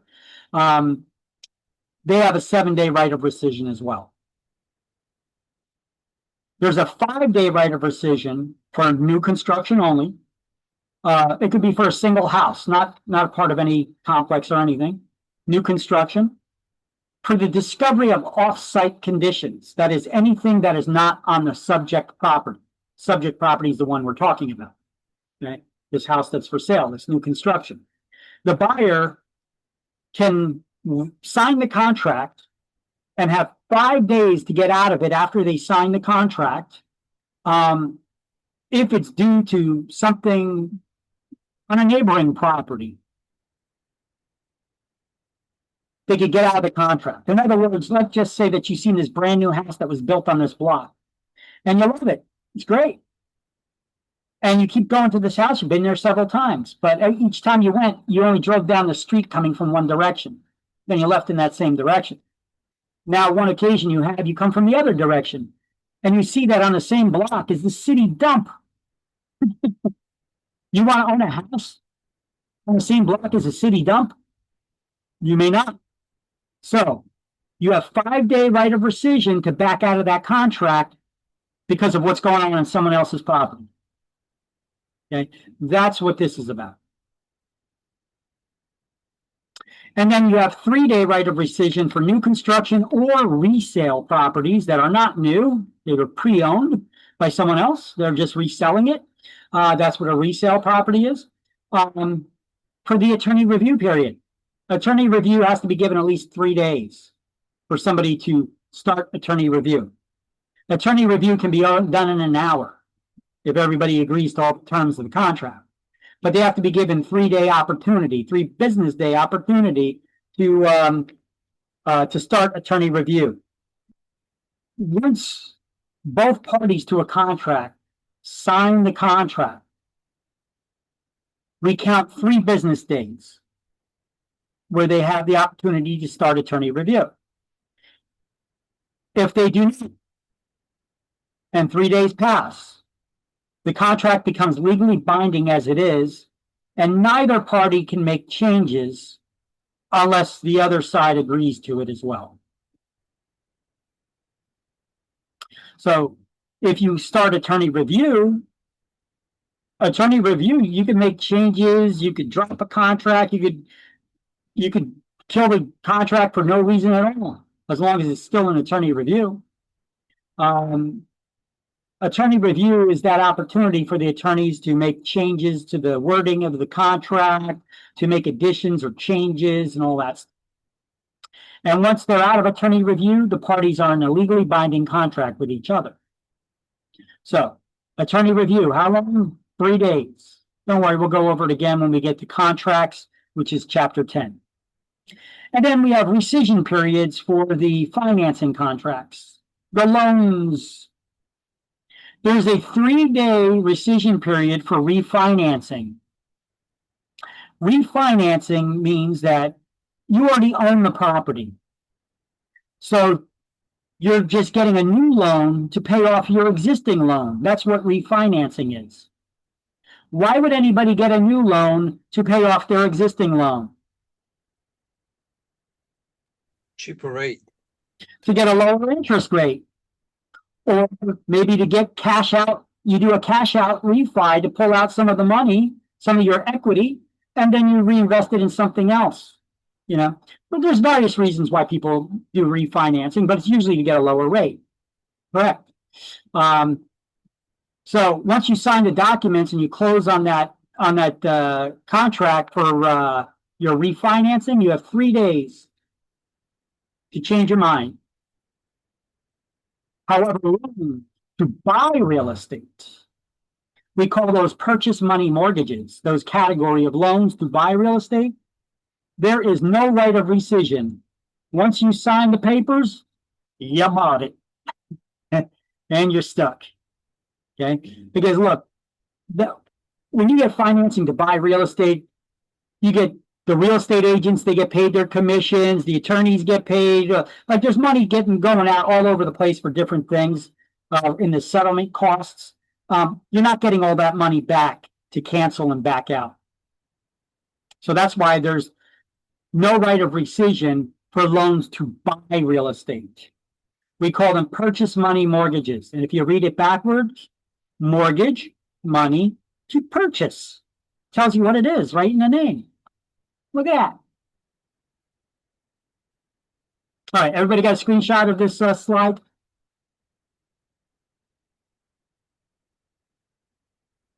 Excellent. All right. Anybody recognize this guy with his mouth wide open? From Millionaire Listing Agent, Ryan Serhant, I think is his name. Yeah, Ryan Serhant. Okay, he started his own real estate brokerage now in New York City.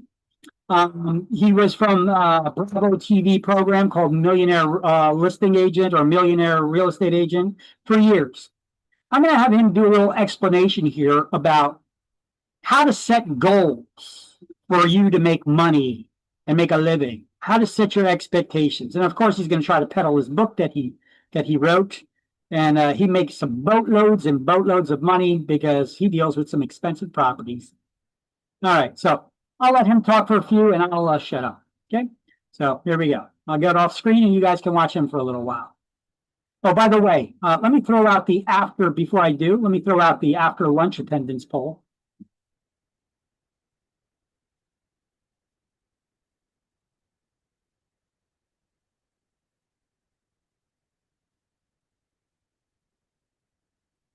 Okay, thank you.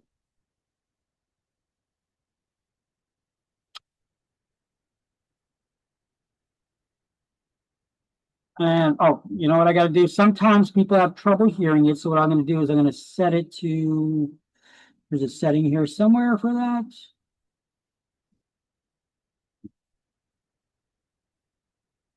Share computer sound. There we go.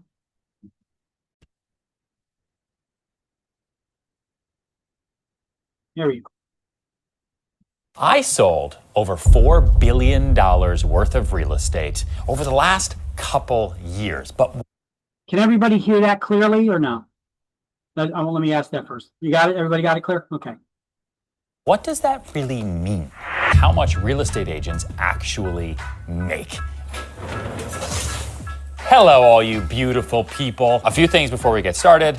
Yes, the book is still strapped to my damn hand. If you could please pre-order Big Money Energy. My new book comes out February 2nd. I wrote it during quarantine. Link is in the caption. And if you haven't subscribed, please subscribe. The little thingy right here. Really, really, really important. I love you so much. Like all that, send this to your friends. Most of you probably know me from $1 Million Listing New York on Bravo, a show I've been on for nearly 10 years. And on that show, they show me making money. The show is about selling property, personal life, and all that, but it's always capped by sale price, commission. And people see it, they're like, whoa, $2 million commission, $600,000 commission, wow, wow, wow, wow, wow, wow, wow.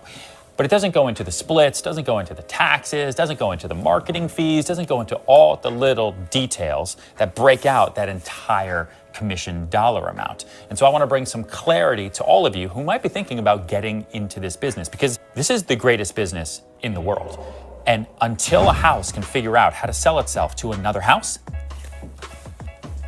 there will always be a need for real estate agents. Now, let me state the obvious. New York City real estate is very different from the rest of the world. Our average price point in New York is just over $1 million for maybe a room this exact size. The rule of thumb in New York is you're paying about $1 million a bedroom. Now, obviously, we've sold things that are much, much, much more expensive.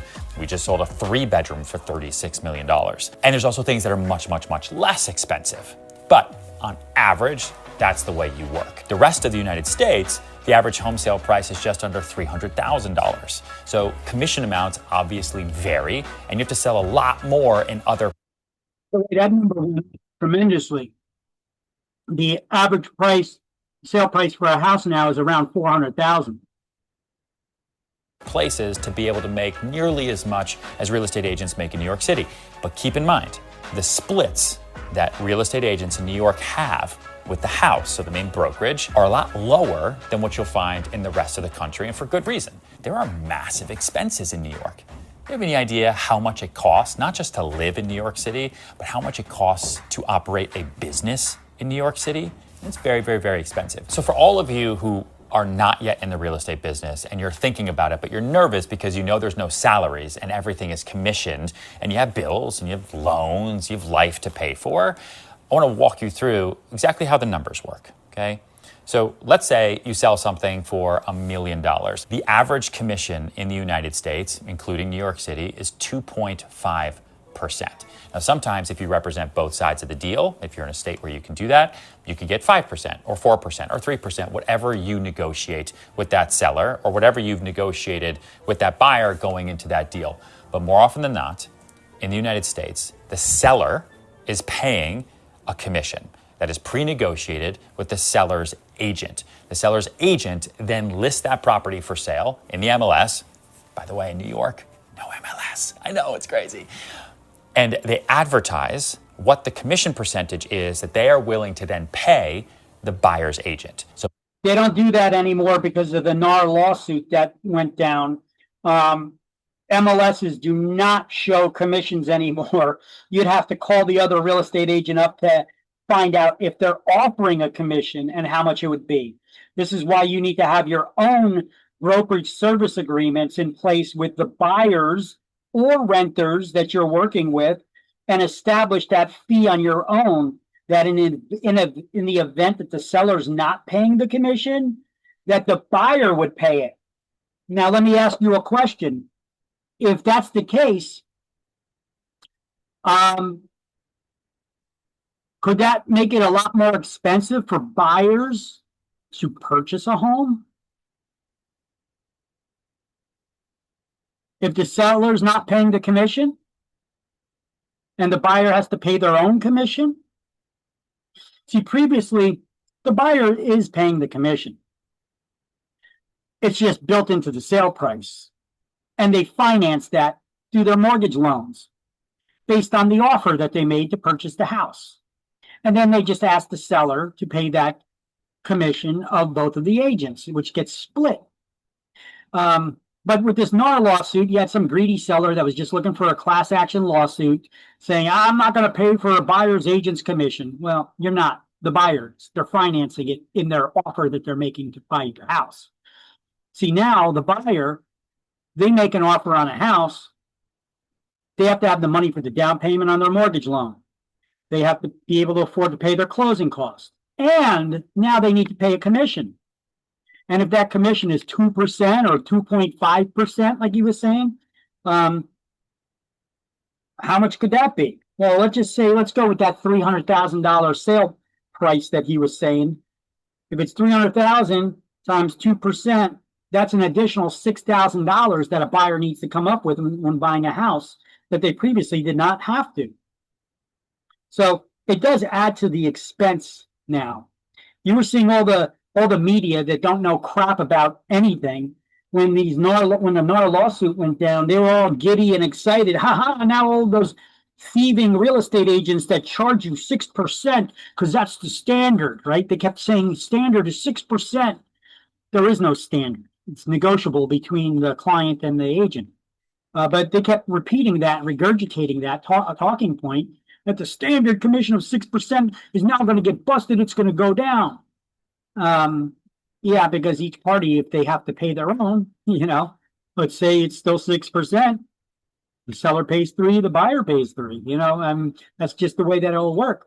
But the buyer needs more money now. Is that going to make it harder for buyers to be able to afford a house? Because the media was saying this will make it more affordable for buyers. But yet they never explained that, because I never got it. How is a buyer going to be more affordable for buyers? Not unless the buyer, not unless all the buyers are not agreeing to pay that higher amount, and they deduct the amount that they got to pay for the commission from that sale price, and they lower their sale price accordingly, which they haven't caught on to yet because this is still a new phenomenon, just started this year. So what he was saying there about the listing agent charging the total commission and then it getting split, yes, that's still allowable. Yes, that it could still happen. I have a listing agreement right here from a client that I met with yesterday. Got to put it in the MLS. So I got this listing agreement. I got to put it in the MLS. I told the guy what the total commission is and that we're going to split it. I don't even ask them. I just do it. They agree to it, and we get them to sign off on it. I'm not going to play that game, but if somebody insists on it, then what can we do? They're the owner, But he saw that it makes more sense you'll have more buyers. You have more buyers. You have more chance of bidding wars. You have more chance of the price for selling for more if you're willing to kick back some of the money that they're financing in their mortgage anyway. So let me continue.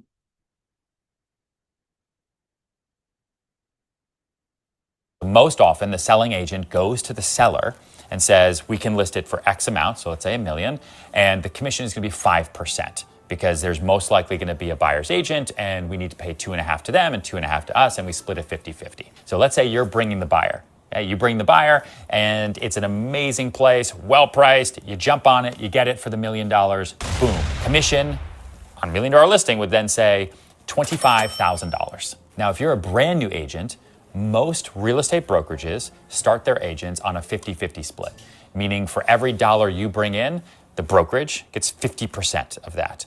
And again, for good reason.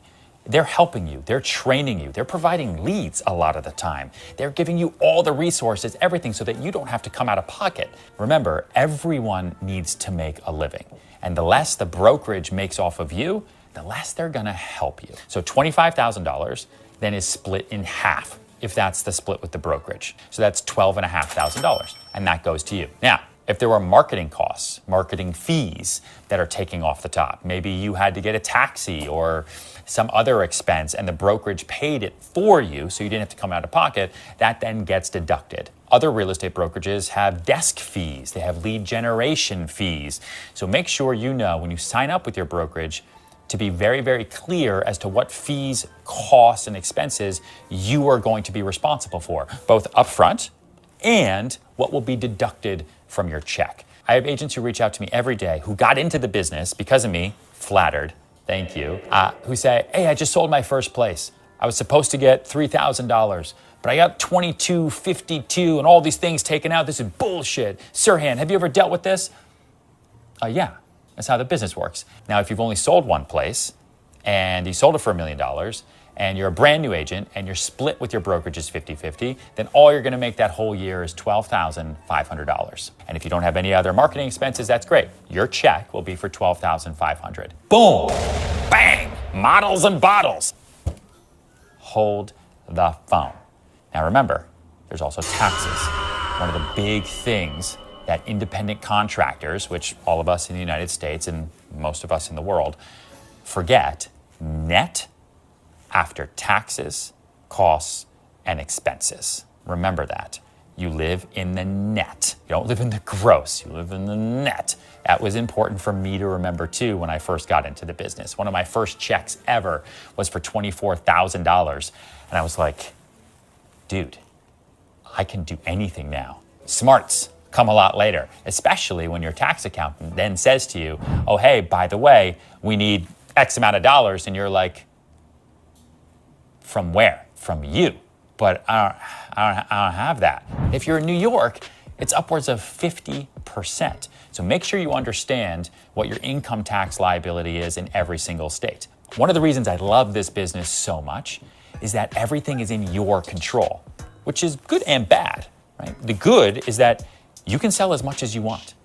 No one is ever gonna tell you that you've sold too much real estate. The way you're gonna make the most money isn't by just selling one home, it's by selling lots of homes. I haven't sold billions and billions and billions of dollars worth of real estate because I sit there and count every single commission check and every single expense. I focus on goals. Let's say you want to get to $100,000 in income by year 2 or 3, okay? How are we gonna do that? Let's break it down by how much you need to actually sell.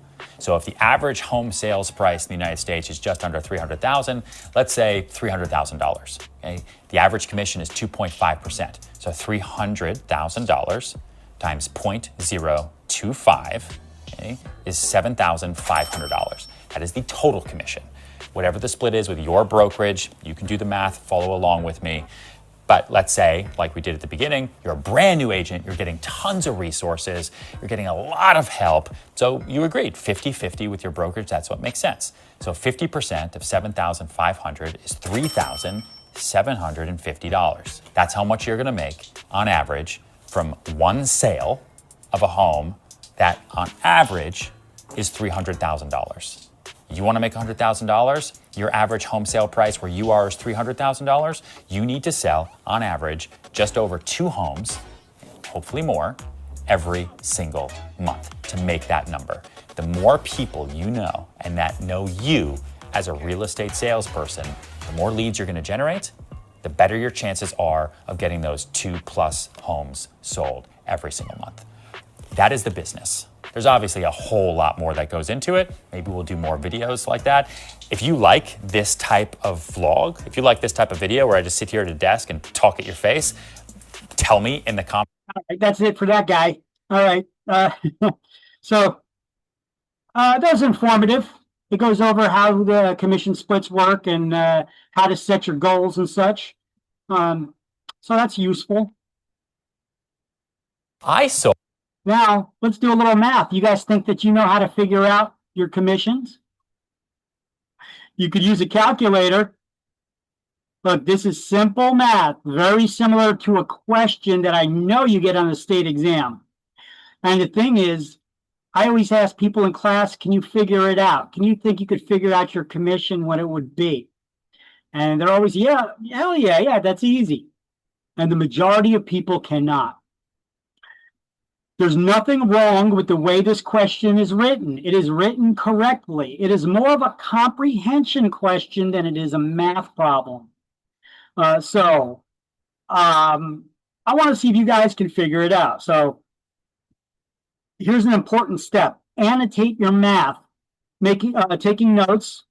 At each step, you want to write next to each number what that number is so that you don't get lost in it, because it's multiple steps, but it's simple math.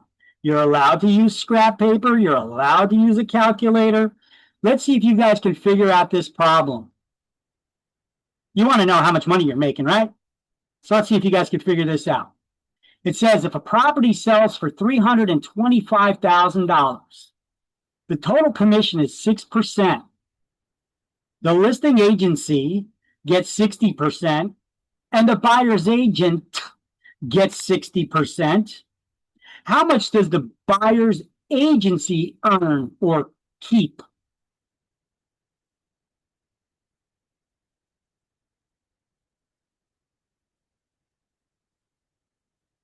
Do you see the problem up here? Everybody can read that?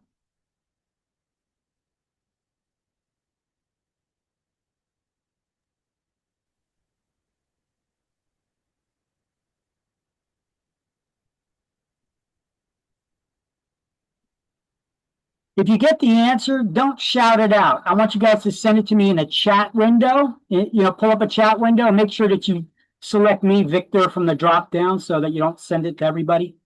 Okay.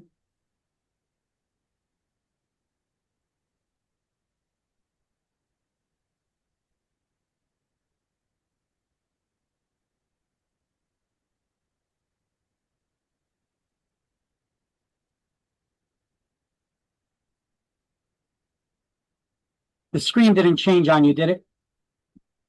Okay.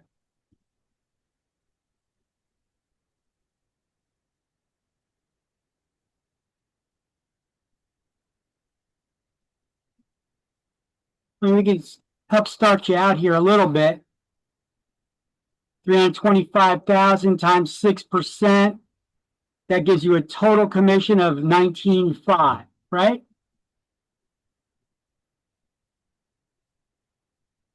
So if the listing, so that's the 6%. That's 19,500. See how I'm writing next to it what that is? Total commission 6%. So if the listing agency is getting 60% and the buyer's agent gets 60%, how much does the buyer's agency earn?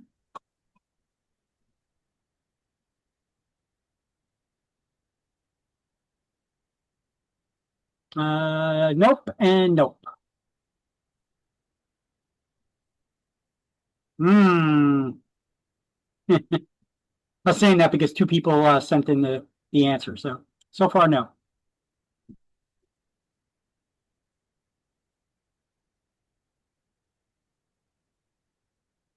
Getting closer, but no. Write down next to your, make sure you write down next to your numbers what that number is.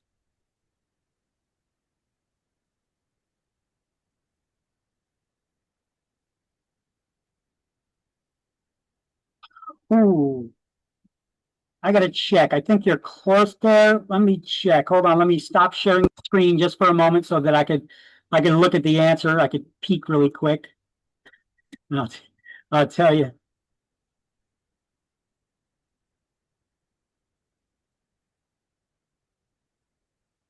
All right, we got one person that got the answer. So far, so good. Let's see, who was that? Manpreet, you got the answer. You got it. Nicholas, you got it.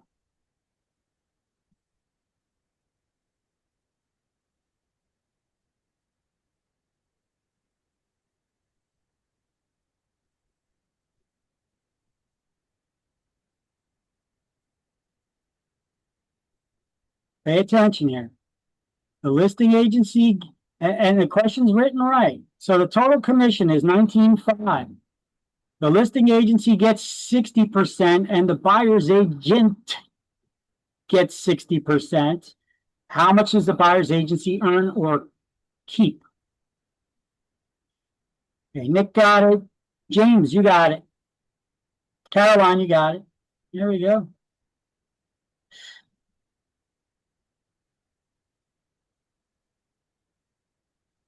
All right, here. Let me break it down for you. Let me break it down for you guys. Close. Nope, not yet. A little more, a couple more steps you guys have to do. Those numbers are part of it, but you got a little more work to do. Here, let me help you. I'm going to give you a huge hint. Okay? If the listing agency is getting 60%, let's stop the question right there. Don't even look at the rest of the question.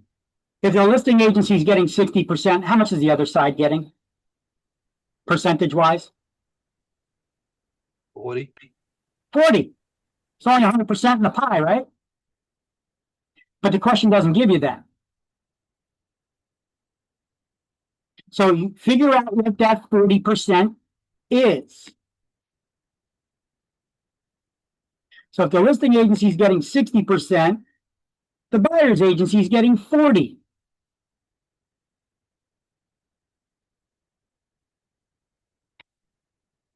What's the difference between the agency and the agent? That's a split with their agency that the agent's on. Getting closer. What is that number? You didn't write down what that number was. That number is significant that somebody just submitted to me, but it's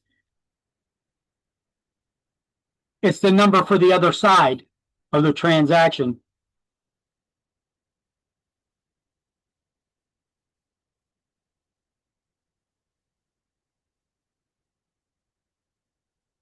Here, watch me slowly uncover here. I'll let you work on it, but I'll slowly uncover it. So if the listing agency is getting 60%, how much is left to the buyer's agency total? 40%. So what is 40% of $19,500? That's $7,800. That's that 40%. But that's the 100% total commission that goes into the buyer's side before they split with their agent. And what is the buyer's agency's split with their agent? 60%. So how much does the agency get to keep of that $7,800?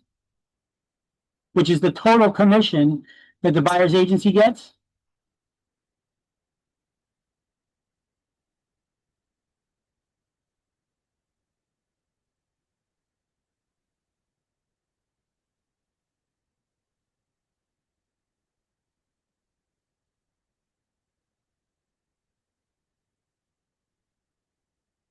Yep. You got it, Michael? All right, so here's another way to look at it.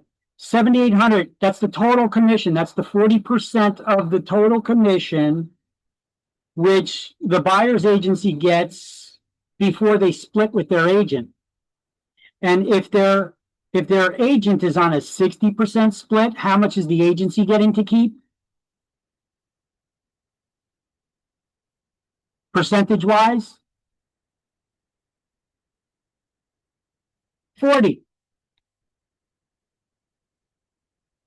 So what's 40% of 7,800? That's how you get your answer. 3120. See, the agent is on a 60% split, so they get 60% of that, which is 4680. Some people are giving me that number. However, what is that number? That's the number that the buyer's agent keeps, but that's not what the question's asking. The question's asking how much does the buyer's agency get to keep?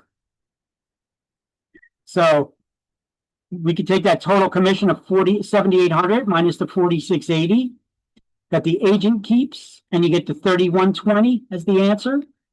Or you could just take the 7,800 and times it by 40%.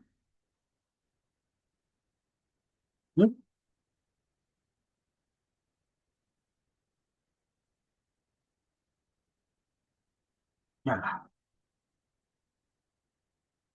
And that gives them that answer as well.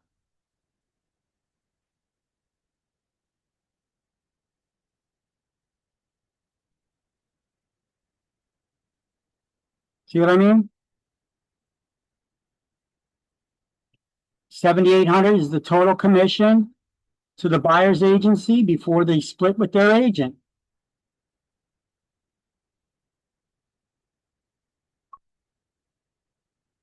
If the buyer's agent gets 60% split, how much does their agency keep? 40. So just like we split here, you know, the listing agency gets 60%, we stopped. How much is the other side getting then? 40%. We do that same thing again when we figure out what the 40% is. That's the 100% total commission on the buyer side. Their agent gets 60%, so that means that their brokerage keeps 40% of it. So we could just now take that 7,800, which is the 40%, and times it by 40% again to get the answer. Or if you want to work it out the long way, 7,800 times the 60%, that's the buyer's agent commission for that 60% split. Subtract that from the total commission, and the buyer's agency commission that they keep is 3,120. Little tricky, huh? See what I mean by it's more of a comprehension problem than a math problem? The math is simple, especially when you got a calculator in front of you. It's just a matter of how they word it. A lot of people usually start screaming at me, the question is wrong. That's more than 100%. You got 60 and 60. You know, that's why I say stop. You know, a state exam, they'll probably give you 55% and 55% or something like that, you know, but whatever the figure is, it'll probably work out to more than 100. But you got to, it's a comprehension problem. You got to read it. All right. If anybody wants to snap a picture of that, be my guest, go ahead and do so. So you got that, you can study it a little bit, see what you got wrong, see how to get it right.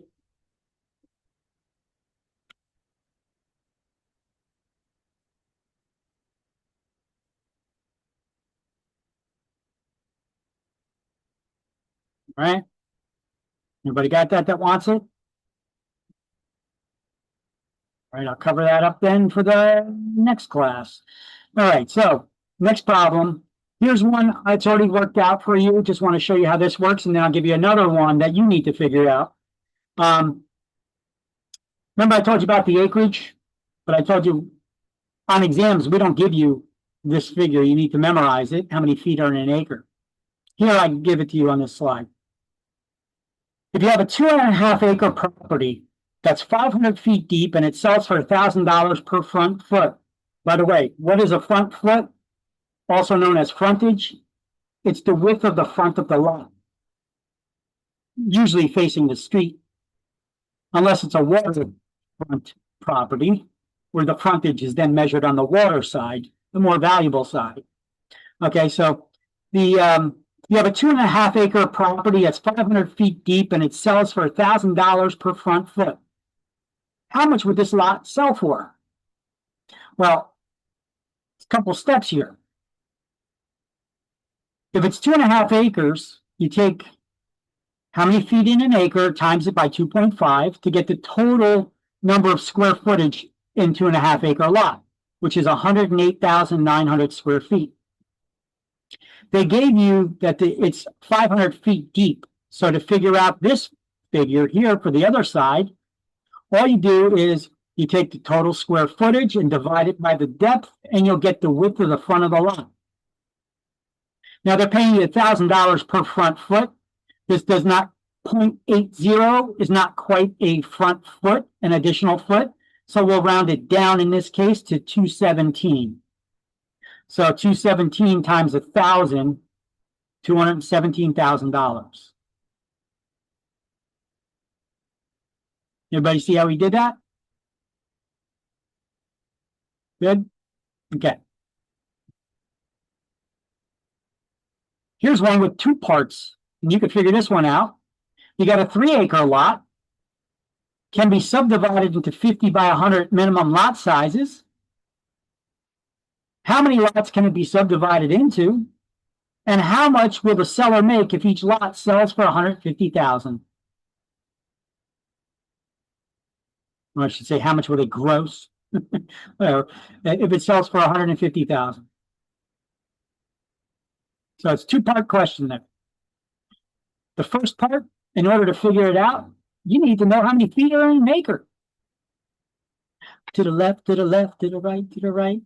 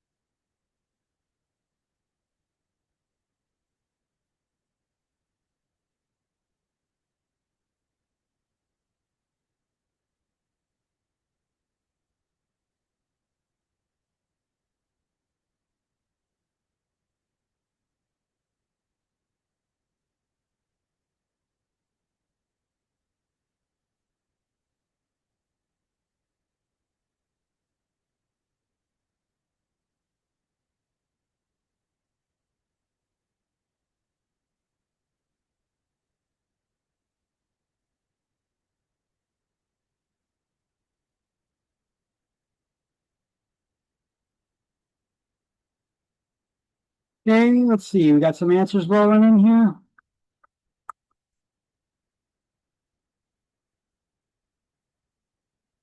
And they both look right so far.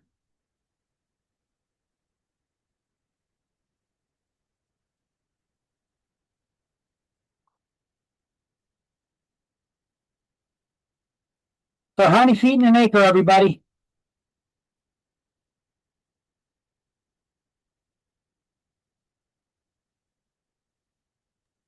$42,560.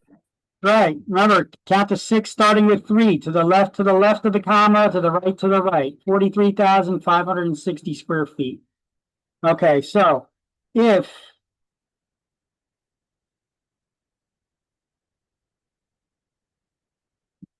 get to the slide. So if we have a 3-acre lot, 3 times 40 times 43,560 square feet.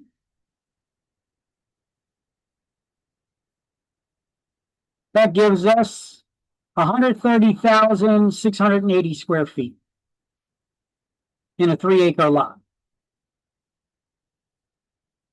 Now, if a lot can be subdivided into 50 by 100 lots, how many square feet are there in 50 by 100? 50 times 100.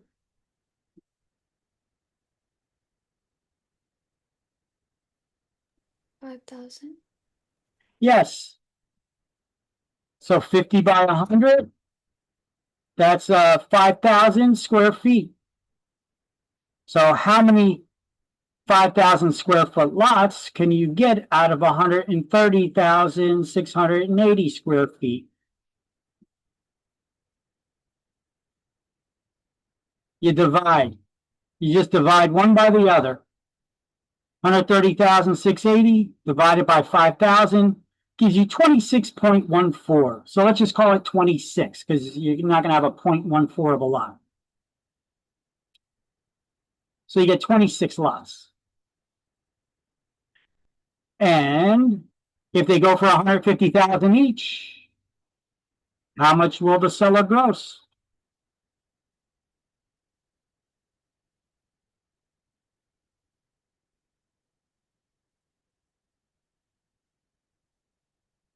The big number. It's delicious.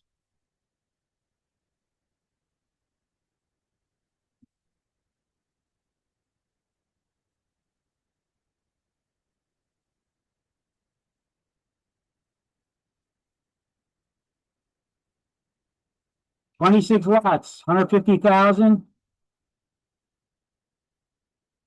How much are you going to make selling those 26 lots, selling for 150,000 each?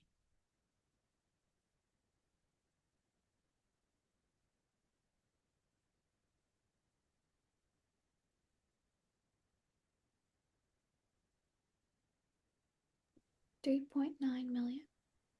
Sorry, 3.9 million. that's it. $3.9 million. You just take 150,000 times 26, that's $3.9 million. If your calculator started running out of space or you're using your cell phone, here's a little trick, guys. Did you know that when you got your calculator open, if you turn your cell phone to the side, you get a calculator with a lot of different functions and a lot more space, a lot more room for zeros. Boom, that's the answer. These are the types of questions that you could possibly get on exam. And you see why it's important to memorize how many feet in an acre? You don't know that? You ain't getting any of this right. All right. Anybody want to take a screenshot? Be my guest. Otherwise, I'm going to move on.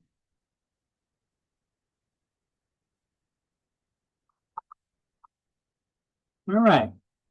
Cover that back up.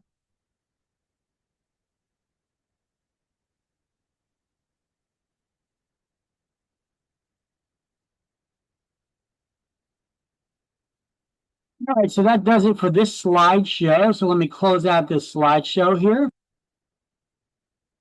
And.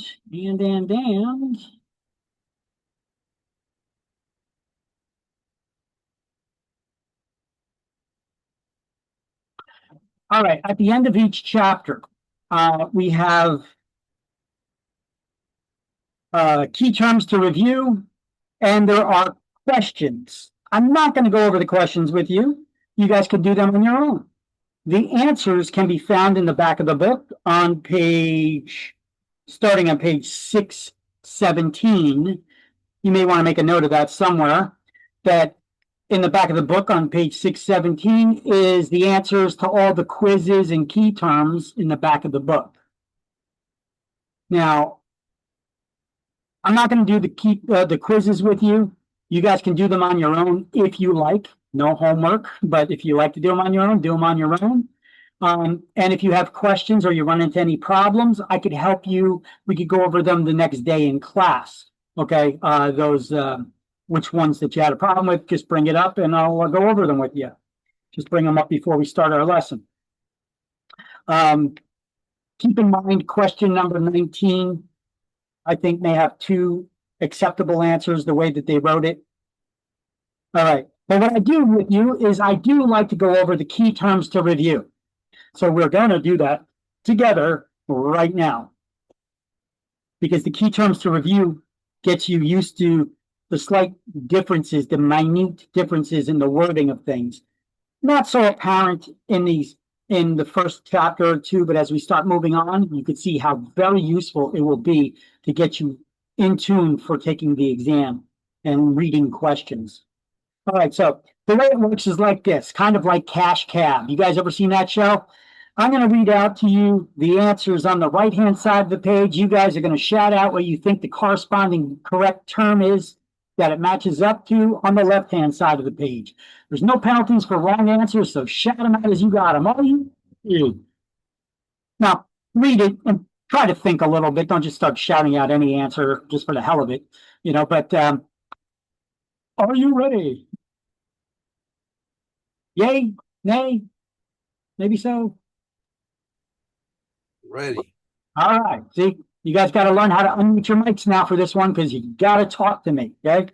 So, law governing the practice of real estate in New Jersey. What is the law governing the practice of real estate in New Jersey? Real Estate License Act. It is the Real Estate Licensing Act. 6 is A. Okay. You guys say it with a little more authority. Even if you get the answer wrong, I just tell you, nope. Just be embarrassed for a second, and then we'll move on to the next one, okay? Don't be shy in this class. Like I told you at the beginning, this is your safe space, okay? It's okay to get things wrong here. We're learning. All right. But yeah, you were right. 6 is A. The Real Estate Licensing Act, also known as New Jersey statutes or Title Chapter 45. 11. Title 45. 45. Column 15. 45.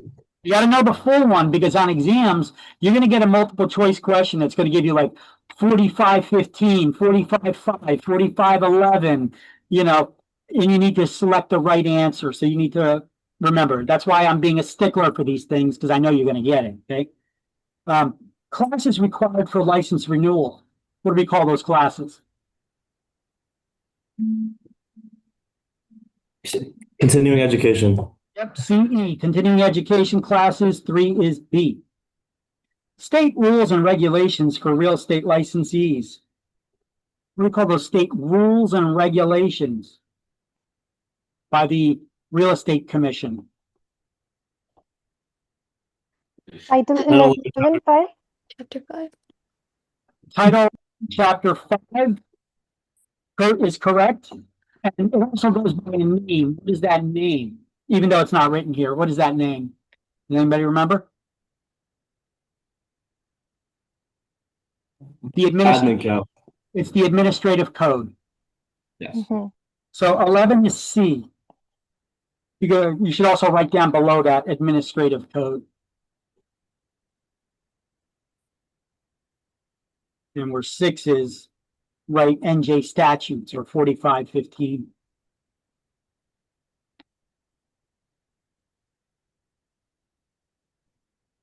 All right. Administrator of real estate licenses. Who is the administrator of those real estate licenses? New Jersey Real Estate Commission. Yeah, the Real Estate Commission, correct. 5 is D.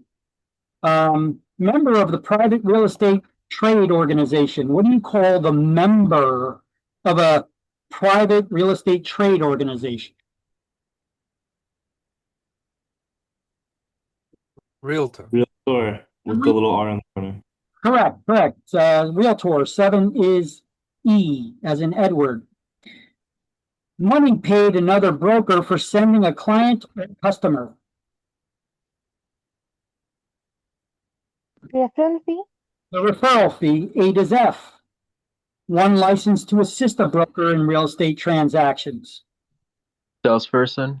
I hope you get that one right. Yeah, salesperson. 9 is G. Reimburses people defrauded or badly served by licensees in a real estate transaction. Guarantee Fund. Would be the guarantee fund. Correct. 4 is H. Individual license to charge the public for real estate services.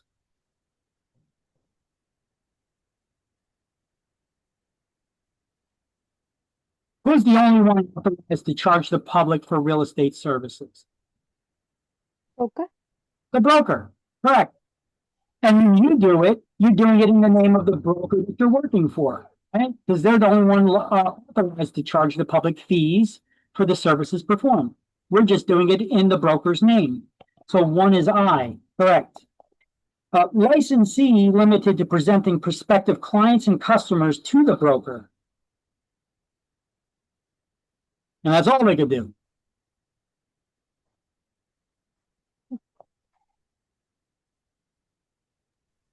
A salesperson with a referral company. Or you can just call them a referral agent. I would have gotten it. That would have been okay too. Well, 10 is J. Mhm. Fully qualified broker who remains under another broker's supervision. Broker salesperson. That's a broker salesperson. 2 is K. See, not too hard, right? But you gotta get involved. We do this back and forth, guys. And when we go over things in the lessons, I explain something and then I ask you a question about something I just explained. There's a reason for me to do this. There's studies that have been done on this, and it's been proven that your mind retains that much more information, not just what you see or hear, but also when you have to think and then speak it. And then even more so if you write it down again. That's why, like all these things I tell you to highlight, a good way. Sometimes I get people that say, how do you study? Okay. Well, I just explained to you part of it. You see it, you hear it, you speak it, like I ask you a question about what we just went over, you speak it, it causes your mind to work, you're saying it, you'll retain more.